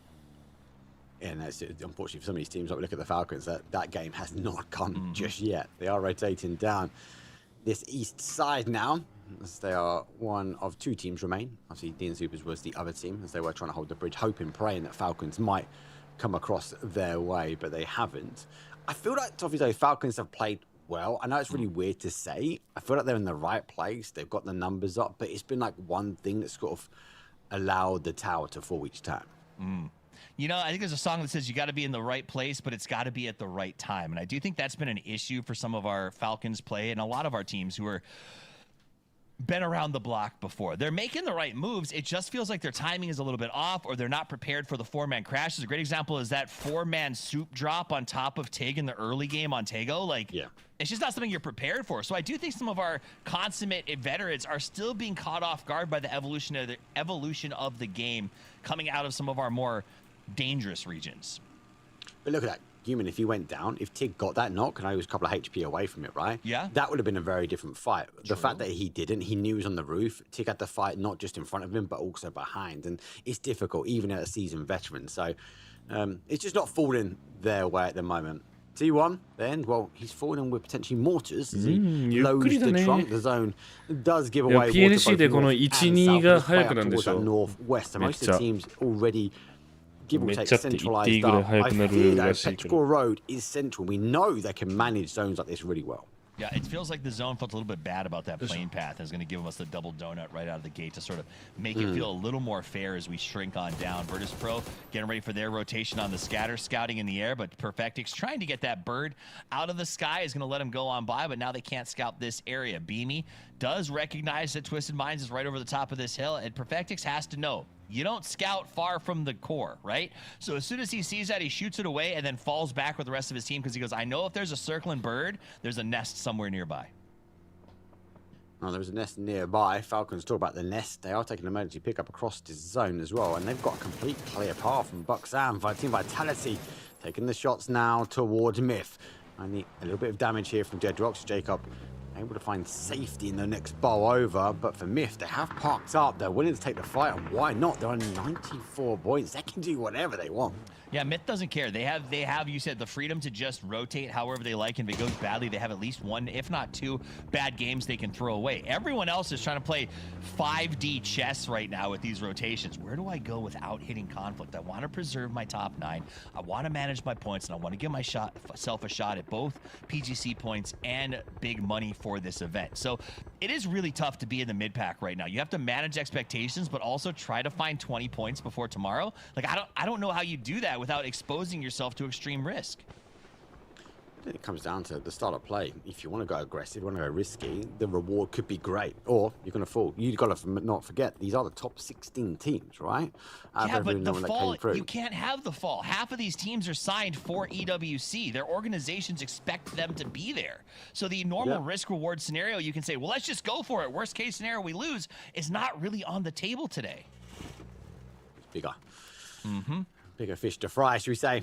4 a.m. These teams now sort of neighbouring on towards Navi on the adjacent side. Kick did go for the scouts. He took to the air on that emergency pickup. Was able to find that actually pretty much in front of them and all the way past Boxang Sa is free. So they have taken it. I wonder if they have picked up, though, that rotation coming from behind them. It is Dean Supers. A lot of decisions to make here, Toffee, so. Yeah, you know what? Let's check in with them. Everybody else is just driving in circles. What the Falcons up to? Run to yellow and peek into them. Yeah, just be careful. There could be with being 3 cars, I think it's going to be a big team. I think there could be one right under you. IGL forehead. I think so as well. Tick, can you get info on green compound leaving? You, sorry? Yeah, maybe just go peek it. On the south, green leaving on pop. Green, yeah. I have to drive towards. Take someone's car. Later. I can't see green at all. It's completely trailerless. So if you want me to get info, I have to drive out. Let's not peek aggressive here. Yeah. We can peek a little further left if we want. Taking this back Tesla. Watch our back, Tick. Do you want to take orange? Okay. Yeah, I'm going a little bit left. Close. Could be on the rock one. What struck me most was the joy on the faces of the players in that sequence. The stress is palpable, man. You can see it. You can see that they know that this is a time that you have to finish up day 2 with something. You need a spark. You need a big moment here. Oh, and all these teams are マジか。 desperately looking for it. Spark's not in the zone, I can tell you that. Zone shifts back towards that sort of west side. Hosan remains. Buxang Hill has now gone. So for all the trench digging that Falcons have done, they have to get back in their cars and get rotating. Lucky enough, they didn't all take the emergency pickup. NAVI will be a compound. A lot of these teams might look in, and for 4 a.m. they're sitting open train. They might have to try and push as T1 on the defensive gets 17. There we go. They start the fight. 17's going to rotate around. Ghost up on the high ground. He's in a good spot to throw grenades, but I don't think he knows where any of T1 is, as they just keep using cars, rotating, flipping, jumping out, and causing confusion. 17 doesn't know where to use their ordnance. They don't. 17 damage is back over to the other side of the ridge. They will pop the smokes now, but VP also gets involved in this as they take the high ground. Luke looks like they open him. Tantan will fall down with the knock with the mini as they will try and dig and fortify their position because T1 is looking for an escape route. Dropping Tian early is like cutting their Achilles. They're going to have to stop down. They're going to have to fix it or they have no option to run forward. Meanwhile, T1 is going to set up in a good spot. Xiao Wu's trying to readjust. T1 goes, oh man, there's a VP over there. I'm not even sure we want to take this ridge line after that. And they dash away. I love this. All these teams are like, nope, no risk, no risk, no risk. Reset. So interesting. A lot of teams on the bottom of the leaderboard end up fighting each other. It's kind of like ensured destruction. Everyone's looking for those top tier teams to clear and trying to deny the opportunity for them to get more points, but not the case. T1 disengaged. They find safety. Nixie finds Herido, so they will fall down to a 3. And VP find a point. EA on the rotation. Crazy Raccoons. Pio says, I don't necessarily need to fight, but I can spray as you drive by. And EA will get away with a little bit of damage to the cars, but not much else. They find a bunch of holes already dug and say, this seems good for me. And they will plant their claim. This is the problem. 4 a.m. They know they're in a bad spot here. Nice jump scout. Does see EA coming in from behind them. They're going to deny a little bit of line of sight with those smokes. It's 4 a.m. Again, it's difficult. Look, 17 backed up. They're entrenching themselves now. 4 a.m. have nowhere to go. They have to play aggressive. 5 mortars going to get loaded and they're going to land straight on the top of the rabbits. Oh, they were like, this seems like a nice place to sit. And Window is like, yeah, you fell for it. As he preps the mortars, here comes shot number 1. Dorito, more damage from the Doritos than the mortars. Watch out. You too can get the spray right now by making sure that you get watching points. Keep Pampan at bay. Yes. He might have to spray that rock as he's very careful. Falcons looking to try and enter now in towards that southeast corner. Myth are in front of him. They have stretched the defensive line, so they will catch the rotation. If Falcons go in between this kind of scrappy kiss of death section, it might be lights out for them. But time is ticking. They are moving. Scappy now sees the cars. He's making the call towards Kiss. They turn back to his way. They're going to try and make the pull up the lane. I think they've seen the boys, but they make the stop. And this is not a great place to stop. Oh, Kickstart goes down. The Kiss clamp is too strong. Scappy opens with that beautiful little grenade. Kick drops the fire, opens as he goes to the left side, hoping to make something of this. Falcons have to stop. They have to fight, and now they're hurt real bad. Yeah, the zone hasn't stopped though. That shifted away. Scappy gets the open, as I said, with that grenade. Good play for them. Smokes do come out from the Falcons. That gives them a bit of a time. Second grenade will go through. Shrimsy will fall down. Scappy going to be there. It's good stuff. He has to try and hold, but he's holding that distance. Baron. They're going to get stuck down with Myth, who has nothing to lose. They'll sit here and wait out the last members as long as they need to, as they're down to 1 player here in Falcons country. It's just Big Tig surrounded on all sides by Myth. Stacked up on mid now. Vitality had a little look at it, but they've disengaged. Again, we've seen that multiple times. Mortifier comes in. Twisted Minds in the big 2-2 splits. They do hold hard cover, but they are looking for the kind of that next stage into that phase 4, phase 5. Crazy Raccoons, though, they're another team that needs to try and work their way in. Pio launches up the potential mortar fire, but this is going to be more about potentially trying either digging out EA. If not, he's trying to find them an opportunity to get it. I feel like Pio's just like having fun at this. Like, do you remember that when he says 8 in one game and now he's got another back on the mortars again? This guy's just living his best life in Mortar World. Let's check in with VP, one of the teams that we thought would win. AL, who raced for the final last weekend, is now in the bottom of the boards with 23 points, has to do something. And meanwhile, Pio, the Mortar King, trying to prove that maybe Pio is even better than Trigonometry. Yeah, actually, Team Vitality have crashed in on that. So they've crashed on the back. Levante's going to go flying past. Levante with an MG! He doesn't care. He wants the points, but Pio, he refuses. Team Vitality, a huge opening grenade from Irina. Well, actually, we're 4 south. And for Crazy Raccoons, they're down bodies, but they have an opening. ナイストライかな。レバンテが。Or P-algebra, one of those two. As he seems to be putting in incredible work over here, taking apart teams and then pulling his guns out and defending it. You got to respect that. Meanwhile, VP and AL, the bottom, battling for dominance, and Iraq. Yeah, not much more. They're not even in zone. Eli's face number 4. They're going to have to run the line. There's no one else here. T1 will be waiting. 4 AM does a launch more mortar fire. So unfortunately, the Rabbits are under a barrage of hellfire. Guman is down to 13 HP. Found the dip though. Oh my god! 3 kill. The raccoons and the rabbits crawl into a hole, and all it takes is one little piece of dynamite to get them all out, and that'll be the end of it as you get that raccoons drop down. Pathompong, the last man standing, but he lets them see all of that Pathompong before Crazy Raccoons is able to get him in return. Anyone's legend out, 12th place, still stays on the bottom. VP came out the top of that. They managed to keep 4 alive, but this rotation could be tricky. Now in the north, I would say mostly uncontested, but how do you cross that road later? Yeah, Crex is obviously trying to see what's going on. Twisted Minds, that 2-2 split, they're collapsing. Made in Thailand's on the receiving end of that. As we can see Lou pick up Scappy from the other side. So hopefully they're going to run out of a line of road. Petrichor Road will be the same as well. Everyone fixated, focused mainly in the southeast corner. All right, Petrichor on the sneak, moving up through the smoke. Trying to catch him off guard. Can he make it happen? You got MiTH. Oh man, MiTH is ridiculous. And now Tingleton takes him Twisted Mind. Stop killing each other, you guys! Oh god. At least they got a bit of how does it feel to shoot someone from the blue? Not for long, but Jordan turns and lays to ways. Lou should go down. Petrichor Road. Final player for them. They're going for a bit more of a full send around. Might even pick up Lou if he continues on this rotation. The question is, does he hold the line? He doesn't hold the line. Lou's coming for the safety. Petrichor Road does fall down as well. And MiTH finds space. Now is there the last team. Grenade comes forward. Doesn't get the connection. ファルコンきついな、優勝は。Oh, you lay down. They just lay down and cover it. The trenches are. うわ、返した。T1 comes through. Ian does manage to get a little ghost. 17 trying to figure out how to hide their way into this end game, and T1 is not having it. They're not having it. The end does find the final blow. That trench kept him alive, but not for much longer. Made in Thailand up to 6 kills, able to manage their chaos. Surely someone can put a stop to them. Somebody, please. 101, and everyone who could catch them is dead. Why is it like this, Mark? Like infuriating. これすごいな。2位から7位が今全滅してるからな。ミスがまた伸ばす可能性あるよ。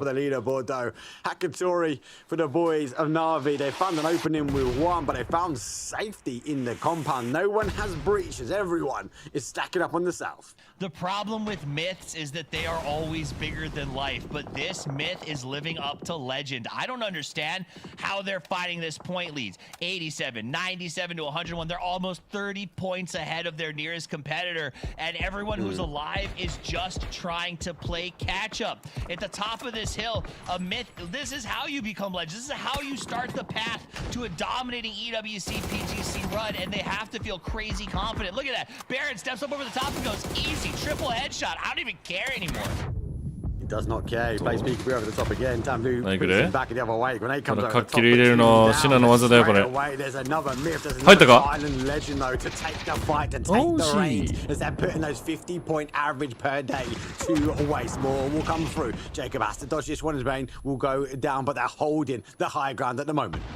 As they fight against teams that are known for their aggression, you got on one side, the Expendables trying to get them from behind while they hold it off. You saw a little bit of work from Kiss to try to make that happen. Baron will get picked up here by Jacob. So Expendables on one side, 4AM on the other, and MiTH just holding the top of the hill. And as long as they make both of these teams limp, they'll happily watch them grind up the bottom of that board, because none of this, after they saw those top 6 go out, are threats to them. It's like every team we throw at this Made in Thailand team refuses to go down. Navi looking to try and enter into the fight. They will get rid of T1. That opens up some space. Scappy does get jugged. Juicy will work his way around. GTE running out of line of sight as they apply pressure, but they didn't apply enough. Navi, as I say, already leaving the compound, looking for the kills because they can't go down in the compound with 0 kills. Navi had a chance and VP kills one of their players. You know, the Twisted Minds had a chance and Falcons kills one of their players. It's just trying to recover over and over again. 4AM is down, and the Navi grind continues. They did save the man. ミス強くない？こんな強かったっけ？めちゃくちゃ強いんだが。For GTE, again, they've run out of zone, they've run out of players, and they're going to unfortunately tip out now. Those meds are not going to help. 5th place for them. The mid's still alive somehow, some way, and we enter to a top 4. There's only one team that's getting richer, and that's the Myth. You can't kill a Myth. That is the true challenge of these guys. They keep popping up. They keep having an impact. They keep changing the culture of the game. Even though they don't really have any skin in it. 106 points, they can try anything they want, and no one can stop them. Twisted Minds, a legendary team, one of the most fabled in the history of PUBG, often argued, are they the GOATs? They want a PGC to prove that they are, but they gotta get through this first, and right now, they're just being dismantled. I love that. Look at left side, Myth first. Then we've got a 10th, a 12th, and a 13th. 3 of the 4 teams eager to try and break away, but unable to do so. Hakatori, well, he has an opening. He's a bit of a legend himself, and Spyro will try and finish that one off. There's a 1-2 combo. Myth down to a 2, but as you say, they don't care. They are going to send it forward, and they're going to send it to whoever they want to. But Boostic says, no, you're not getting away from our clutch. All right, so they all 3 teams have turned their attention to Myth. They're like, these guys have to die. Then we have to just let this fight happen. As Baron, the last man standing, is going to suck up a ton of the blue. He did get the heal off just in time, but he's getting ticked out from both sides. So he will grab a few more reds and sort of try to keep his health up. But everyone's just staring. Look at if you look at the mini map, Twisted and Navi and VP are all staring at that one spot.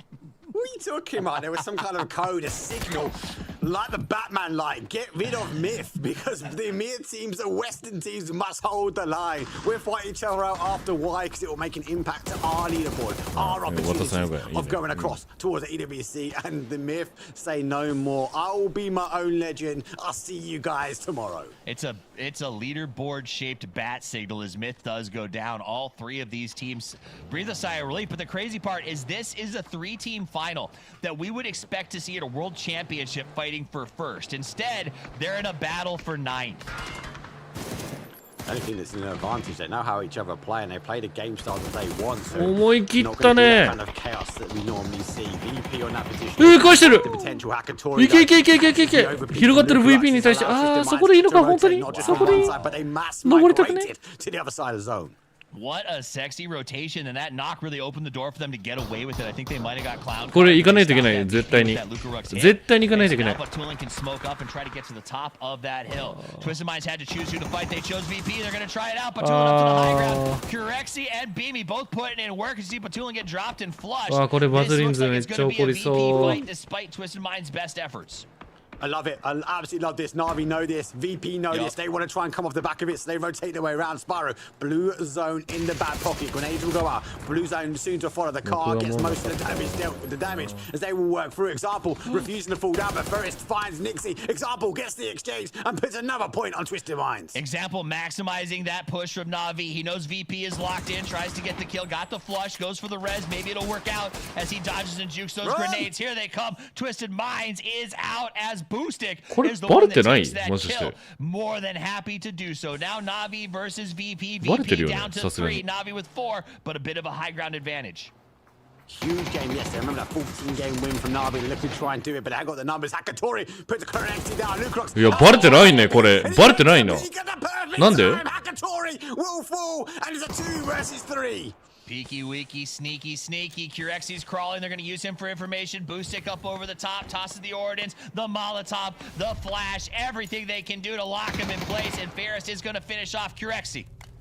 All right, stand up. When you stand up, we get the victories. It's a 3 versus 2. Lucrox もう勝つぞ強いでも返したけど What? ナイグレすぎる見たあのグレうますぎだろち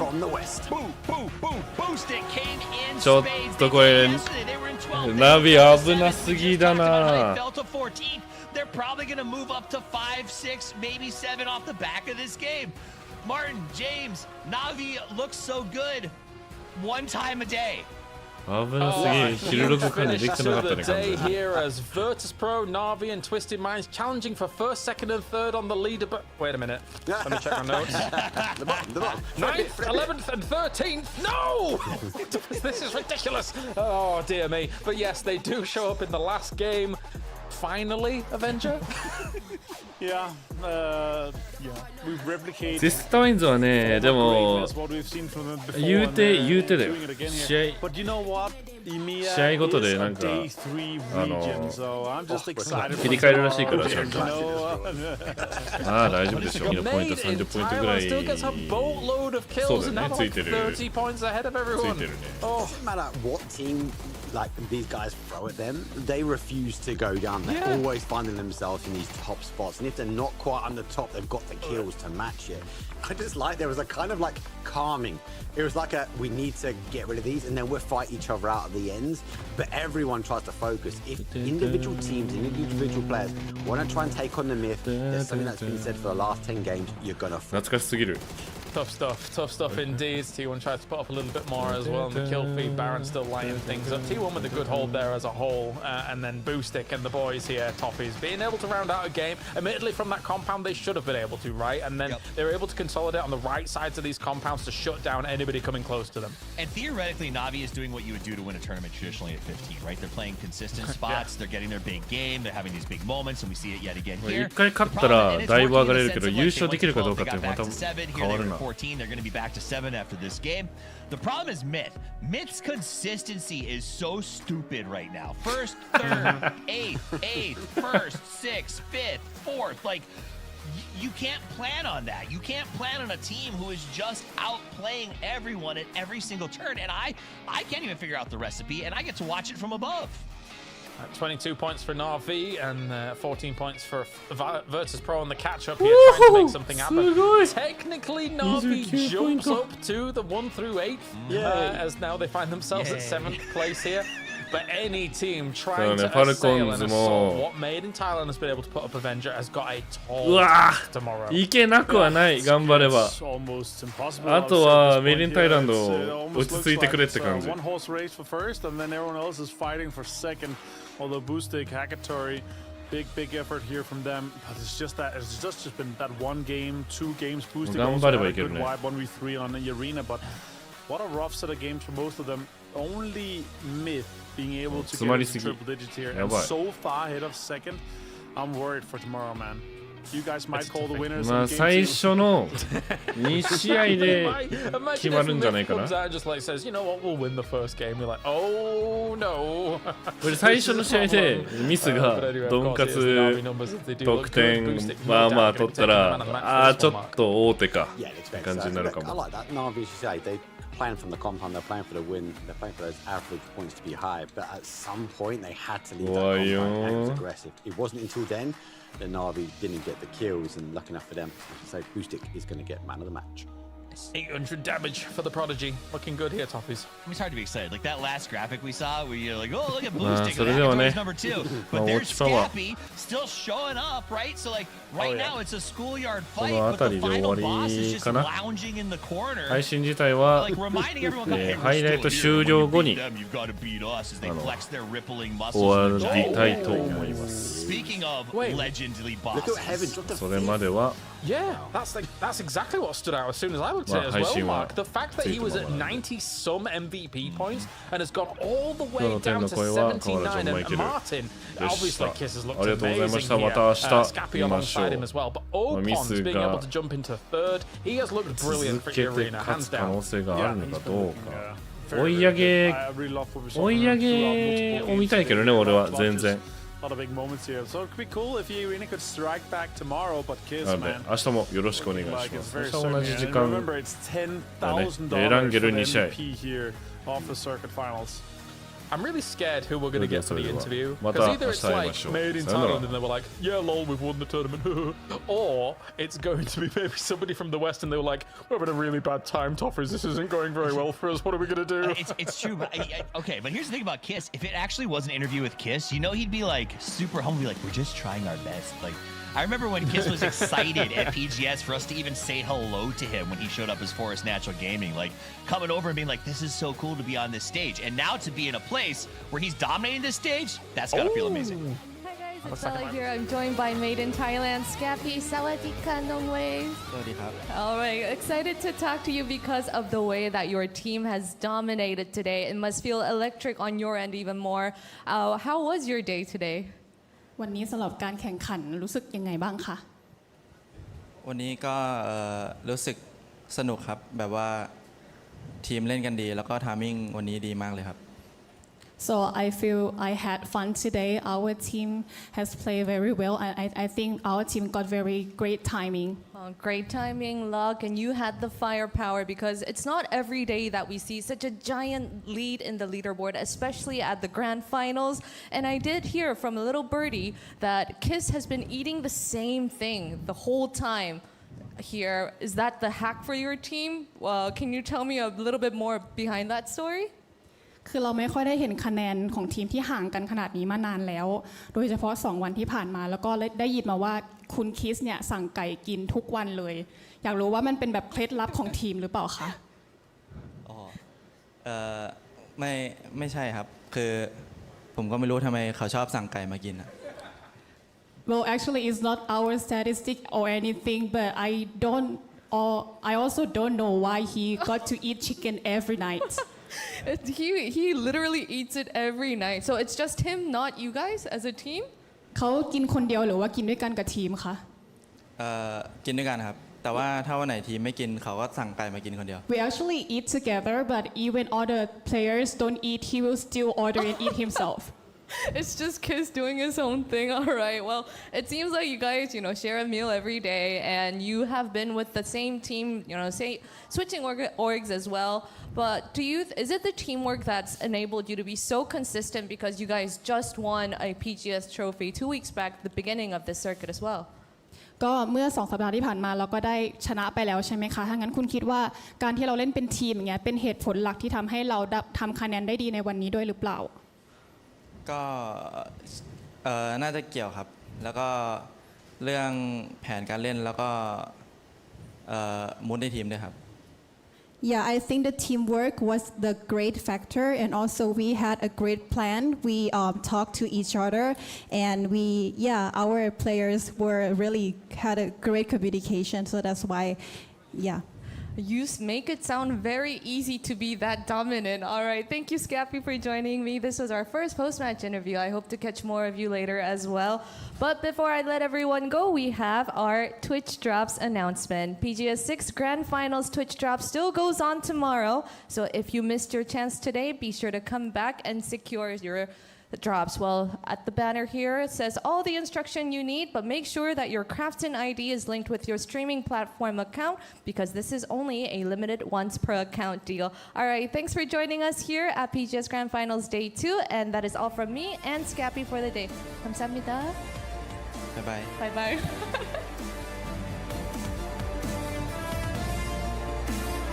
Oh, the big bye-bye there from Scappy. He wasn't having any of Bella's chaff there. No kamsamnida at all. Of course, now as we take a look, will it be Made in Thailand that is going to be the first repeat champion of PGS for 2026?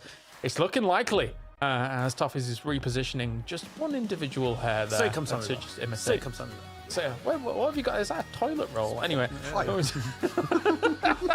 one too. Oh, great. Brilliant. It's all gone. TWIS, though, it is looking likely here that Made in Thailand is going to make it happen.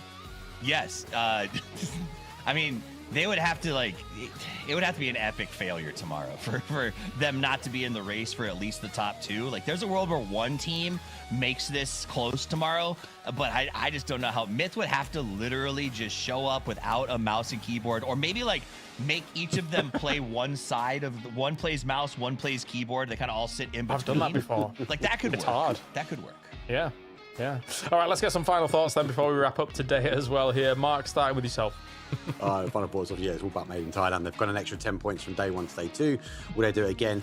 I did like what I see with Gen G. Big performance for them, but they're going to need some major games to anyone else. And I'll be really interested tomorrow. Will people and teams focus on Made in Thailand? So if they get in a fight, will other teams try to shut them down quickly? Avenger, your thoughts?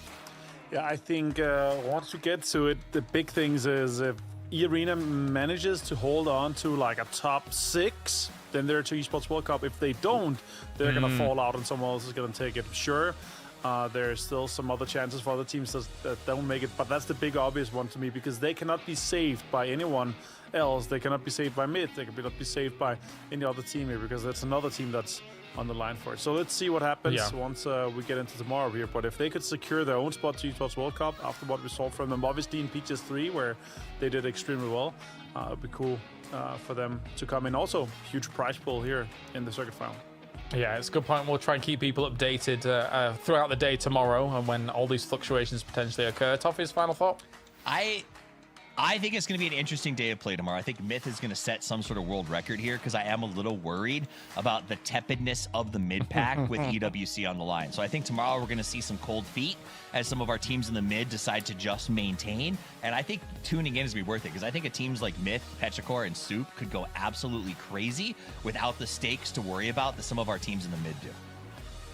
Good question. All right, well, let's wrap it up then here for day number 2 of our grand finals here for PGS 6. Of course, we've got PNC on the way. We've got EWC on the way. PGC is on the way. It's all PUBG all the time here for 2026, and you guys have got lots to watch. That does it for us here for day number 2. We'll be back tomorrow, same time, same place, to conclude PGS 6, conclude the circuit, and find out who is moving on to EWC. We'll see you then for more PUBG action.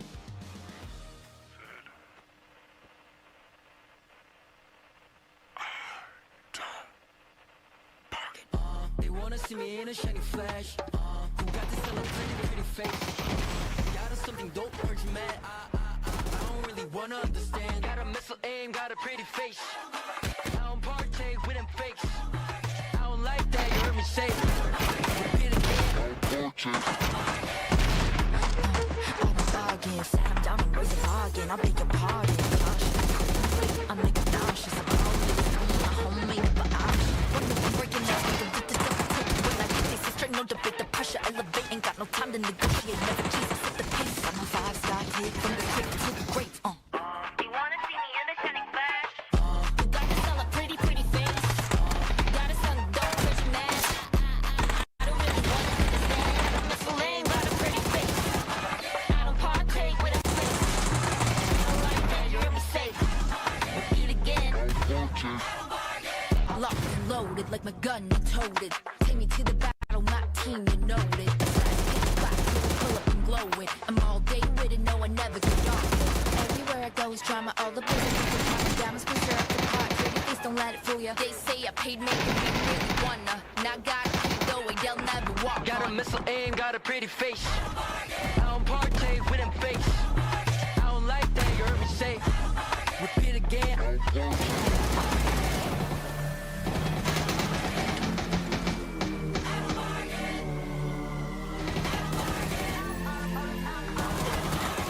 So tired of hates and comments. Why you got no sense that's common? Talk the beef get cooked like ramen. I just make gala and I dress her up with diamonds. I know I don't bargain. You can price me, look at all my garments. 나는 놈 위에 있는 놈이 난데 채널 고정해 5번으로 내 향이 남네. 난 다른 Mr. Ain't got a pretty face.